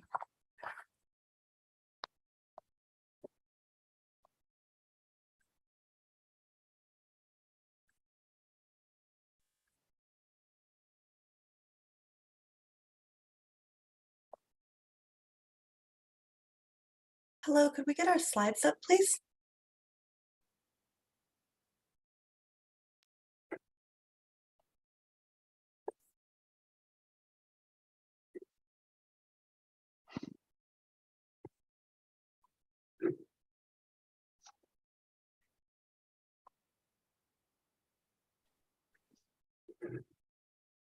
Thank you. Good evening, everyone. Thank you, Mayor Butt and City Council members for the opportunity to present tonight. My name is Mariella Herrick, and I am a Community Development Manager with MCE, your local utility provider. Today, I'll give you a quick snapshot of MCE and our 2022 collaborations, and my colleague Lindsay Saxby, who is the Director of Power Resources at MCE, will provide you with a presentation on MCE power supply planning. Next slide, please. So at MCE, our mission is to confront the climate crisis by eliminating fossil fuel greenhouse gas emissions, producing renewable energy, and creating equitable community benefits. We're able to do this in partnership with cities like you all. Next slide, please. And so just a little refresher, MCE was formed in 2008, following more than 6 years of careful study and development. And our service was launched to customers in 2010 as California's first community choice aggregation program, or CCA for short. We are currently providing renewable energy service to more than 580,000 customer accounts, which is about 1 million residents and businesses in our 37 member communities across 4 Bay Area counties, Contra Costa, Marin, Napa, and Solano County. And I also just want to point out that Richmond was our first city in Contra Costa County to join MCE in 2013. Next slide, please. And on the screen, you'll see a quick snapshot of some things that we've accomplished together in the past year. MCE was able to sponsor 6 community events in the city of Richmond. We partnered with local community-based organizations and the city to host a multifamily property workshop to inform others about EV charging rebates and other energy efficiency rebates. We launched the Virtual Power Plant program, which connects buildings equipped with smart devices to manage and balance grid operations. And we've spent this past year working with city staff to advance the Contra Costa Transportation Authority grant that will be able to advance EV charging opportunities in the Richmond community. I want to pass it over to my colleague, Lindsay Saxby. Next slide, please. Thank you, Mariella. So since Richmond is a member of MCE, it's important to understand how we source our energy, where it comes from, and how we acquire it. So I'll walk you through that process, as well as some key statistics that overview MCE's energy supply from last year in 2021. And we'll start with the planning process, which involves putting together a 10-year forward look at MCE's load, meaning the customer energy usage, as well as our energy supply. And this is called an integrated resource plan, or IRP. Right now, MCE has a target of being 60% renewable and 95% carbon free for our light green target, which is the current base default product for our customers. And we're planning to increase that renewable target to 85% by 2029 while maintaining our 95% carbon free target. So what do we do in the IRP? We are looking at our expected load, otherwise called our retail sales, over the next 10-year planning horizon. And we look at our actual load from previous years to understand what future load might look like. But we also take into account new factors like EV electrification that we expect to really grow in the coming years. We also take a look at what types of energy resources we want to add to our portfolio and forecast the energy generation from those resources over that 10-year planning horizon as well. And our portfolio is largely made up of variable resources, which means resources that are dependent on the sun or the wind, in addition to hydrological conditions that have been more scarce in recent years. So we're constantly matching variable load and variable supply. Of course, the availability of resources that we need is a big part of our planning process as well. And then we have to think about how many emissions are coming from resources that we want to procure and how those feed into our carbon-free goals now and in the future. Next slide. As part of this resource planning process, we look at 2 key factors. We ensure that we are evaluating our need in light of what we presented in the integrated resource planning process. And we also ensure that resources we need are evaluated in terms of budgetary and rate impacts as market prices fluctuate over time. While we work to get fixed price long-term contracts in place to have budgetary certainty, We also go to market for short-term energy purchases to fill any open positions due to that variable load and variable supply. Next slide. As you can see here, MCE's load or retail sales have steadily increased since MCE started serving customers in 2010 as new communities have joined MCE. This can cause some difficulty with that planning, as that historical load isn't always indicative of what's happening in the future because of those new communities joining, but we're able to make a lot of load predictions based off of data we have. And as you'll see here, in recent years, the load growth has leveled out a bit as smaller communities have joined in recent years. Next slide.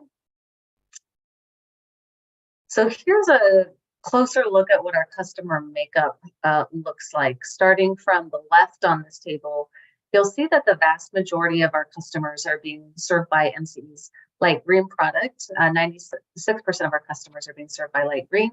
And of those customers, we have a pretty even split between residential and non-residential customers, with residential customers being the slight majority of customers at 94%. We also serve customers with a 100% renewable product called Deep Green, which in 2021 was 3.5% of the customers that we served. And then we have a small amount of customers that are served by local renewables that are located within our service area in the local sole service offering. In total, we have over 500,000 customer accounts, and our peak demand, meaning the hour with the largest customer load, which is 1,200 megawatts, occurred on September 8th of last year. That was actually a reduction in our peak load from 2020, interestingly enough, even though the total retail sales had increased. This means that despite having more customers were actually using less energy in 2021 versus 2020. Next slide. So this is a bit of an eye chart, I know, and difficult to read, and it's sort of intended to be that way because it's meant to convey the large amount of different suppliers that we have providing energy to MCE. So there's a lot of names on here, and that really means that MCE is diversified in the folks that we're buying energy from. And that helps mitigate any issues with suppliers being short on supply, for example. We've got 36 unique suppliers in 2021. Next slide. And this is just a pie chart that shows where we're getting that energy from, the majority being from California. And this is important because a lot of the contracts that we have in place are for new build projects, and we want to build projects in California that will stimulate job growth as well. We do get a fair amount of large hydro energy out of the Pacific Northwest and Washington State as kind of the second biggest area where we're getting our energy supply from. Next slide. So I'm not going to spend a whole lot of time on this, but this is MCE's power content label. I'll go over some of the highlights in the next slide, but this is basically a nutrition label for our power mix for each of our service offerings here. And I think what the key takeaway is really comparing to the California power mix on the far right column in 2021. And I think there's some stark differences that you'll see, which is that MCE was over 60% renewable compared to the California power mix, which was about 34% renewable. And when you kind of get down into the details in terms of the technologies that we're serving customers, you'll see that the California power mix was served in large part by natural gas, while MCE had no natural gas in our portfolio. And I think that's the main point I wanted to highlight on this slide, but we'll go through some of MCE's highlights on the next slide. Thank you. So on slide 12, when you look out of all of our renewable and carbon-free energy, MCE supply is over 98% clean. As mentioned, our light green supply is over 60% renewable. And it's important to note that not all renewable products are created equal. you'll see a reference on the slide to different buckets. The big takeaway here is that MCE has no unbundled RECs in our portfolio, and we haven't for some time. As mentioned, we have a fair amount of large hydro energy that helps us reach our 95% GHG-free target. And you'll see that we have less than 1% nuclear energy in our portfolio. This is from a product that we buy called asset controlling supply that is mostly large hydro, but does include very small trace amounts of nuclear energy. And we've determined that this bundled product that we can't separate out that nuclear energy still makes sense for us because it's a largely carbon-free resource that helps meet our aggressive targets. And again, the resources are largely coming from California and equate to 75 pounds of CO2 emissions per megawatt hour. Next slide. So in the interest of time, I'm not going to spend too much time on this, but I think the takeaway here is that what you see in the bars going up and to the right is MCE's renewable content increasing over time. And you'll see that our bundled renewables make up most of our energy supply starting in 2018. And then the dotted line coming down, starting from the left, is our emissions rate. So you can see how much our emissions rate has come down over time. Apart from a blip in 2019 where there was a rule change in emissions accounting for some of those renewable products I mentioned.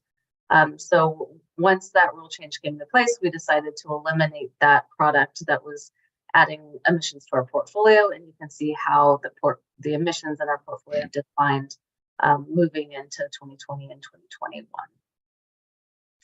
Next slide. And here is a comparison just to PG&E, since the incumbent utility is PG&E.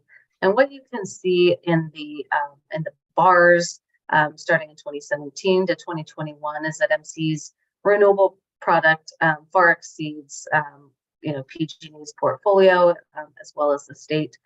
The lines at the top reflect a comparison of our carbon-free content. You'll see that has fluctuated over time. That's in large part because of the large hydro that PG&E owns and that they've held on to over time despite losing load, as well as the Diablo Canyon power plant. So they're able to maintain a really high carbon-free content because of those resources that they maintain in their portfolio. Next slide, please. So to wrap it up here, there are some other considerations in our power planning process. We are getting some allocations of large hydro from PG&E as part of the power charge and difference adjustment proceeding. So that's an addition to our portfolio. However, when we do look at if we're going to be able to meet aggressive GHG-free targets, we have to look at the fact that drought conditions have created some supply constraints. And so these remain targets that we have to adjust from time to time based on availability. We're also in a situation in the past few years where the CPUC has been issuing procurement mandates of very specific technologies that we have to contract for by certain dates. And so we have to work with those technologies in our integrated resource planning process. And that has created a lot of competition amongst CCAs and other load-serving entities to buy those finite amount of projects to meet those CPUC requirements. And, because there's been so much demand, that's also increased prices. So we're trying to be very strategic about, what resources we put under contract and when we're buying those, and being mindful of higher market prices. Into the future, there's been a lot of talk about matching load and supply on an hourly basis. Right now, our renewable and GHG-free targets are accounted over an annual time frame. So moving to that paradigm would be a big shift. And then we're constantly looking at how we are adding to a reliable and safe grid to keep the lights on for the long term. So that concludes the presentation. I'm happy to take any questions that you all have. Okay, thank you. Any questions from council members? Excuse me, Mayor, but it's getting close to 11. If you'd like to consider a motion to extend at this Well, time. it's eight minutes till 11, so give me 8 more minutes here. Okay.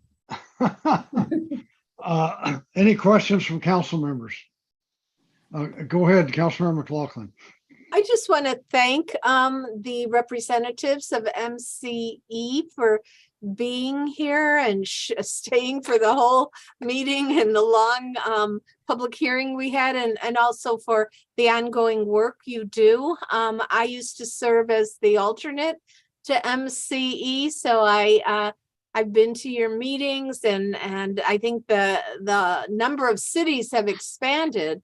And it's a wonderful project. It's a wonderful endeavor that continues and provides us all with better choices and a better renewable sources of energy that our whole community has access to. And I believe something like 85% of our community residents and businesses or more have MCE because it's an opt-out, and I think most 85% have not opted out, and it's because it's a good deal economically, and it's a good deal in terms of helping the planet sustain itself.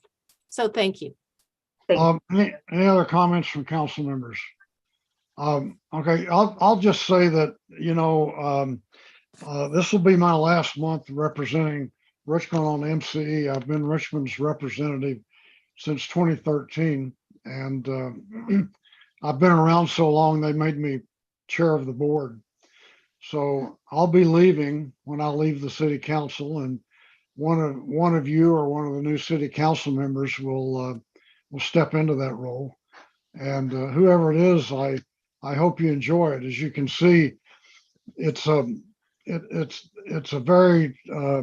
very technical role. We go through a lot of highly technical things, and we're always, we're looking at the marketplace and we're looking at trends and so forth. So it's a very exciting thing to get involved in, and it's a huge business. As was pointed out, MC now is a $500 million operation. So whoever ends up taking my place, I recommend it, and I hope you enjoy it. Do we have any public speakers? We do not. Okay, so it now is 5 minutes to 11. And by the way, thank you, Lindsay and Mariella, for your presentation. I appreciate it. So we can either stop this meeting at 11, or we can have a motion to continue it to some finite time. So what's your pleasure? Mayor, but if the council is so inclined, we'd love to get through the budget items, but we respect that it's been a long evening. Well, I understand that, but I'm asking the council what they want to do. So do we have a motion to continue our meeting? I don't see a motion, so I think we're done. I'm approve the two looking budget items on at my consent. city manager right now. The budget is important, but it's not going. I know, but then I'm also thinking about the comment. I know, Madam Manager, but then I'm also thinking about the comment that one of the constituents made earlier about hearing such important items after 11 o'clock when the public is no longer watching or can chime in. And from what I saw, we have a surplus, y'all. We got bills to pay, but we got some money. No. Our CPI is only 62, and it should be in the mid 70s. Okay, so it's spent. So, but no, I do understand, but I did just want to. I do not want to ignore the budget. I do not want to ignore the hard work that Mubin has been doing, and I've been hearing great things about everything that you've been doing, Mubin. But I do want to be respectful of the comments that was made earlier, and also of my colleagues. We just went to war and back, Manager Crow. Understood. We'll ask the clerk to poll you guys for earlier start time on the 20th. Sounds good. Well, I'm really looking forward to discussing the budget at my last council meeting. City Tom, manager. look, Tom, I know you want to go out with a bang, but these also my last few council meetings too, and I was looking for a quiet exit. And Okay, well, we have 3 more minutes left. Does anybody does anybody have any 1234 announcements or memorials? I do. Okay, go ahead. Okay, well, the AB 123 report, November 30th to December 2nd, I attended a new mayor's first 100 days seminar at Harvard University given by the Bloomberg Harvard City Leadership Initiative. It focused on management of time and of yourself, something we can all learn, city and office challenges, as well as team building. 25 mayors from across the nation participated. We've formed a cohort to support each other as we move into our new positions. And by participating, we'll also be eligible for additional training and possible grants and programs for the city. Bloomberg, you becoming corporate already, Eduardo. I'm just messing. So you went to mayor's school. Did you get a passing grade? I did. Good. So okay, we have 2 more minutes. Anybody else want to make any announcements? I have a remembrance I'd like to share. Okay, please do. Okay, I'd like to close this meeting in honor of Kabir Kapoor, a dear friend and a dedicated activist who passed away suddenly this week. Kabir was a staple in the East Bay progressive community and particularly in Richmond. He attended almost every single Richmond City Council meeting for many years. Kabir and I would meet weekly to discuss politics and play chess. Sometimes he'd win, sometimes I'd win, but he'd often say, I win even when I lose, because when I lose, I learn more. It just illustrates that Kabir was always searching for knowledge and pushing those around him to learn more, just like him. Kabir faced his fair share of challenges and yet lived his life with love and an orientation towards justice for all. And anyone who knew him also knew he had the mischief of a dust devil on an open plain. Because of Kabir's choice to be an organ donor, his final act of giving was to save the lives of 3 strangers. Kabir was 30 years old. Kabir, presente. Okay, thank you. Mayor Butt, excuse me. Yes. The finance director just called me and said that if we don't make the budget adjustments, Delmy, can you please, Mayor Butt, Yes. respectfully?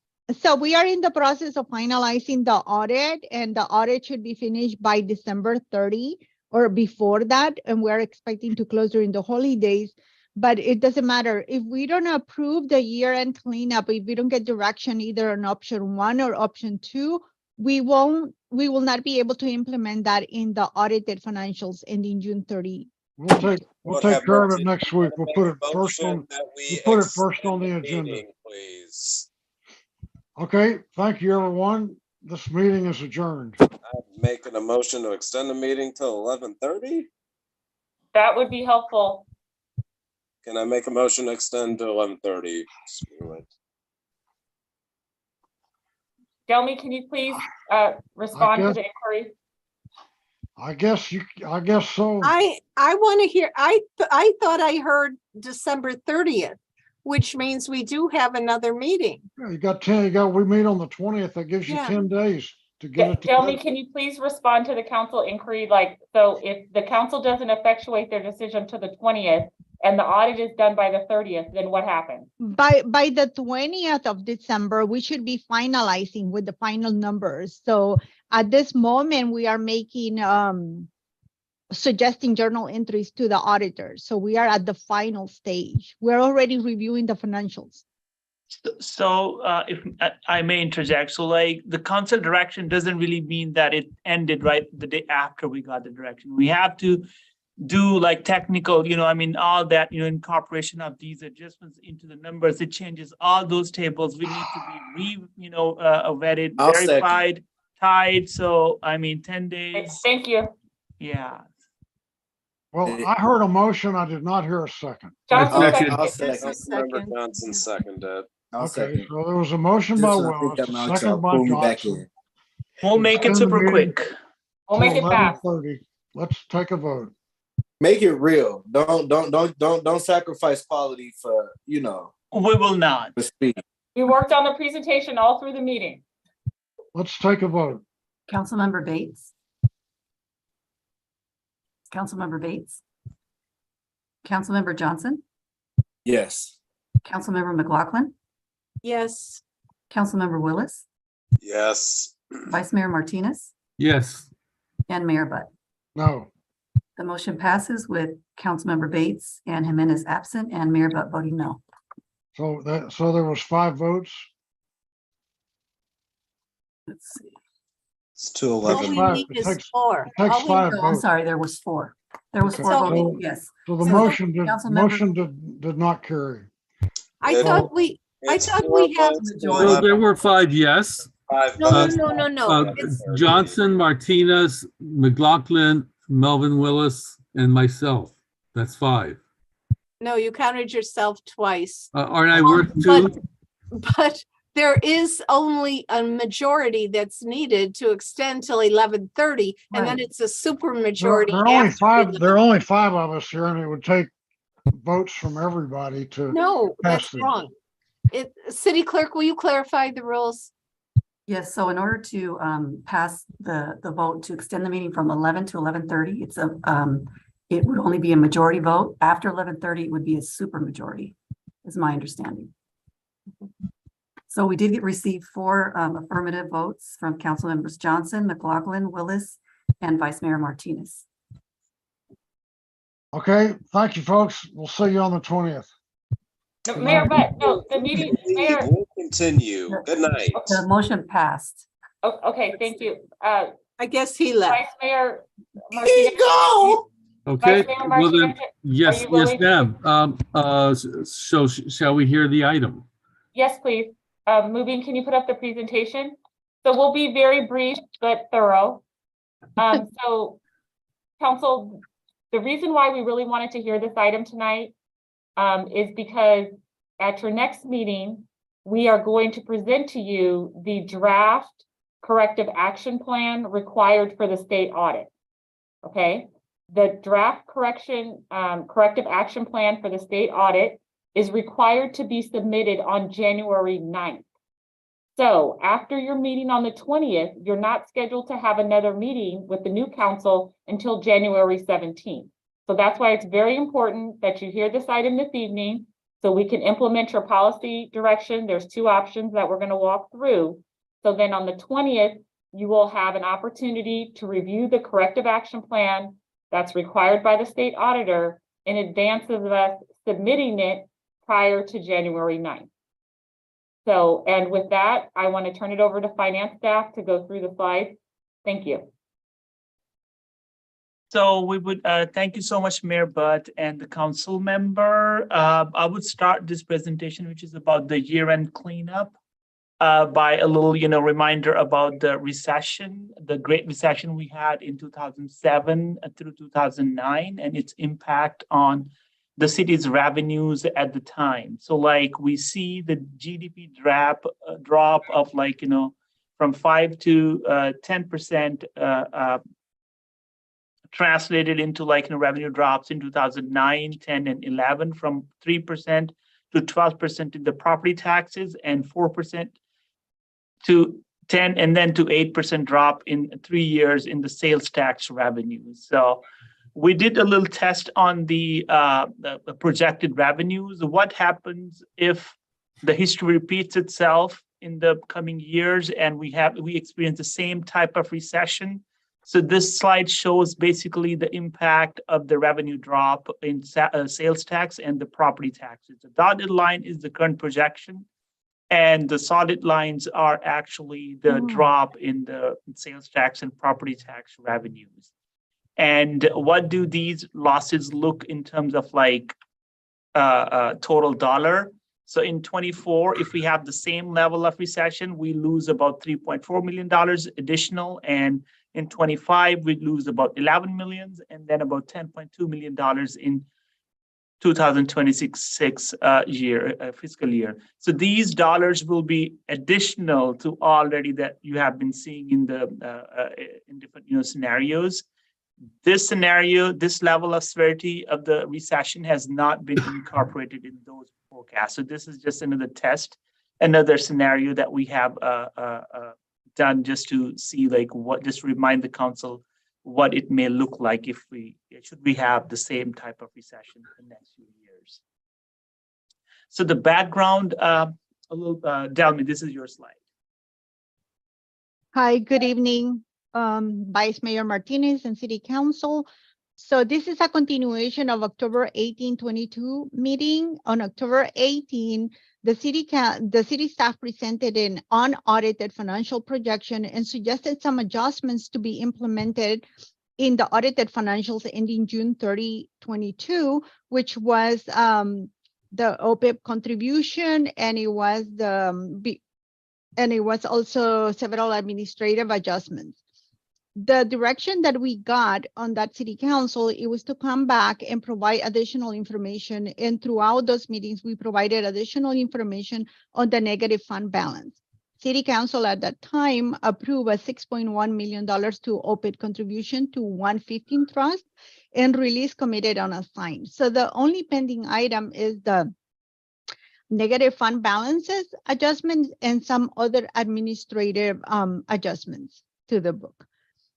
So the recommended action for tonight is to come back and give you two options to see based on city council direction, either to clear those negative fund balance, and you can go to the next slide and moving.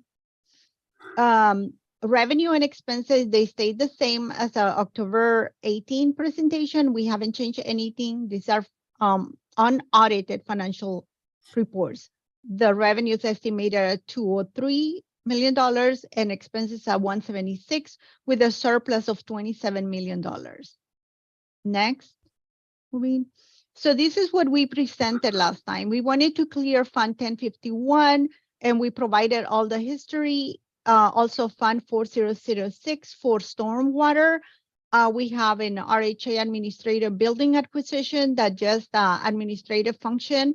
Payroll liabilities of 104. These items were presented in October 18, and City Council asked to come back with more feedback, and more feedback was provided through emails to City Council at different timings. So next, moving. So the option number 2 that City Council wanted to see if we split those negative funds over a 3-year period to cure them. So that means in fiscal year 22, we will cure only 1.1 of the 1051, 406, 956, and then Richmond Housing payroll liabilities will stay the same, but the additional OPEB trust will be added 1.9. Why? Because the negative fund balance will be reduced and therefore it creates an additional OPEB payment. And then you will see how the payments will be for 22-23 and 23-24. So this is based on City Council. So those are basically the two options. The first option was to clear them all or to clear them, I'm sorry, over a 3-year period. And if we go to the next slide, moving. All right, so Delmi just mentioned about the OPEB contribution under option 2. So this little table here shows what the total OPEB contribution on 1018 was based on the negative cashes being cleared on all at once, whatever those proposed ones were. The contribution would be 6.1 million, which council has approved on 1018. And under the payment plan, which is the option number 2, and where the negative cash on those proposed funds would be cleared over 3 years of time period. Under that scenario, the operating surplus in the 21-22 fiscal year end would be larger. Hence, there is like larger share of that goes to OPEB trust. That would be an additional $1.9 million contribution to the OPEB trust. And this is according to the policy that was approved on January 11, 2022. We did want to remind about the city's reserve levels. GFOA recommends determining an appropriate reserve level based on an analysis specific to the city's unique risk levels. However, a generic minimum required recommended reserve level is 17% of the expenditures. And on September 2022, City Council approved an increase to the general fund minimum required reserve level from which they increased from 15% minimum required to 15 to 20% range of the next year's budget total expenditures. However, we would like to remind that the city of Richmond remains high risk, and the required reserve level may need to be increased based on the city's specific risks as required by the California State Auditor's recommendations. And a required corrective action plan will be presented to the City Council on December 20th, prior to submission to the State Auditor by January 9, 2023. This is just a slide showing the fund balance under the option 1. And the next slide shows the fund balance is under option 2 based on the payment plan. So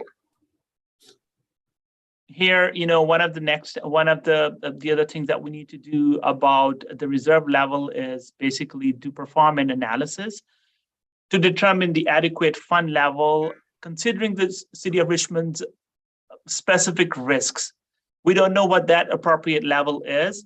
We need to do an analysis, and we also have been told by the state auditor to do that analysis and determine the appropriate reserve level. So here's a list of some of those factors that we need to cost out or quantify, which includes quantifying the predictability of its revenues and volatility of its expenditures, its perceived exposure to significant one-time outlays, disasters, immediate capital needs, and state budget cuts, the potential drain upon general fund resources from other funds, as well as the availability of resources in other funds, the potential impact on the entity's bond ratings and the corresponding increased cost of borrowed funds, commitments and assignments, and all these are only a few examples. The full list is not limited to only these factors. We need to do an analysis on this and come back to the council for direction and approval. The next steps are the city staff will continue to work on the annual audit and prepare ACFR and present to the council in early 2023. And also the next step is perform a risk factors-based analysis to determine adequate reserve level per GFOA's guidance, which is also one of the recommendations by the California State Auditor. And thank you so much. Any questions? So, Mr. Vice Mayor? Yes, sorry, I was pondering the options. So are there any questions? You're on mute. Sorry, Councilmember McLaughlin. Yeah, so I did review this and thank you for the presentation. So basically what you're saying, and just so I understand, option 1 is to completely to clear out the negative balances on the issues, the 4 points that you've raised, and then the remainder. And we've already authorized money going into OPEB. So that would just put the remainder, no more money would come into OPEB in option 1, but our reserve is something like, what is it, 27 million or 24 million, something like that. And then option 2 is that we would spread out the negative balance dismissal over 3 years and then we would end up having to pay more into OPEB because it would mean we have more money left over this year. So, and our guidelines, our budget guidelines say that before we put it in reserves, any surplus goes into, or 50% of the surplus goes into OPEB, and then the remainder goes into the reserves. So, okay, I see nodding, so I guess I got that right. So could you Yes. tell me, what is the advantage? Staff is recommending option 1. And could you just, tell us what is the advantage of option 1? Option 1 is the most prudent option, since that reduces the city's risk of audit finding, and also it does not inflate the city's cash balances. But for example, when we have like this large sums of negative cash in some of the other funds, which we know will not be able to recover themselves from anywhere. They're they're technically the money is already spent. And we're not clearing those, but we're showing larger fund balance in the general fund. So that's actually inflating our fund balance. Should the auditor see that thing, it's an audit finding. We're basically inorganically enhancing our fund balance. So that is the most prudent. Yes, Danny, go ahead. Yes, Mubin, and if I can add that also, if the auditors believe that a fund is uncollectible, we are supposed to clear that up. Also, for the stormwater, it's not necessarily writing it up because it's going to pay the risk. The loan. Risk management, the loan. So basically another fund will benefit from it. I see. Yes. All right, I know that there was a discussion at the last meeting about, wanting to have more analysis. We've got more analysis. I'm fine with going with option 1, so I will make that motion. Well, it's too early to make a motion. We still need public comment. Okay, yeah. We don't have any speakers. Okay, well then. I'll second the motion. All right then. We have a first and a second. Do we have a roll call? Councilmember Bates. Councilmember Bates. Councilmember Johnson. Yes. Councilmember McLaughlin. Yes. Councilmember Willis. Yes. Vice Mayor Martinez. Yes. And Mayor Butt is absent. He's gone. Yes. Okay, the motion passes with Council members Johnson, McLaughlin, Willis, and Vice Mayor Martinez voting yes, and Councilmember Bates, Jimenez, and Mayor Butt absent. All right, we have 10 more minutes. Does that allow us time to cover another item, or so can we hear the next item? What's the next item? Item, you would want to move on to item Y2. Y2, yes, Receive the fiscal year 2022-23 quarter 1 budget report for the period of July 1, 2022 through September 30th, 2022, and approve proposed budget adjustments. Vice Mayor Martinez and members of the City Council, this evening we have the first quarter budget report. This is a new process that we're starting. We're also have been meeting with all the department heads quarterly now to review their budgets and to make sure that the budget is being operationalized and following the City Council policy direction. So a lot of the items that you approved this evening and other subsequent meetings are results of the budget implementation. So I really want to commend finance staff and all the department heads and the analysts that have been working on this.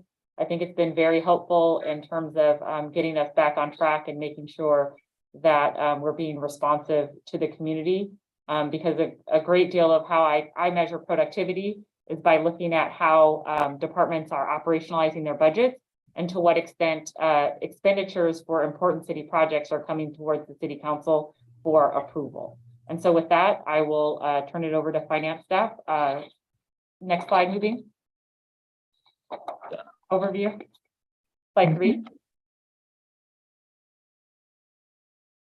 Delmi? Hi, good evening again. So tonight we'll be presenting the revenue and expenses for the period of July through September.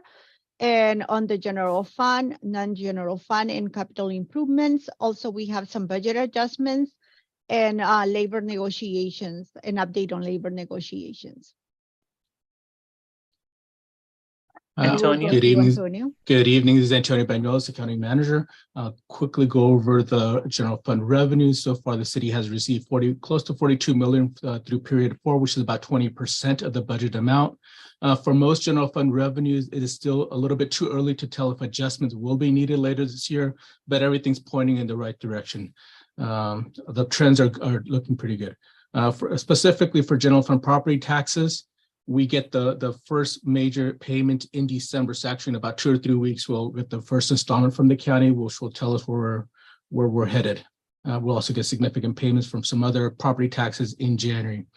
For sales and use taxes, everything's trending as expected. We received an update from our sales tax consultant. It's pretty much on target with our budgeted amounts for 22-23. On the UUT, also trending as expected. The Chevron cap amount in particular was pretty much on point for what was budgeted. We expected a 13.1% increase, and it's actually 13.12%. In other taxes, that's the revenue stream that includes a documentary transfer tax collected by the county for the city. First few months have not been no large sales, basically. So we're trending a little bit lower than last year, but a couple of large sales can swing a month and increase that revenue stream. So we'll be keeping a close eye on the documentary transfer tax. And finally, of note in the licenses, permits, and fees is a category that includes a business tax.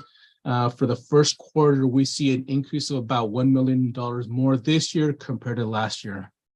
Again, to summarize, the city has received about 20% of the budgeted amounts through period 4, and basically is trending as expected. I'll hand it back to Mubin.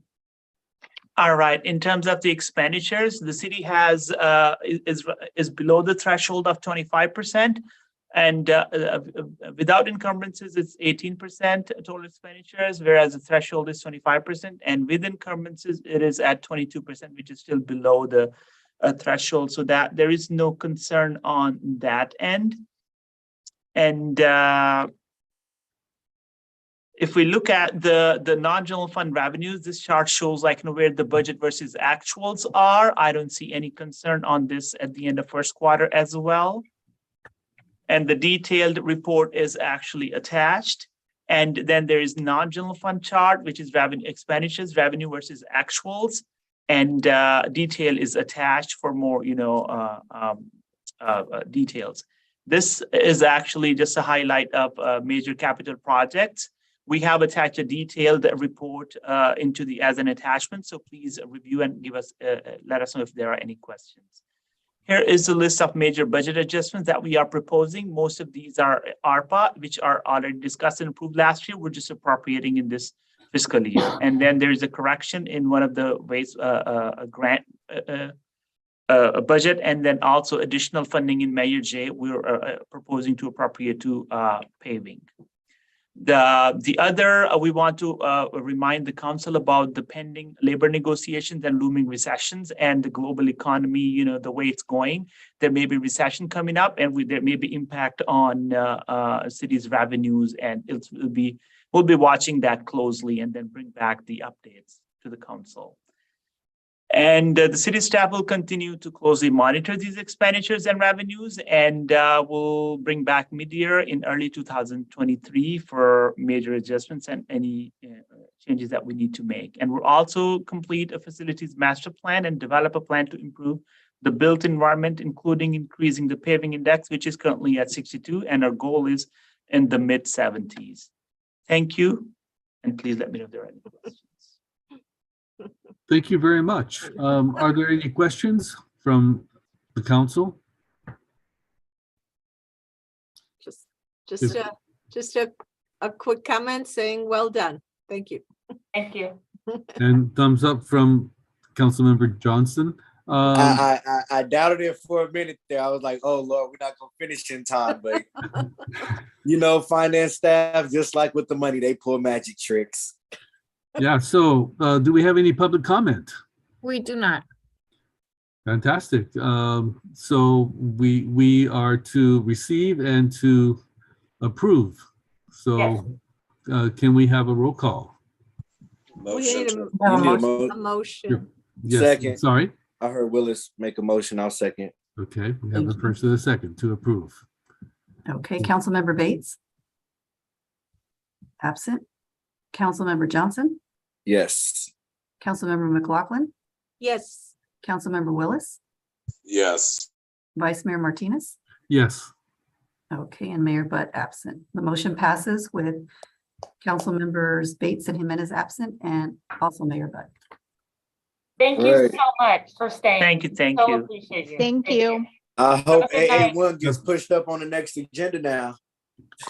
Yeah, well, we still have things that that are going to be seen next council meeting. So we only have 3 minutes, and that's enough time to say good night. And Good at night this to you as point- well.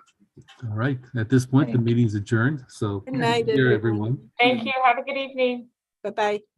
Good night.